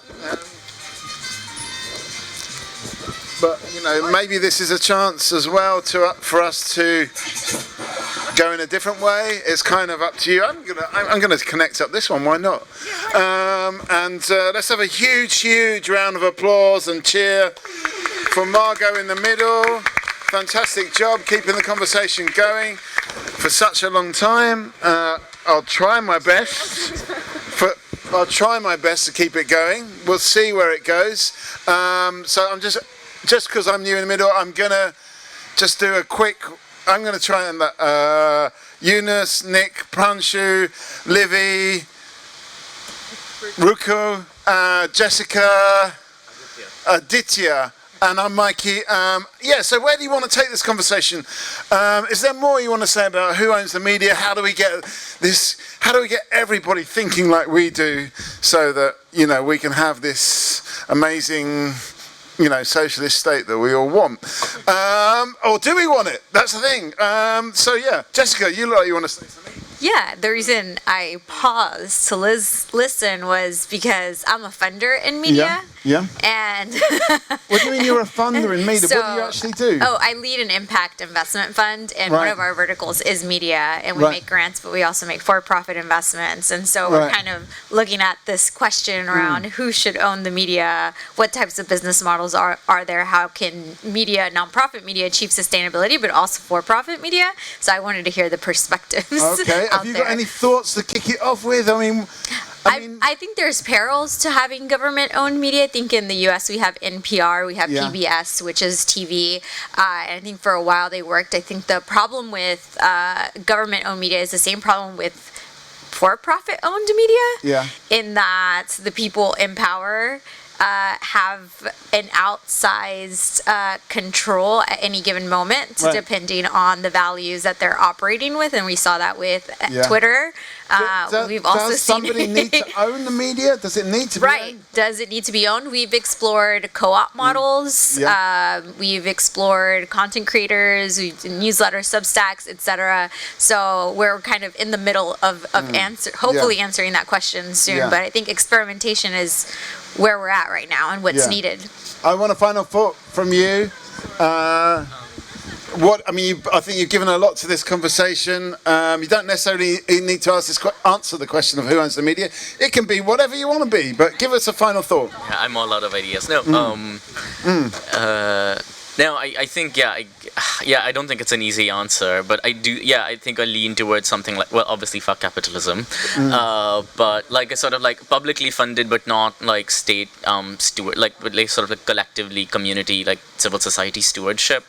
So something like that, but again, Is there an example out there? I mean, you mentioned a lot. You reeled off, all kinds of things like Substacks, like news forums and stuff like that. I can't remember, but is there an example for you of like how it should be done anywhere out there in the world? Yeah, I honestly, I don't think I have I don't think I have like a strong, like good example, but I think we have to work with like the imperfect examples and see like what those sort of like failure models are. For example, even if you have something like the BBC, it does have a lot of like government influence, and again, like even if it's just funding, like funding can stop, and it's still not it's still a relatively fragile ecosystem. I do think maybe we have to couple it with, again, the whole like it should not be profitable to mess with the ecosystem, like the information ecosystem in this way. So somehow we need to do both, I think. Yeah.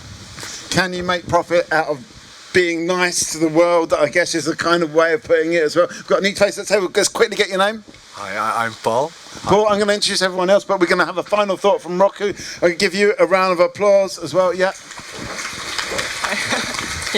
Thank you. No, add to Aditya's point, it's kind of hard to, don't have a definitive answer. I mean, cooperative model is always quite interesting one. I guess like if every single person are kind of accountable and owns that media, maybe that means something else. I guess at the end of the day, if whatever that is always influenced by kind of political cycles are just always bound to have problems. So even if it's kind of public, kind of owned or like, government led, if it is kind of taken away from the kind of political cycles of elections and everything, and if it's protected to some extent, that could be better. I don't know. Okay. All right. So you've got to somehow maybe the government, but not the political government. Somehow, we're going to hit you with a round of applause. Yeah. Right. So I've got a good example for purely publicly owned, something that works only on donations and focuses on really ground stories where they go around just talking to people on the ground all the time, right? They're like, we're just the ones asking questions. They don't even show their faces. They're like, we're just covering stories on the ground. Right? Who is this? So I'm originally from India, and we've got two organizations like this. One is basically a YouTuber, but he has a team behind him which does not show their faces, right? They just go and cover short form stories, long form stories, and try to make sure that these stories reach all of the country, basically. And then there's another organization called News Laundry. Right, which has been News Laundry, yeah. They have a subscription model, right? And it's is it like a coin op thing? You put the 50p in and you get the. Not really. They have some news articles which are guarded, like Substack has a model. But again, at the same time, they cover, say, India had a big election this year, and they went and did a lot of ground reporting, and all of that was free. So all of the current news is free. It's supposed to be free. They also have a show to review the news cycle that's going on around the TV. So it's like a critical of exactly of the mainstream media. Yes, and they make it quite entertaining because they just use a lot of memes and everything to have their own identity that this is what could have been done, right? To be more fair, and it's actually it's a great assessment of the news channels, right? On where we are in the media right now, and yeah, I believe that could work in the future. They're profitable right now. So these are actually making money, which is a relief to Jessica, because that's what she's all about. Is it possible to make money with news? Should it be like a free thing that people almost donate to, or some kind of like co-op model? Go on, Eunice. I think what you said is actually super valuable, because I do think there's a lot of value in independent sort of journalists and people going off of subscription models and all of this. But for me, I want to come back again to sort of the need for a new business model, and with that it ends up becoming about the incentives of the system in which we have in place. So regardless of whether or not these news organizations are actually doing objective sort of reporting, even though the question of objectivity is within itself a question, like even they could be doing the best job that they would want to be doing. Paul. I'll pass it on right after. Just one last point, which was that at the end of the day, they still have to sell their own newspaper, and because of that, they kind of have to, they have to sell subscriptions in some sort of way. They have to market themselves. Yeah, so they have to appeal to a certain market and a certain audience, and that's already a certain type of person. Yeah. And it's not really democratic per se. Paul, let me get a thought from you. Any thoughts on this? What media do you trust? Any media? Is there time for a new business model? I have no idea. I didn't really think about media. I just joined here. Okay, well, you're on the media now. You're part of it now. I mean, do you trust the people on this table? Would you trust them more than journalists? You are not journalists. I don't guess think so. Maybe we are. I don't know. I don't know. No, we're not. It sounds like a lot of journalists. No, I would generally just trust journalists more. Okay. Very trusting person. Okay, so you're just a trusting person. You're trusting us, but you're trusting journalists more. And thank you for joining us.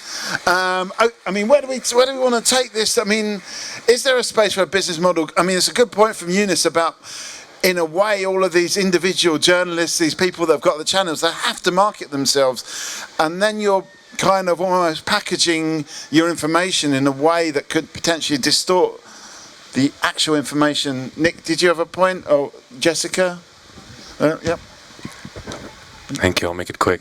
I mean, call me a demonic socialist, but I want to interrogate the need for a business model for media. Well, I mean, a model in any kind of model. We're only saying business model. No, for sure. I mean, it's a real question. The question is, where's the money going now? It's being mostly spent, at least in my country, France. It's being spent by the right wing. To put the country into further trouble, because that serves the political agenda, which is to just retain power and block out the left. And as you can see it being played out real time right now, if you give a shit, which you might not, and that would be valid too. Not what's happening in France. We would just send a bunch of Nazis to the European government. That's what we did. And so the left is scrambling to try and figure out how to create spaces in which different ideas can live, but they're running into exactly what you were talking about, which is that these people tend to be YouTubers, which means they tend to have certain access to education, certain access to technology, a certain bias, however well intended. It's just not the way to fucking do it. If we decide collectively that information is right, and it should be a public service in the same way education might be, or health might be, and many people disagree with that, then I think we can all pull our resources proportionally to our what we own. Question of ownership earlier and power, and then make that a thing. That would be my take. So it's kind of like a national information service. Something like this. It's like there's plenty of money going around. It's just not going where we need it. Tell me, this is an international information service. We're talking about how do you get your media. We're talking about is there a different model or business model for media? Sorry? Is this being live streamed? It's not being live streamed, no, but we will put it on YouTube if everybody's happy about that. At the moment we're talking about like disinformation, misinformation, but it's gone further than that. Like, how do we actually get information, get news in a way that, well, I suppose that is more fair, I suppose. And yeah, there was a point there from. What did you have a point before, Jessica? I'll come to you. Yeah. I don't know if I had a point before, but I wanted to hit on a couple of things that y'all said. I do believe information is a fundamental right of people. And I don't believe that the goal should be profitability. I believe it should be sustainability within this current system where capital is what makes you survive, right? World. That being said, capitalism is the problem. To go back to your business model, I think that it's a larger conversation around values of like countries, but of people in power, where if you're a for-profit business, for example, you're pushed towards maximization, right? Maximization of revenue. And so if you become public, for example, then you have, this is controversial even to people, but those that are part of the board of directors or the founders or the leaders believe that you have a duty to your shareholders more than your stakeholders, and I think that's a problem. I'm going to come to you. So let's quickly get your name. But Pranchu was wanted to say something. Let's just get your name. Ahmed. Ahmed.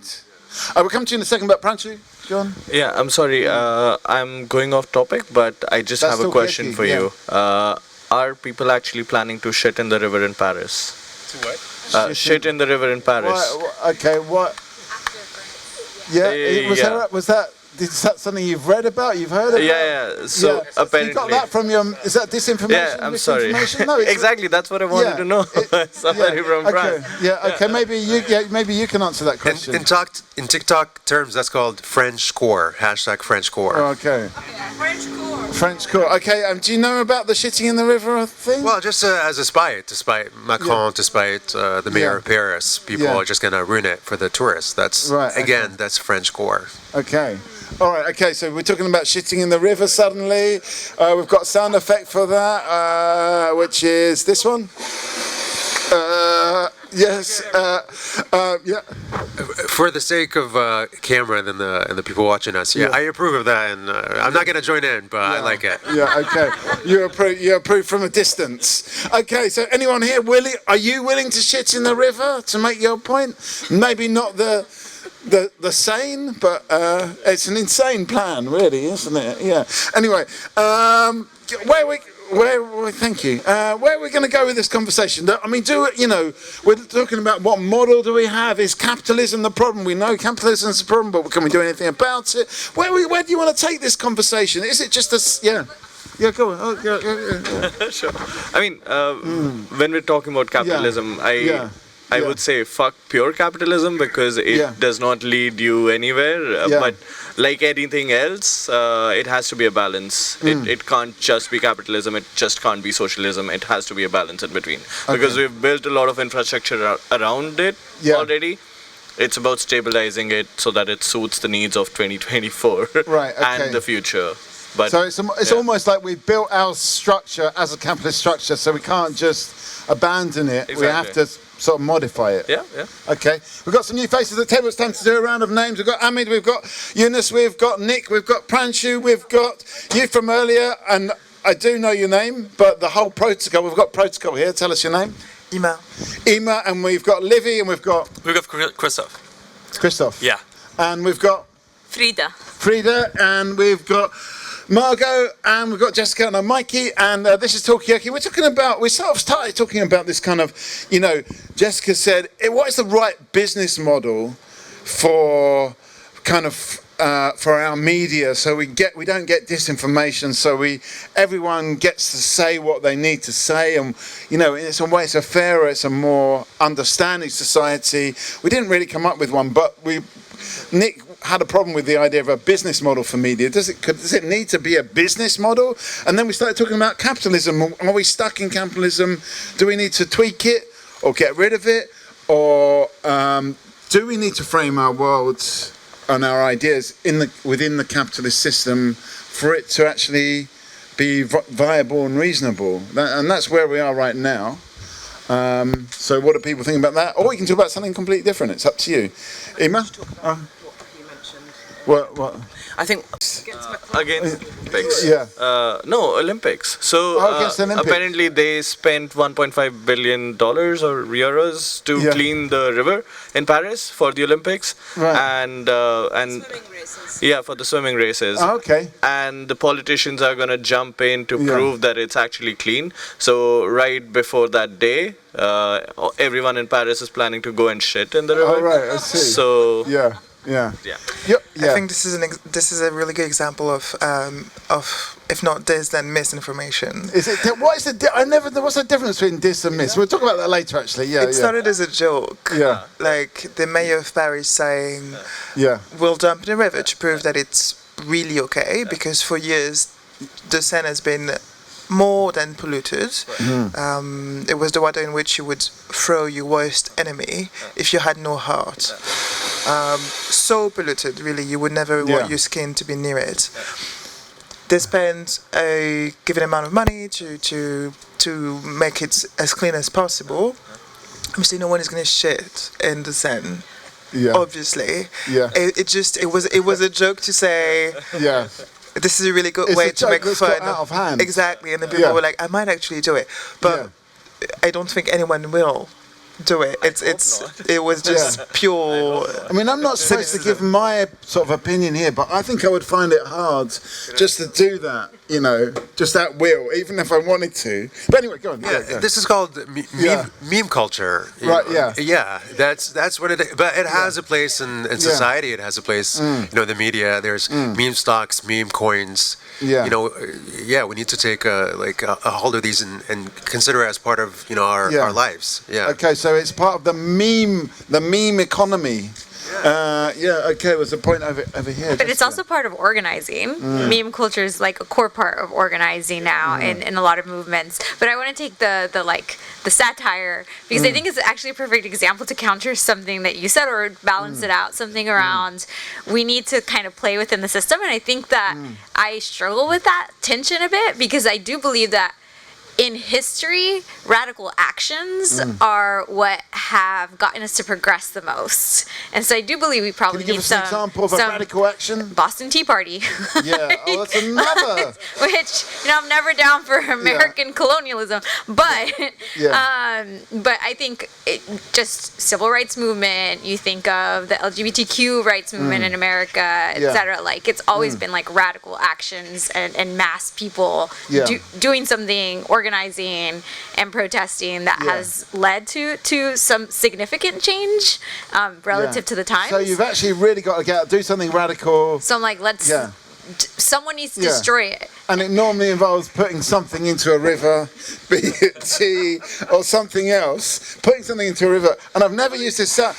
I just want to say, this is an aside, but Margot was saying to me, what is the point of this sound effect? It sounds like somebody going to the toilet. Why have you got that on the sound pad? And now you know, okay? So now you know why it's there. Anyway, where are we going to go with this? We're talking about meme culture. Is it a good meme? Is it the radical? Does a meme allow us to express a radical action? Give us a final thought, Freedom. Yeah.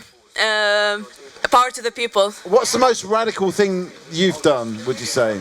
Me, radical? I'm very risk averse. I don't do radical stuff, but I wish I had more bravery to do. Okay, so there's something we can encourage you to do to be brave, to be radical. Emma, let's get a final thought from you, and Christophe as well. Tell the truth. Tell the truth. Radical truth. Okay, and that's definitely a final thought, Christophe. Be truthful. Okay. Okay, but I mean, what about being original? Is that important as well? Nick, final thought? I don't know if shitting in the Seine is the best radical act we can come up with, but I think it's as a meme, it would be a pretty political meme, so I could get behind that on some level. Yeah. I mean, I don't know. Can you sort of like prepare it at home and then just drop it in the Seine rather than actually?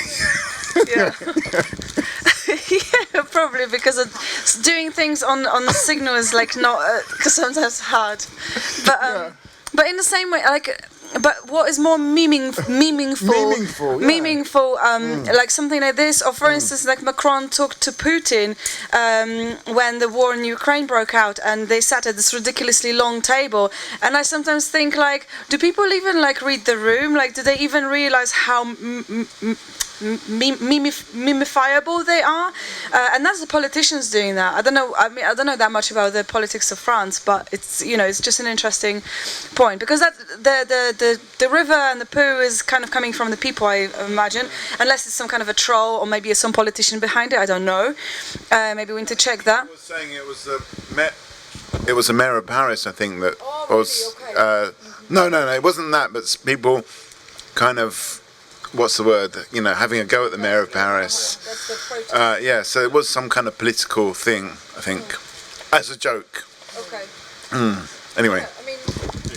Yeah, why not? I think we are living in a meme culture, so I think it's an important tool. I mean, like, for instance, not to kind of dwell on it too long, but, you know, when war in Ukraine started, there was definitely some kind of like really weird reporting. I don't know how I feel about it, where the media was trying to be flattering and supportive of Ukraine and saying like, oh, Ukraine is definitely winning the meme war. They're really winning the meme war. And I'm like, oh wow, this is like another battlefield opening on the memosphere or the social media. So yeah, maybe it's more serious than Memosphere, yeah, I like that. Yeah. I mean, you brought the memosphere to us. But what do you think about this idea of a meme war? Can you have a war of memes? Yeah. Is it safer than a physical war? I think it says something about us that we can agree on how to say meme, because some people say meme. In French, it's meme or meme. Yeah. In Spanish, it's meme. So the idea that as humans we can agree on one word is or maybe you could say English speaking white all shouldn't have the hegemony on you know certain like words. What? Sorry? Yeah, but why should we say it in one way and not another way? What was the word he said? Meme, meme, mem. No, hegemony. Hegemony. Yeah.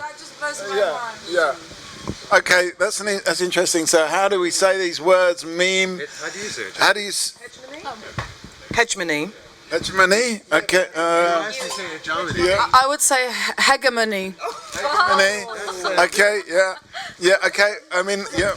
So I think we can't agree on how to say words. Yeah. Well, some words we This can. is like GIF, GIF. Yeah. So people say GIF. I say GIF. You say GIF. The creator of the GIF says GIF. GIF. GIF. Okay, so we're into a kind of you say potato, nobody says potato kind of discussion. No, papadas. Yeah, that's Anyway, I feel where we're going with this conversation. I feel like we've destroyed the hegemony stroke hegemony here. But go on, Jessica. Oh no, I was just gonna say I think this is a great representation of how is there one universal truth? Yeah. To go back to Miss. Okay. Do you believe in a universal truth? That's what we're asking here. Do you believe in a universal truth? Is there one truth? What's that? I can't hear. False. It's false. One truth is false. Okay. No. Oh. Paris. Oh, you're from Paris. You're from Paris. Are you going to take the action against the Seine? No, you're not. Okay. All right. Okay, we're just checking. Okay, where do we want to go with this conversation? We kind of hit a kind of meme wall. But is there something to explore in the memosphere? How do we navigate the memosphere? No, but I think it's interesting because meme is mostly like a visual kind of like image-based form of communication. I think like even like humorously talking about how you pronounce words. I don't know if there are any linguists around the table. I certainly am not one. But I think language kind of shapes. There's theory that language shapes the world that we live in, and I feel like maybe now it's not so much a language, it's more like image. We're surrounded by images, and I don't quite know how that, maybe we need graphic, big, bold, artistic, statements to make stuff happen, to make a political point. Maybe that's why this whole river thing. But yeah, I don't know. I mean, one thing it's sort of like it seems very unstable. This memosphere. I mean, what do people think about it? Is it a political space, the memosphere? Of course, yes. I mean, I've been following the European election as well as the Indian election in the last month or two, and both of those were actually micro battles on the memosphere, you know, where the extreme right wing in Germany was actually killing it on TikTok with memes, right? And I would disagree that graphics were involved, because I mean, videos, language, and certain words, you know, that you can create out of nothing, and those can just be, you know, your battle axe How do in you, those how battles. do you kill it on the memosphere? How do you actually just kill it and really make it happen? Yeah, I have a very clear example. So the majority party in India, right? They actually called the opposition party leader Pappu. Right, Pappu is basically a stupid kid.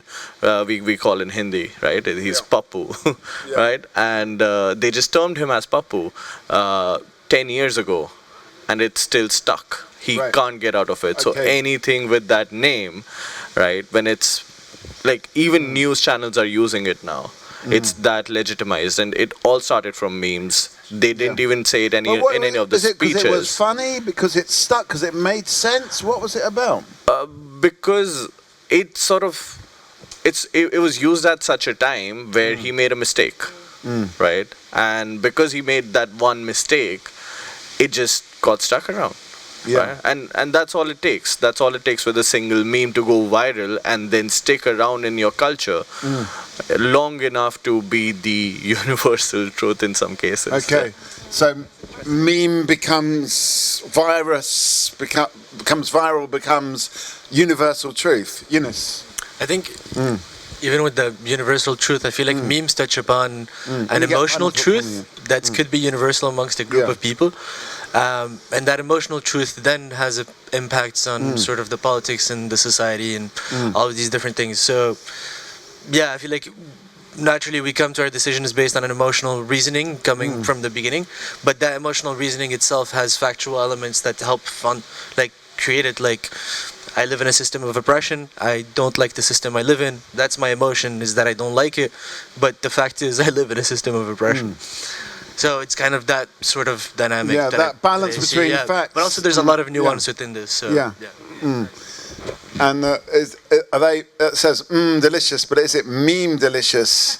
And yeah, we can always do with some more of those. But anyway, Jessica, give us a final thought. Yeah, I think that the reason that memes, but also TikTok and videos, and these kind of humorous ways of approaching politics and organizing have been so successful is because they're not just facts, they're cultural. And so I think there's a culture aspect of like the media, but also of how we process and remember and organize and activate that is really critical to any movement. I mean, it is, how we remember stuff. We remember memes, and that's the main thing about memes is we remember. That's why they're called memes. We'll give you a round of applause for that.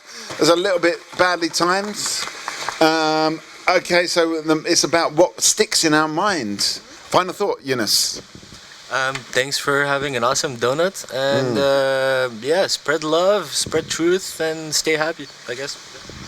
Okay, spread love, how is the question. Next question, how do we do that? We're talking about truth a lot in the circle. Yeah, there's so much emphasis about truth, but who owns the truth or who can influence the truth? And, our truth, is truth so universal? Are facts universal? Okay, that's definitely. Yeah, well, you haven't said much for a while, haven't you? I've been sitting back and listening to all the discourse that we've currently had, and to be honest, I tell you who owns it. I mean, it's obvious who owns the stations. You know, they're the benefactors of the truth. Not the people. The people can influence it, but the bottom line is advertising and money, finance, etc. That's what keeps the lights on, right? So money owns the truth. Yeah. So whoever holds the purse strings or the checkbook is who owns the truth.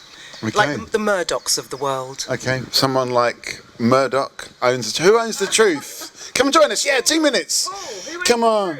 That's what we're talking about. Come and join us. We're talking about, like, we started talking about. Someone did a session. Come and join us. Yeah.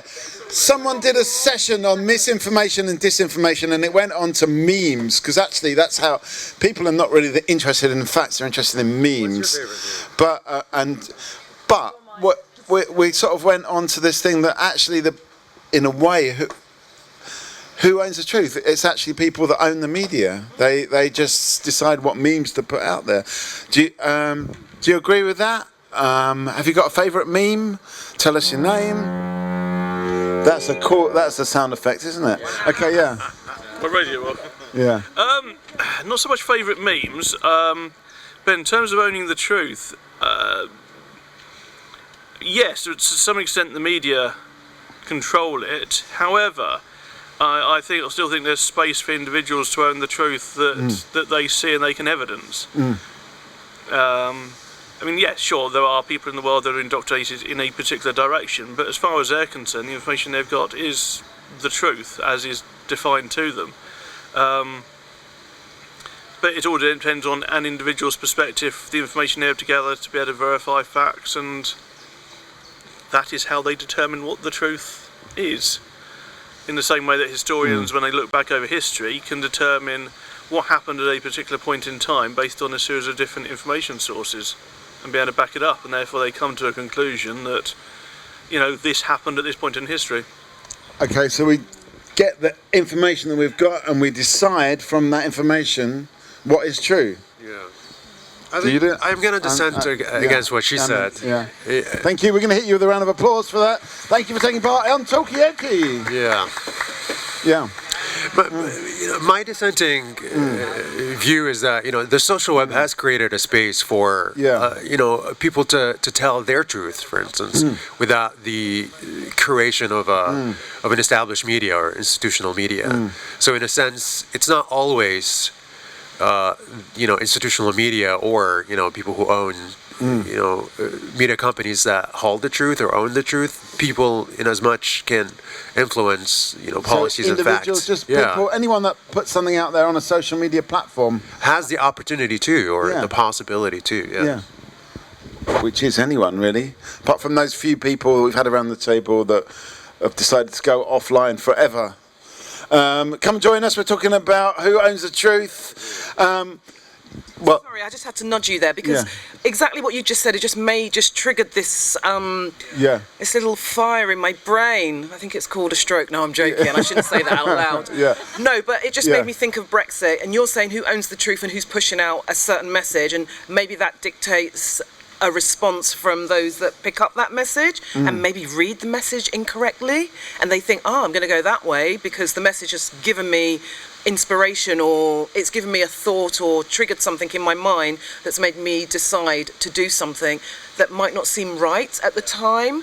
So actually, is it a good thing or a bad thing, what you're suggesting? So we've got a new face to the table. Tell us your name. Axel Van Winsberg. Hi, I'm here representing the Progressive International. Okay. What is that? It is a global movement, organization basically bringing together leftist forces across the world for progressive change under common campaigns. We have the Make Amazon Pay campaign, where we bring together workers and unions across the world. On Black Friday, we all strike. We don't buy their shit. And so next, I think it's November time, join us for the Black Friday campaign that day as well. Okay, we're going to hit you with a round of applause, but we've come up against, today in this discussion, we've come up against a few roadblocks to progressive change. We're getting really stuck about, maybe Brancher, you can explain. Yeah. What are our roadblocks? Come on, what have we been talking about? Or is this really my job to recap? It was, but yeah. It kind of is my job to recap, but anyway. Yeah. But we started with misinformation, disinformation, and how it propagates and whatnot. Then we talked about the shitting the river in Paris for a while, and then we moved to the meme culture. Yes, and now we're on to who owns the truth. So this is a very short recap. Yeah, that's a very good. You could do our job. You could do this Yes, job in the I middle. could be I a think. podcaster. Yeah. But the point that I wanted to make was that about who owns the truth, right? So we were having this discussion about a couple of hours ago with someone, and they're from Netherlands, and they were talking about how a year ago, or basically some time ago, there was this argument where museums were displaying items from colonized nations and describing it as their golden generation, right? The Dutch golden generation, right? And I mean, for them to be able to compare this to that might be the golden generation, but again, at the same time, is it the golden generation? Like, really? Okay, all right. Okay, so you've got museums. Anyone from the Netherlands here? No. Okay, well, we can talk about them then. It doesn't matter. Okay, but yeah, go on, yeah. To that, I say, is there a cost to like a clear lie? Like when you lie and people believe you, what happens after? But I mean, is that a lie to say this was the golden generation? Well, I don't know for a fact that that's a lie, but you know, if someone believes that is a lie and then they follow you and there are consequences, what do we do then? What happens then? You know, in a political context or you know, a museum context or So. Okay, I'm just gonna also answer based on the keynote that we saw because I think we're all reflecting on that a little bit, right? So I think the point is that obviously we don't want to necessarily have a system where we pass judgment, like a government passes judgment on what is correct or not correct information. We want to have freedom of speech, etc.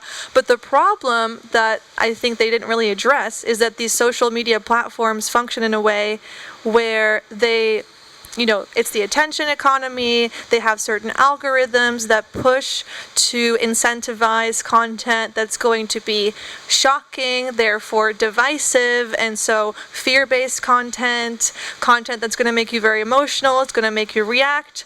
The whole clickbait thing is obviously fueling this too, and because why? Because they want to make profits. So I think we need to look at not just the content, like what's misinformation, but what is the infrastructure here that allows misinformation to thrive?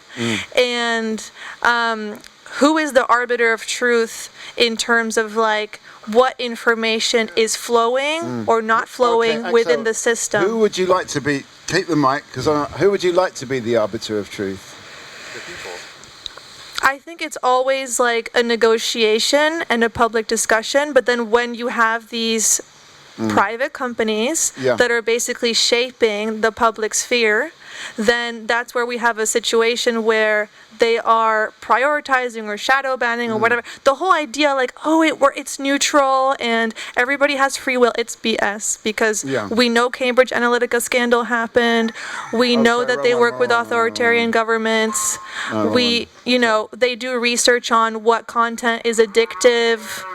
So let's be fucking for real, sorry to say. Sorry, that's the BS button, but it doesn't really work. I timed it badly. Secret comedy. Anyway, so it's we know. I mean, I think we've been talking about it for about 2 hours that it's not neutral. But I think there's the other side of it is like how do we actually improve? A lot of people around the table have said, yeah, we've got this infrastructure. We have to work with the infrastructure that we've got.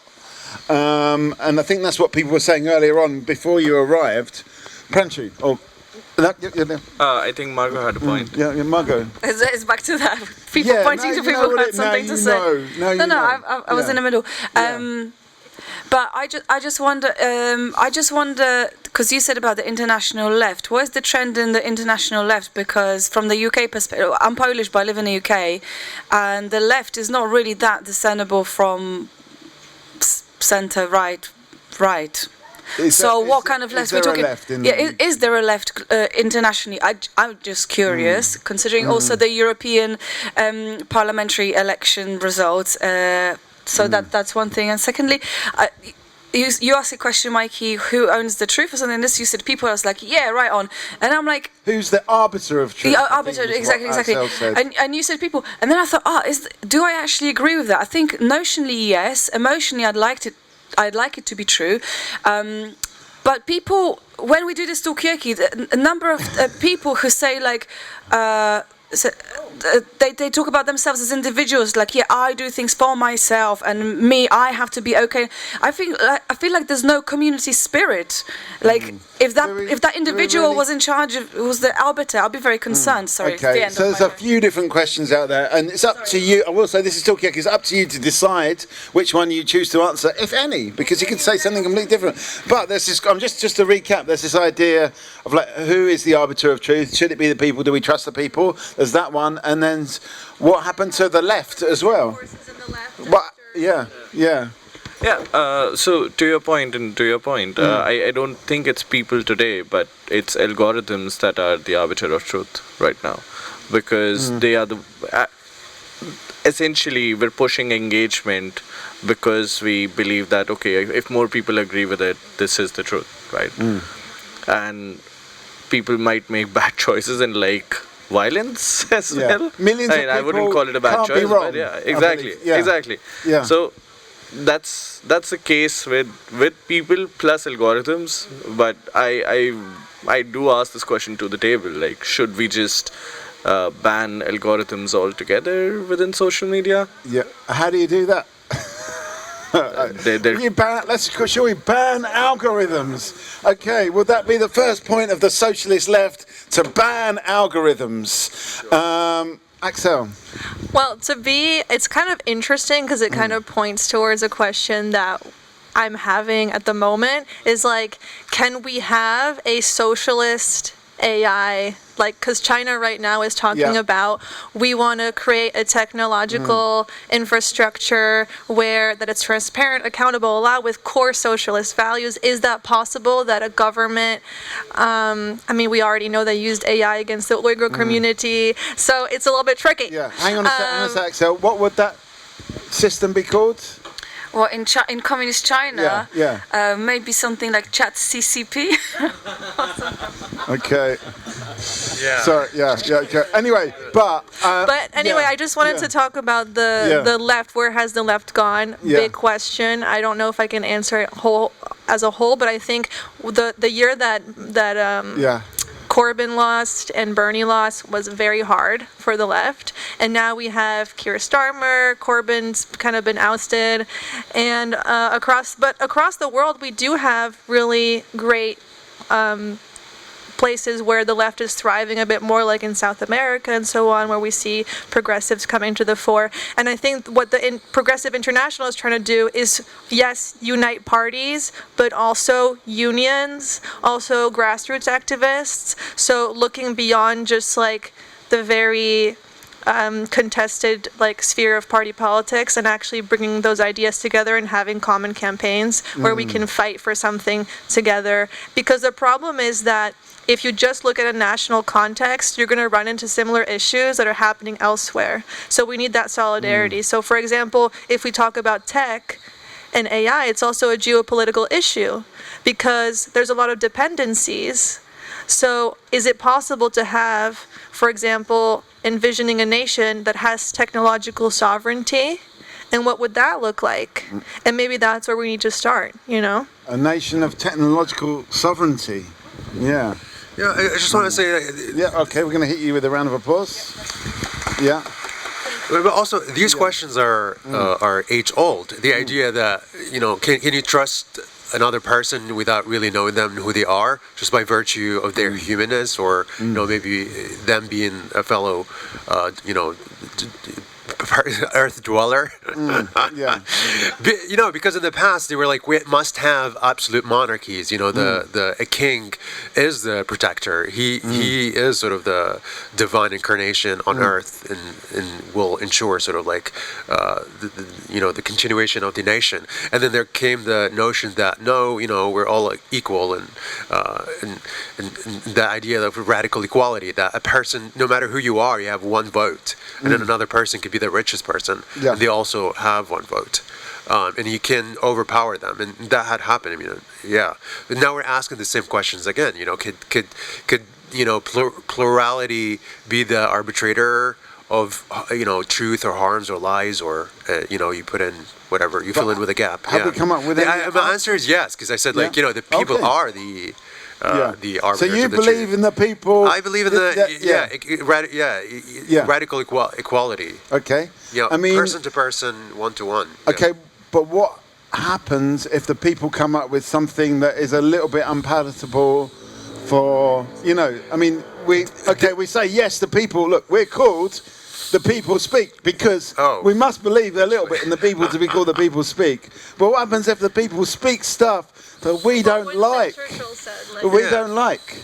Well, this is where the institution comes in. The people, when they organize, they create institutions behind them, and usually the founder goes away and they leaves behind a structure. So it's really up to the person.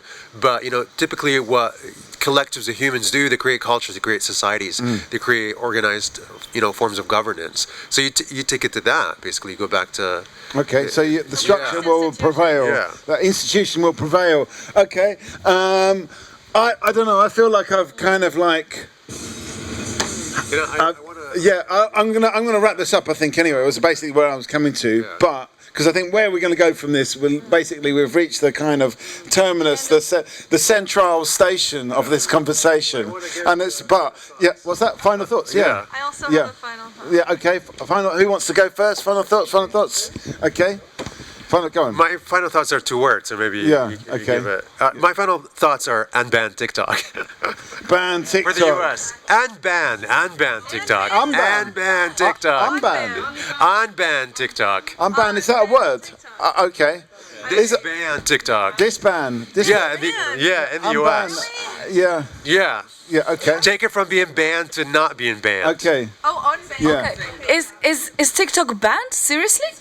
It's gonna be banned. But in order to unban it, surely you'd have to ban it first. Mark Zuckerberg already sold American data to China. Just saying. Yeah. Okay. All right. That's. But that wasn't my conclusion. Okay. So, anyway, final thought, Axel. Okay.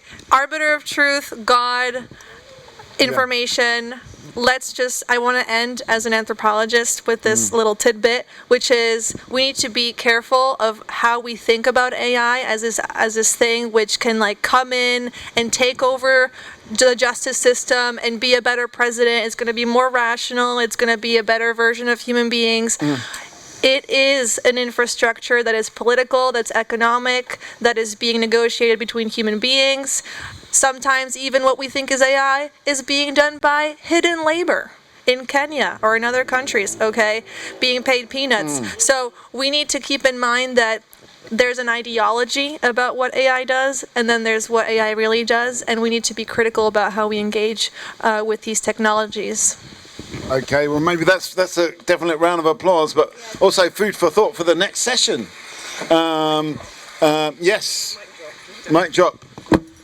Yeah, go on. In this context of AI, I do have a question. I mean, it's not an argument or anything, but just curious on how you think if language and intelligence are the same thing. Okay. Our language and intelligence. That's food for thought for the next session, because we're actually wrapping it up. Is that your final thought? Or have you got another final thought? That's okay, Livy. Final thought. I don't have a final thought. I think it was a fantastic afternoon. Shame the weather became cold. Yeah. Maybe MozFest should happen maybe 2 weeks closer to the end of June. Okay. Should it be an end of June thing just to get that kind of solstice vibe? That kind of there's a midsummer idea. Final thought? Final thought, at the beginning of this session many hours ago, somebody was saying there's a little niche of people, a pocket of people who read the terms and conditions of your data protection. They've got time to close the little pop-up buttons, whatever.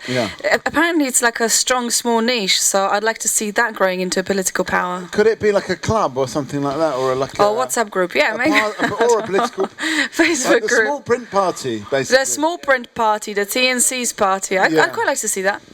happen. Yeah, I mean, I'm technically in favour of it, but terms and conditions apply. Yeah. The smartest thing is to take those terms and conditions and run them through the same system. You know, like ask use the AI to actually to evaluate. You know, sort of. Yeah. You could turn it into a meme, but yeah. Yeah, the meme will eat itself, and that's where we're gonna end this. So the meme, and it will eat itself and regenerate, and we're gonna leave it there. But we're gonna regenerate for the next session, whether we do one today or maybe it might be tomorrow. Now, what time is it now? I don't know. 5:23. Okay, yeah. So maybe it's time for us to just pack this one up for today. But we'll be back tomorrow. So I want you all and your friends and your enemies to think of what they want to say tomorrow on Talkaoke. My name's been Mikey. It still will be Mikey. And this is Talkaoke. It's the people speak. Thanks everyone for taking part today.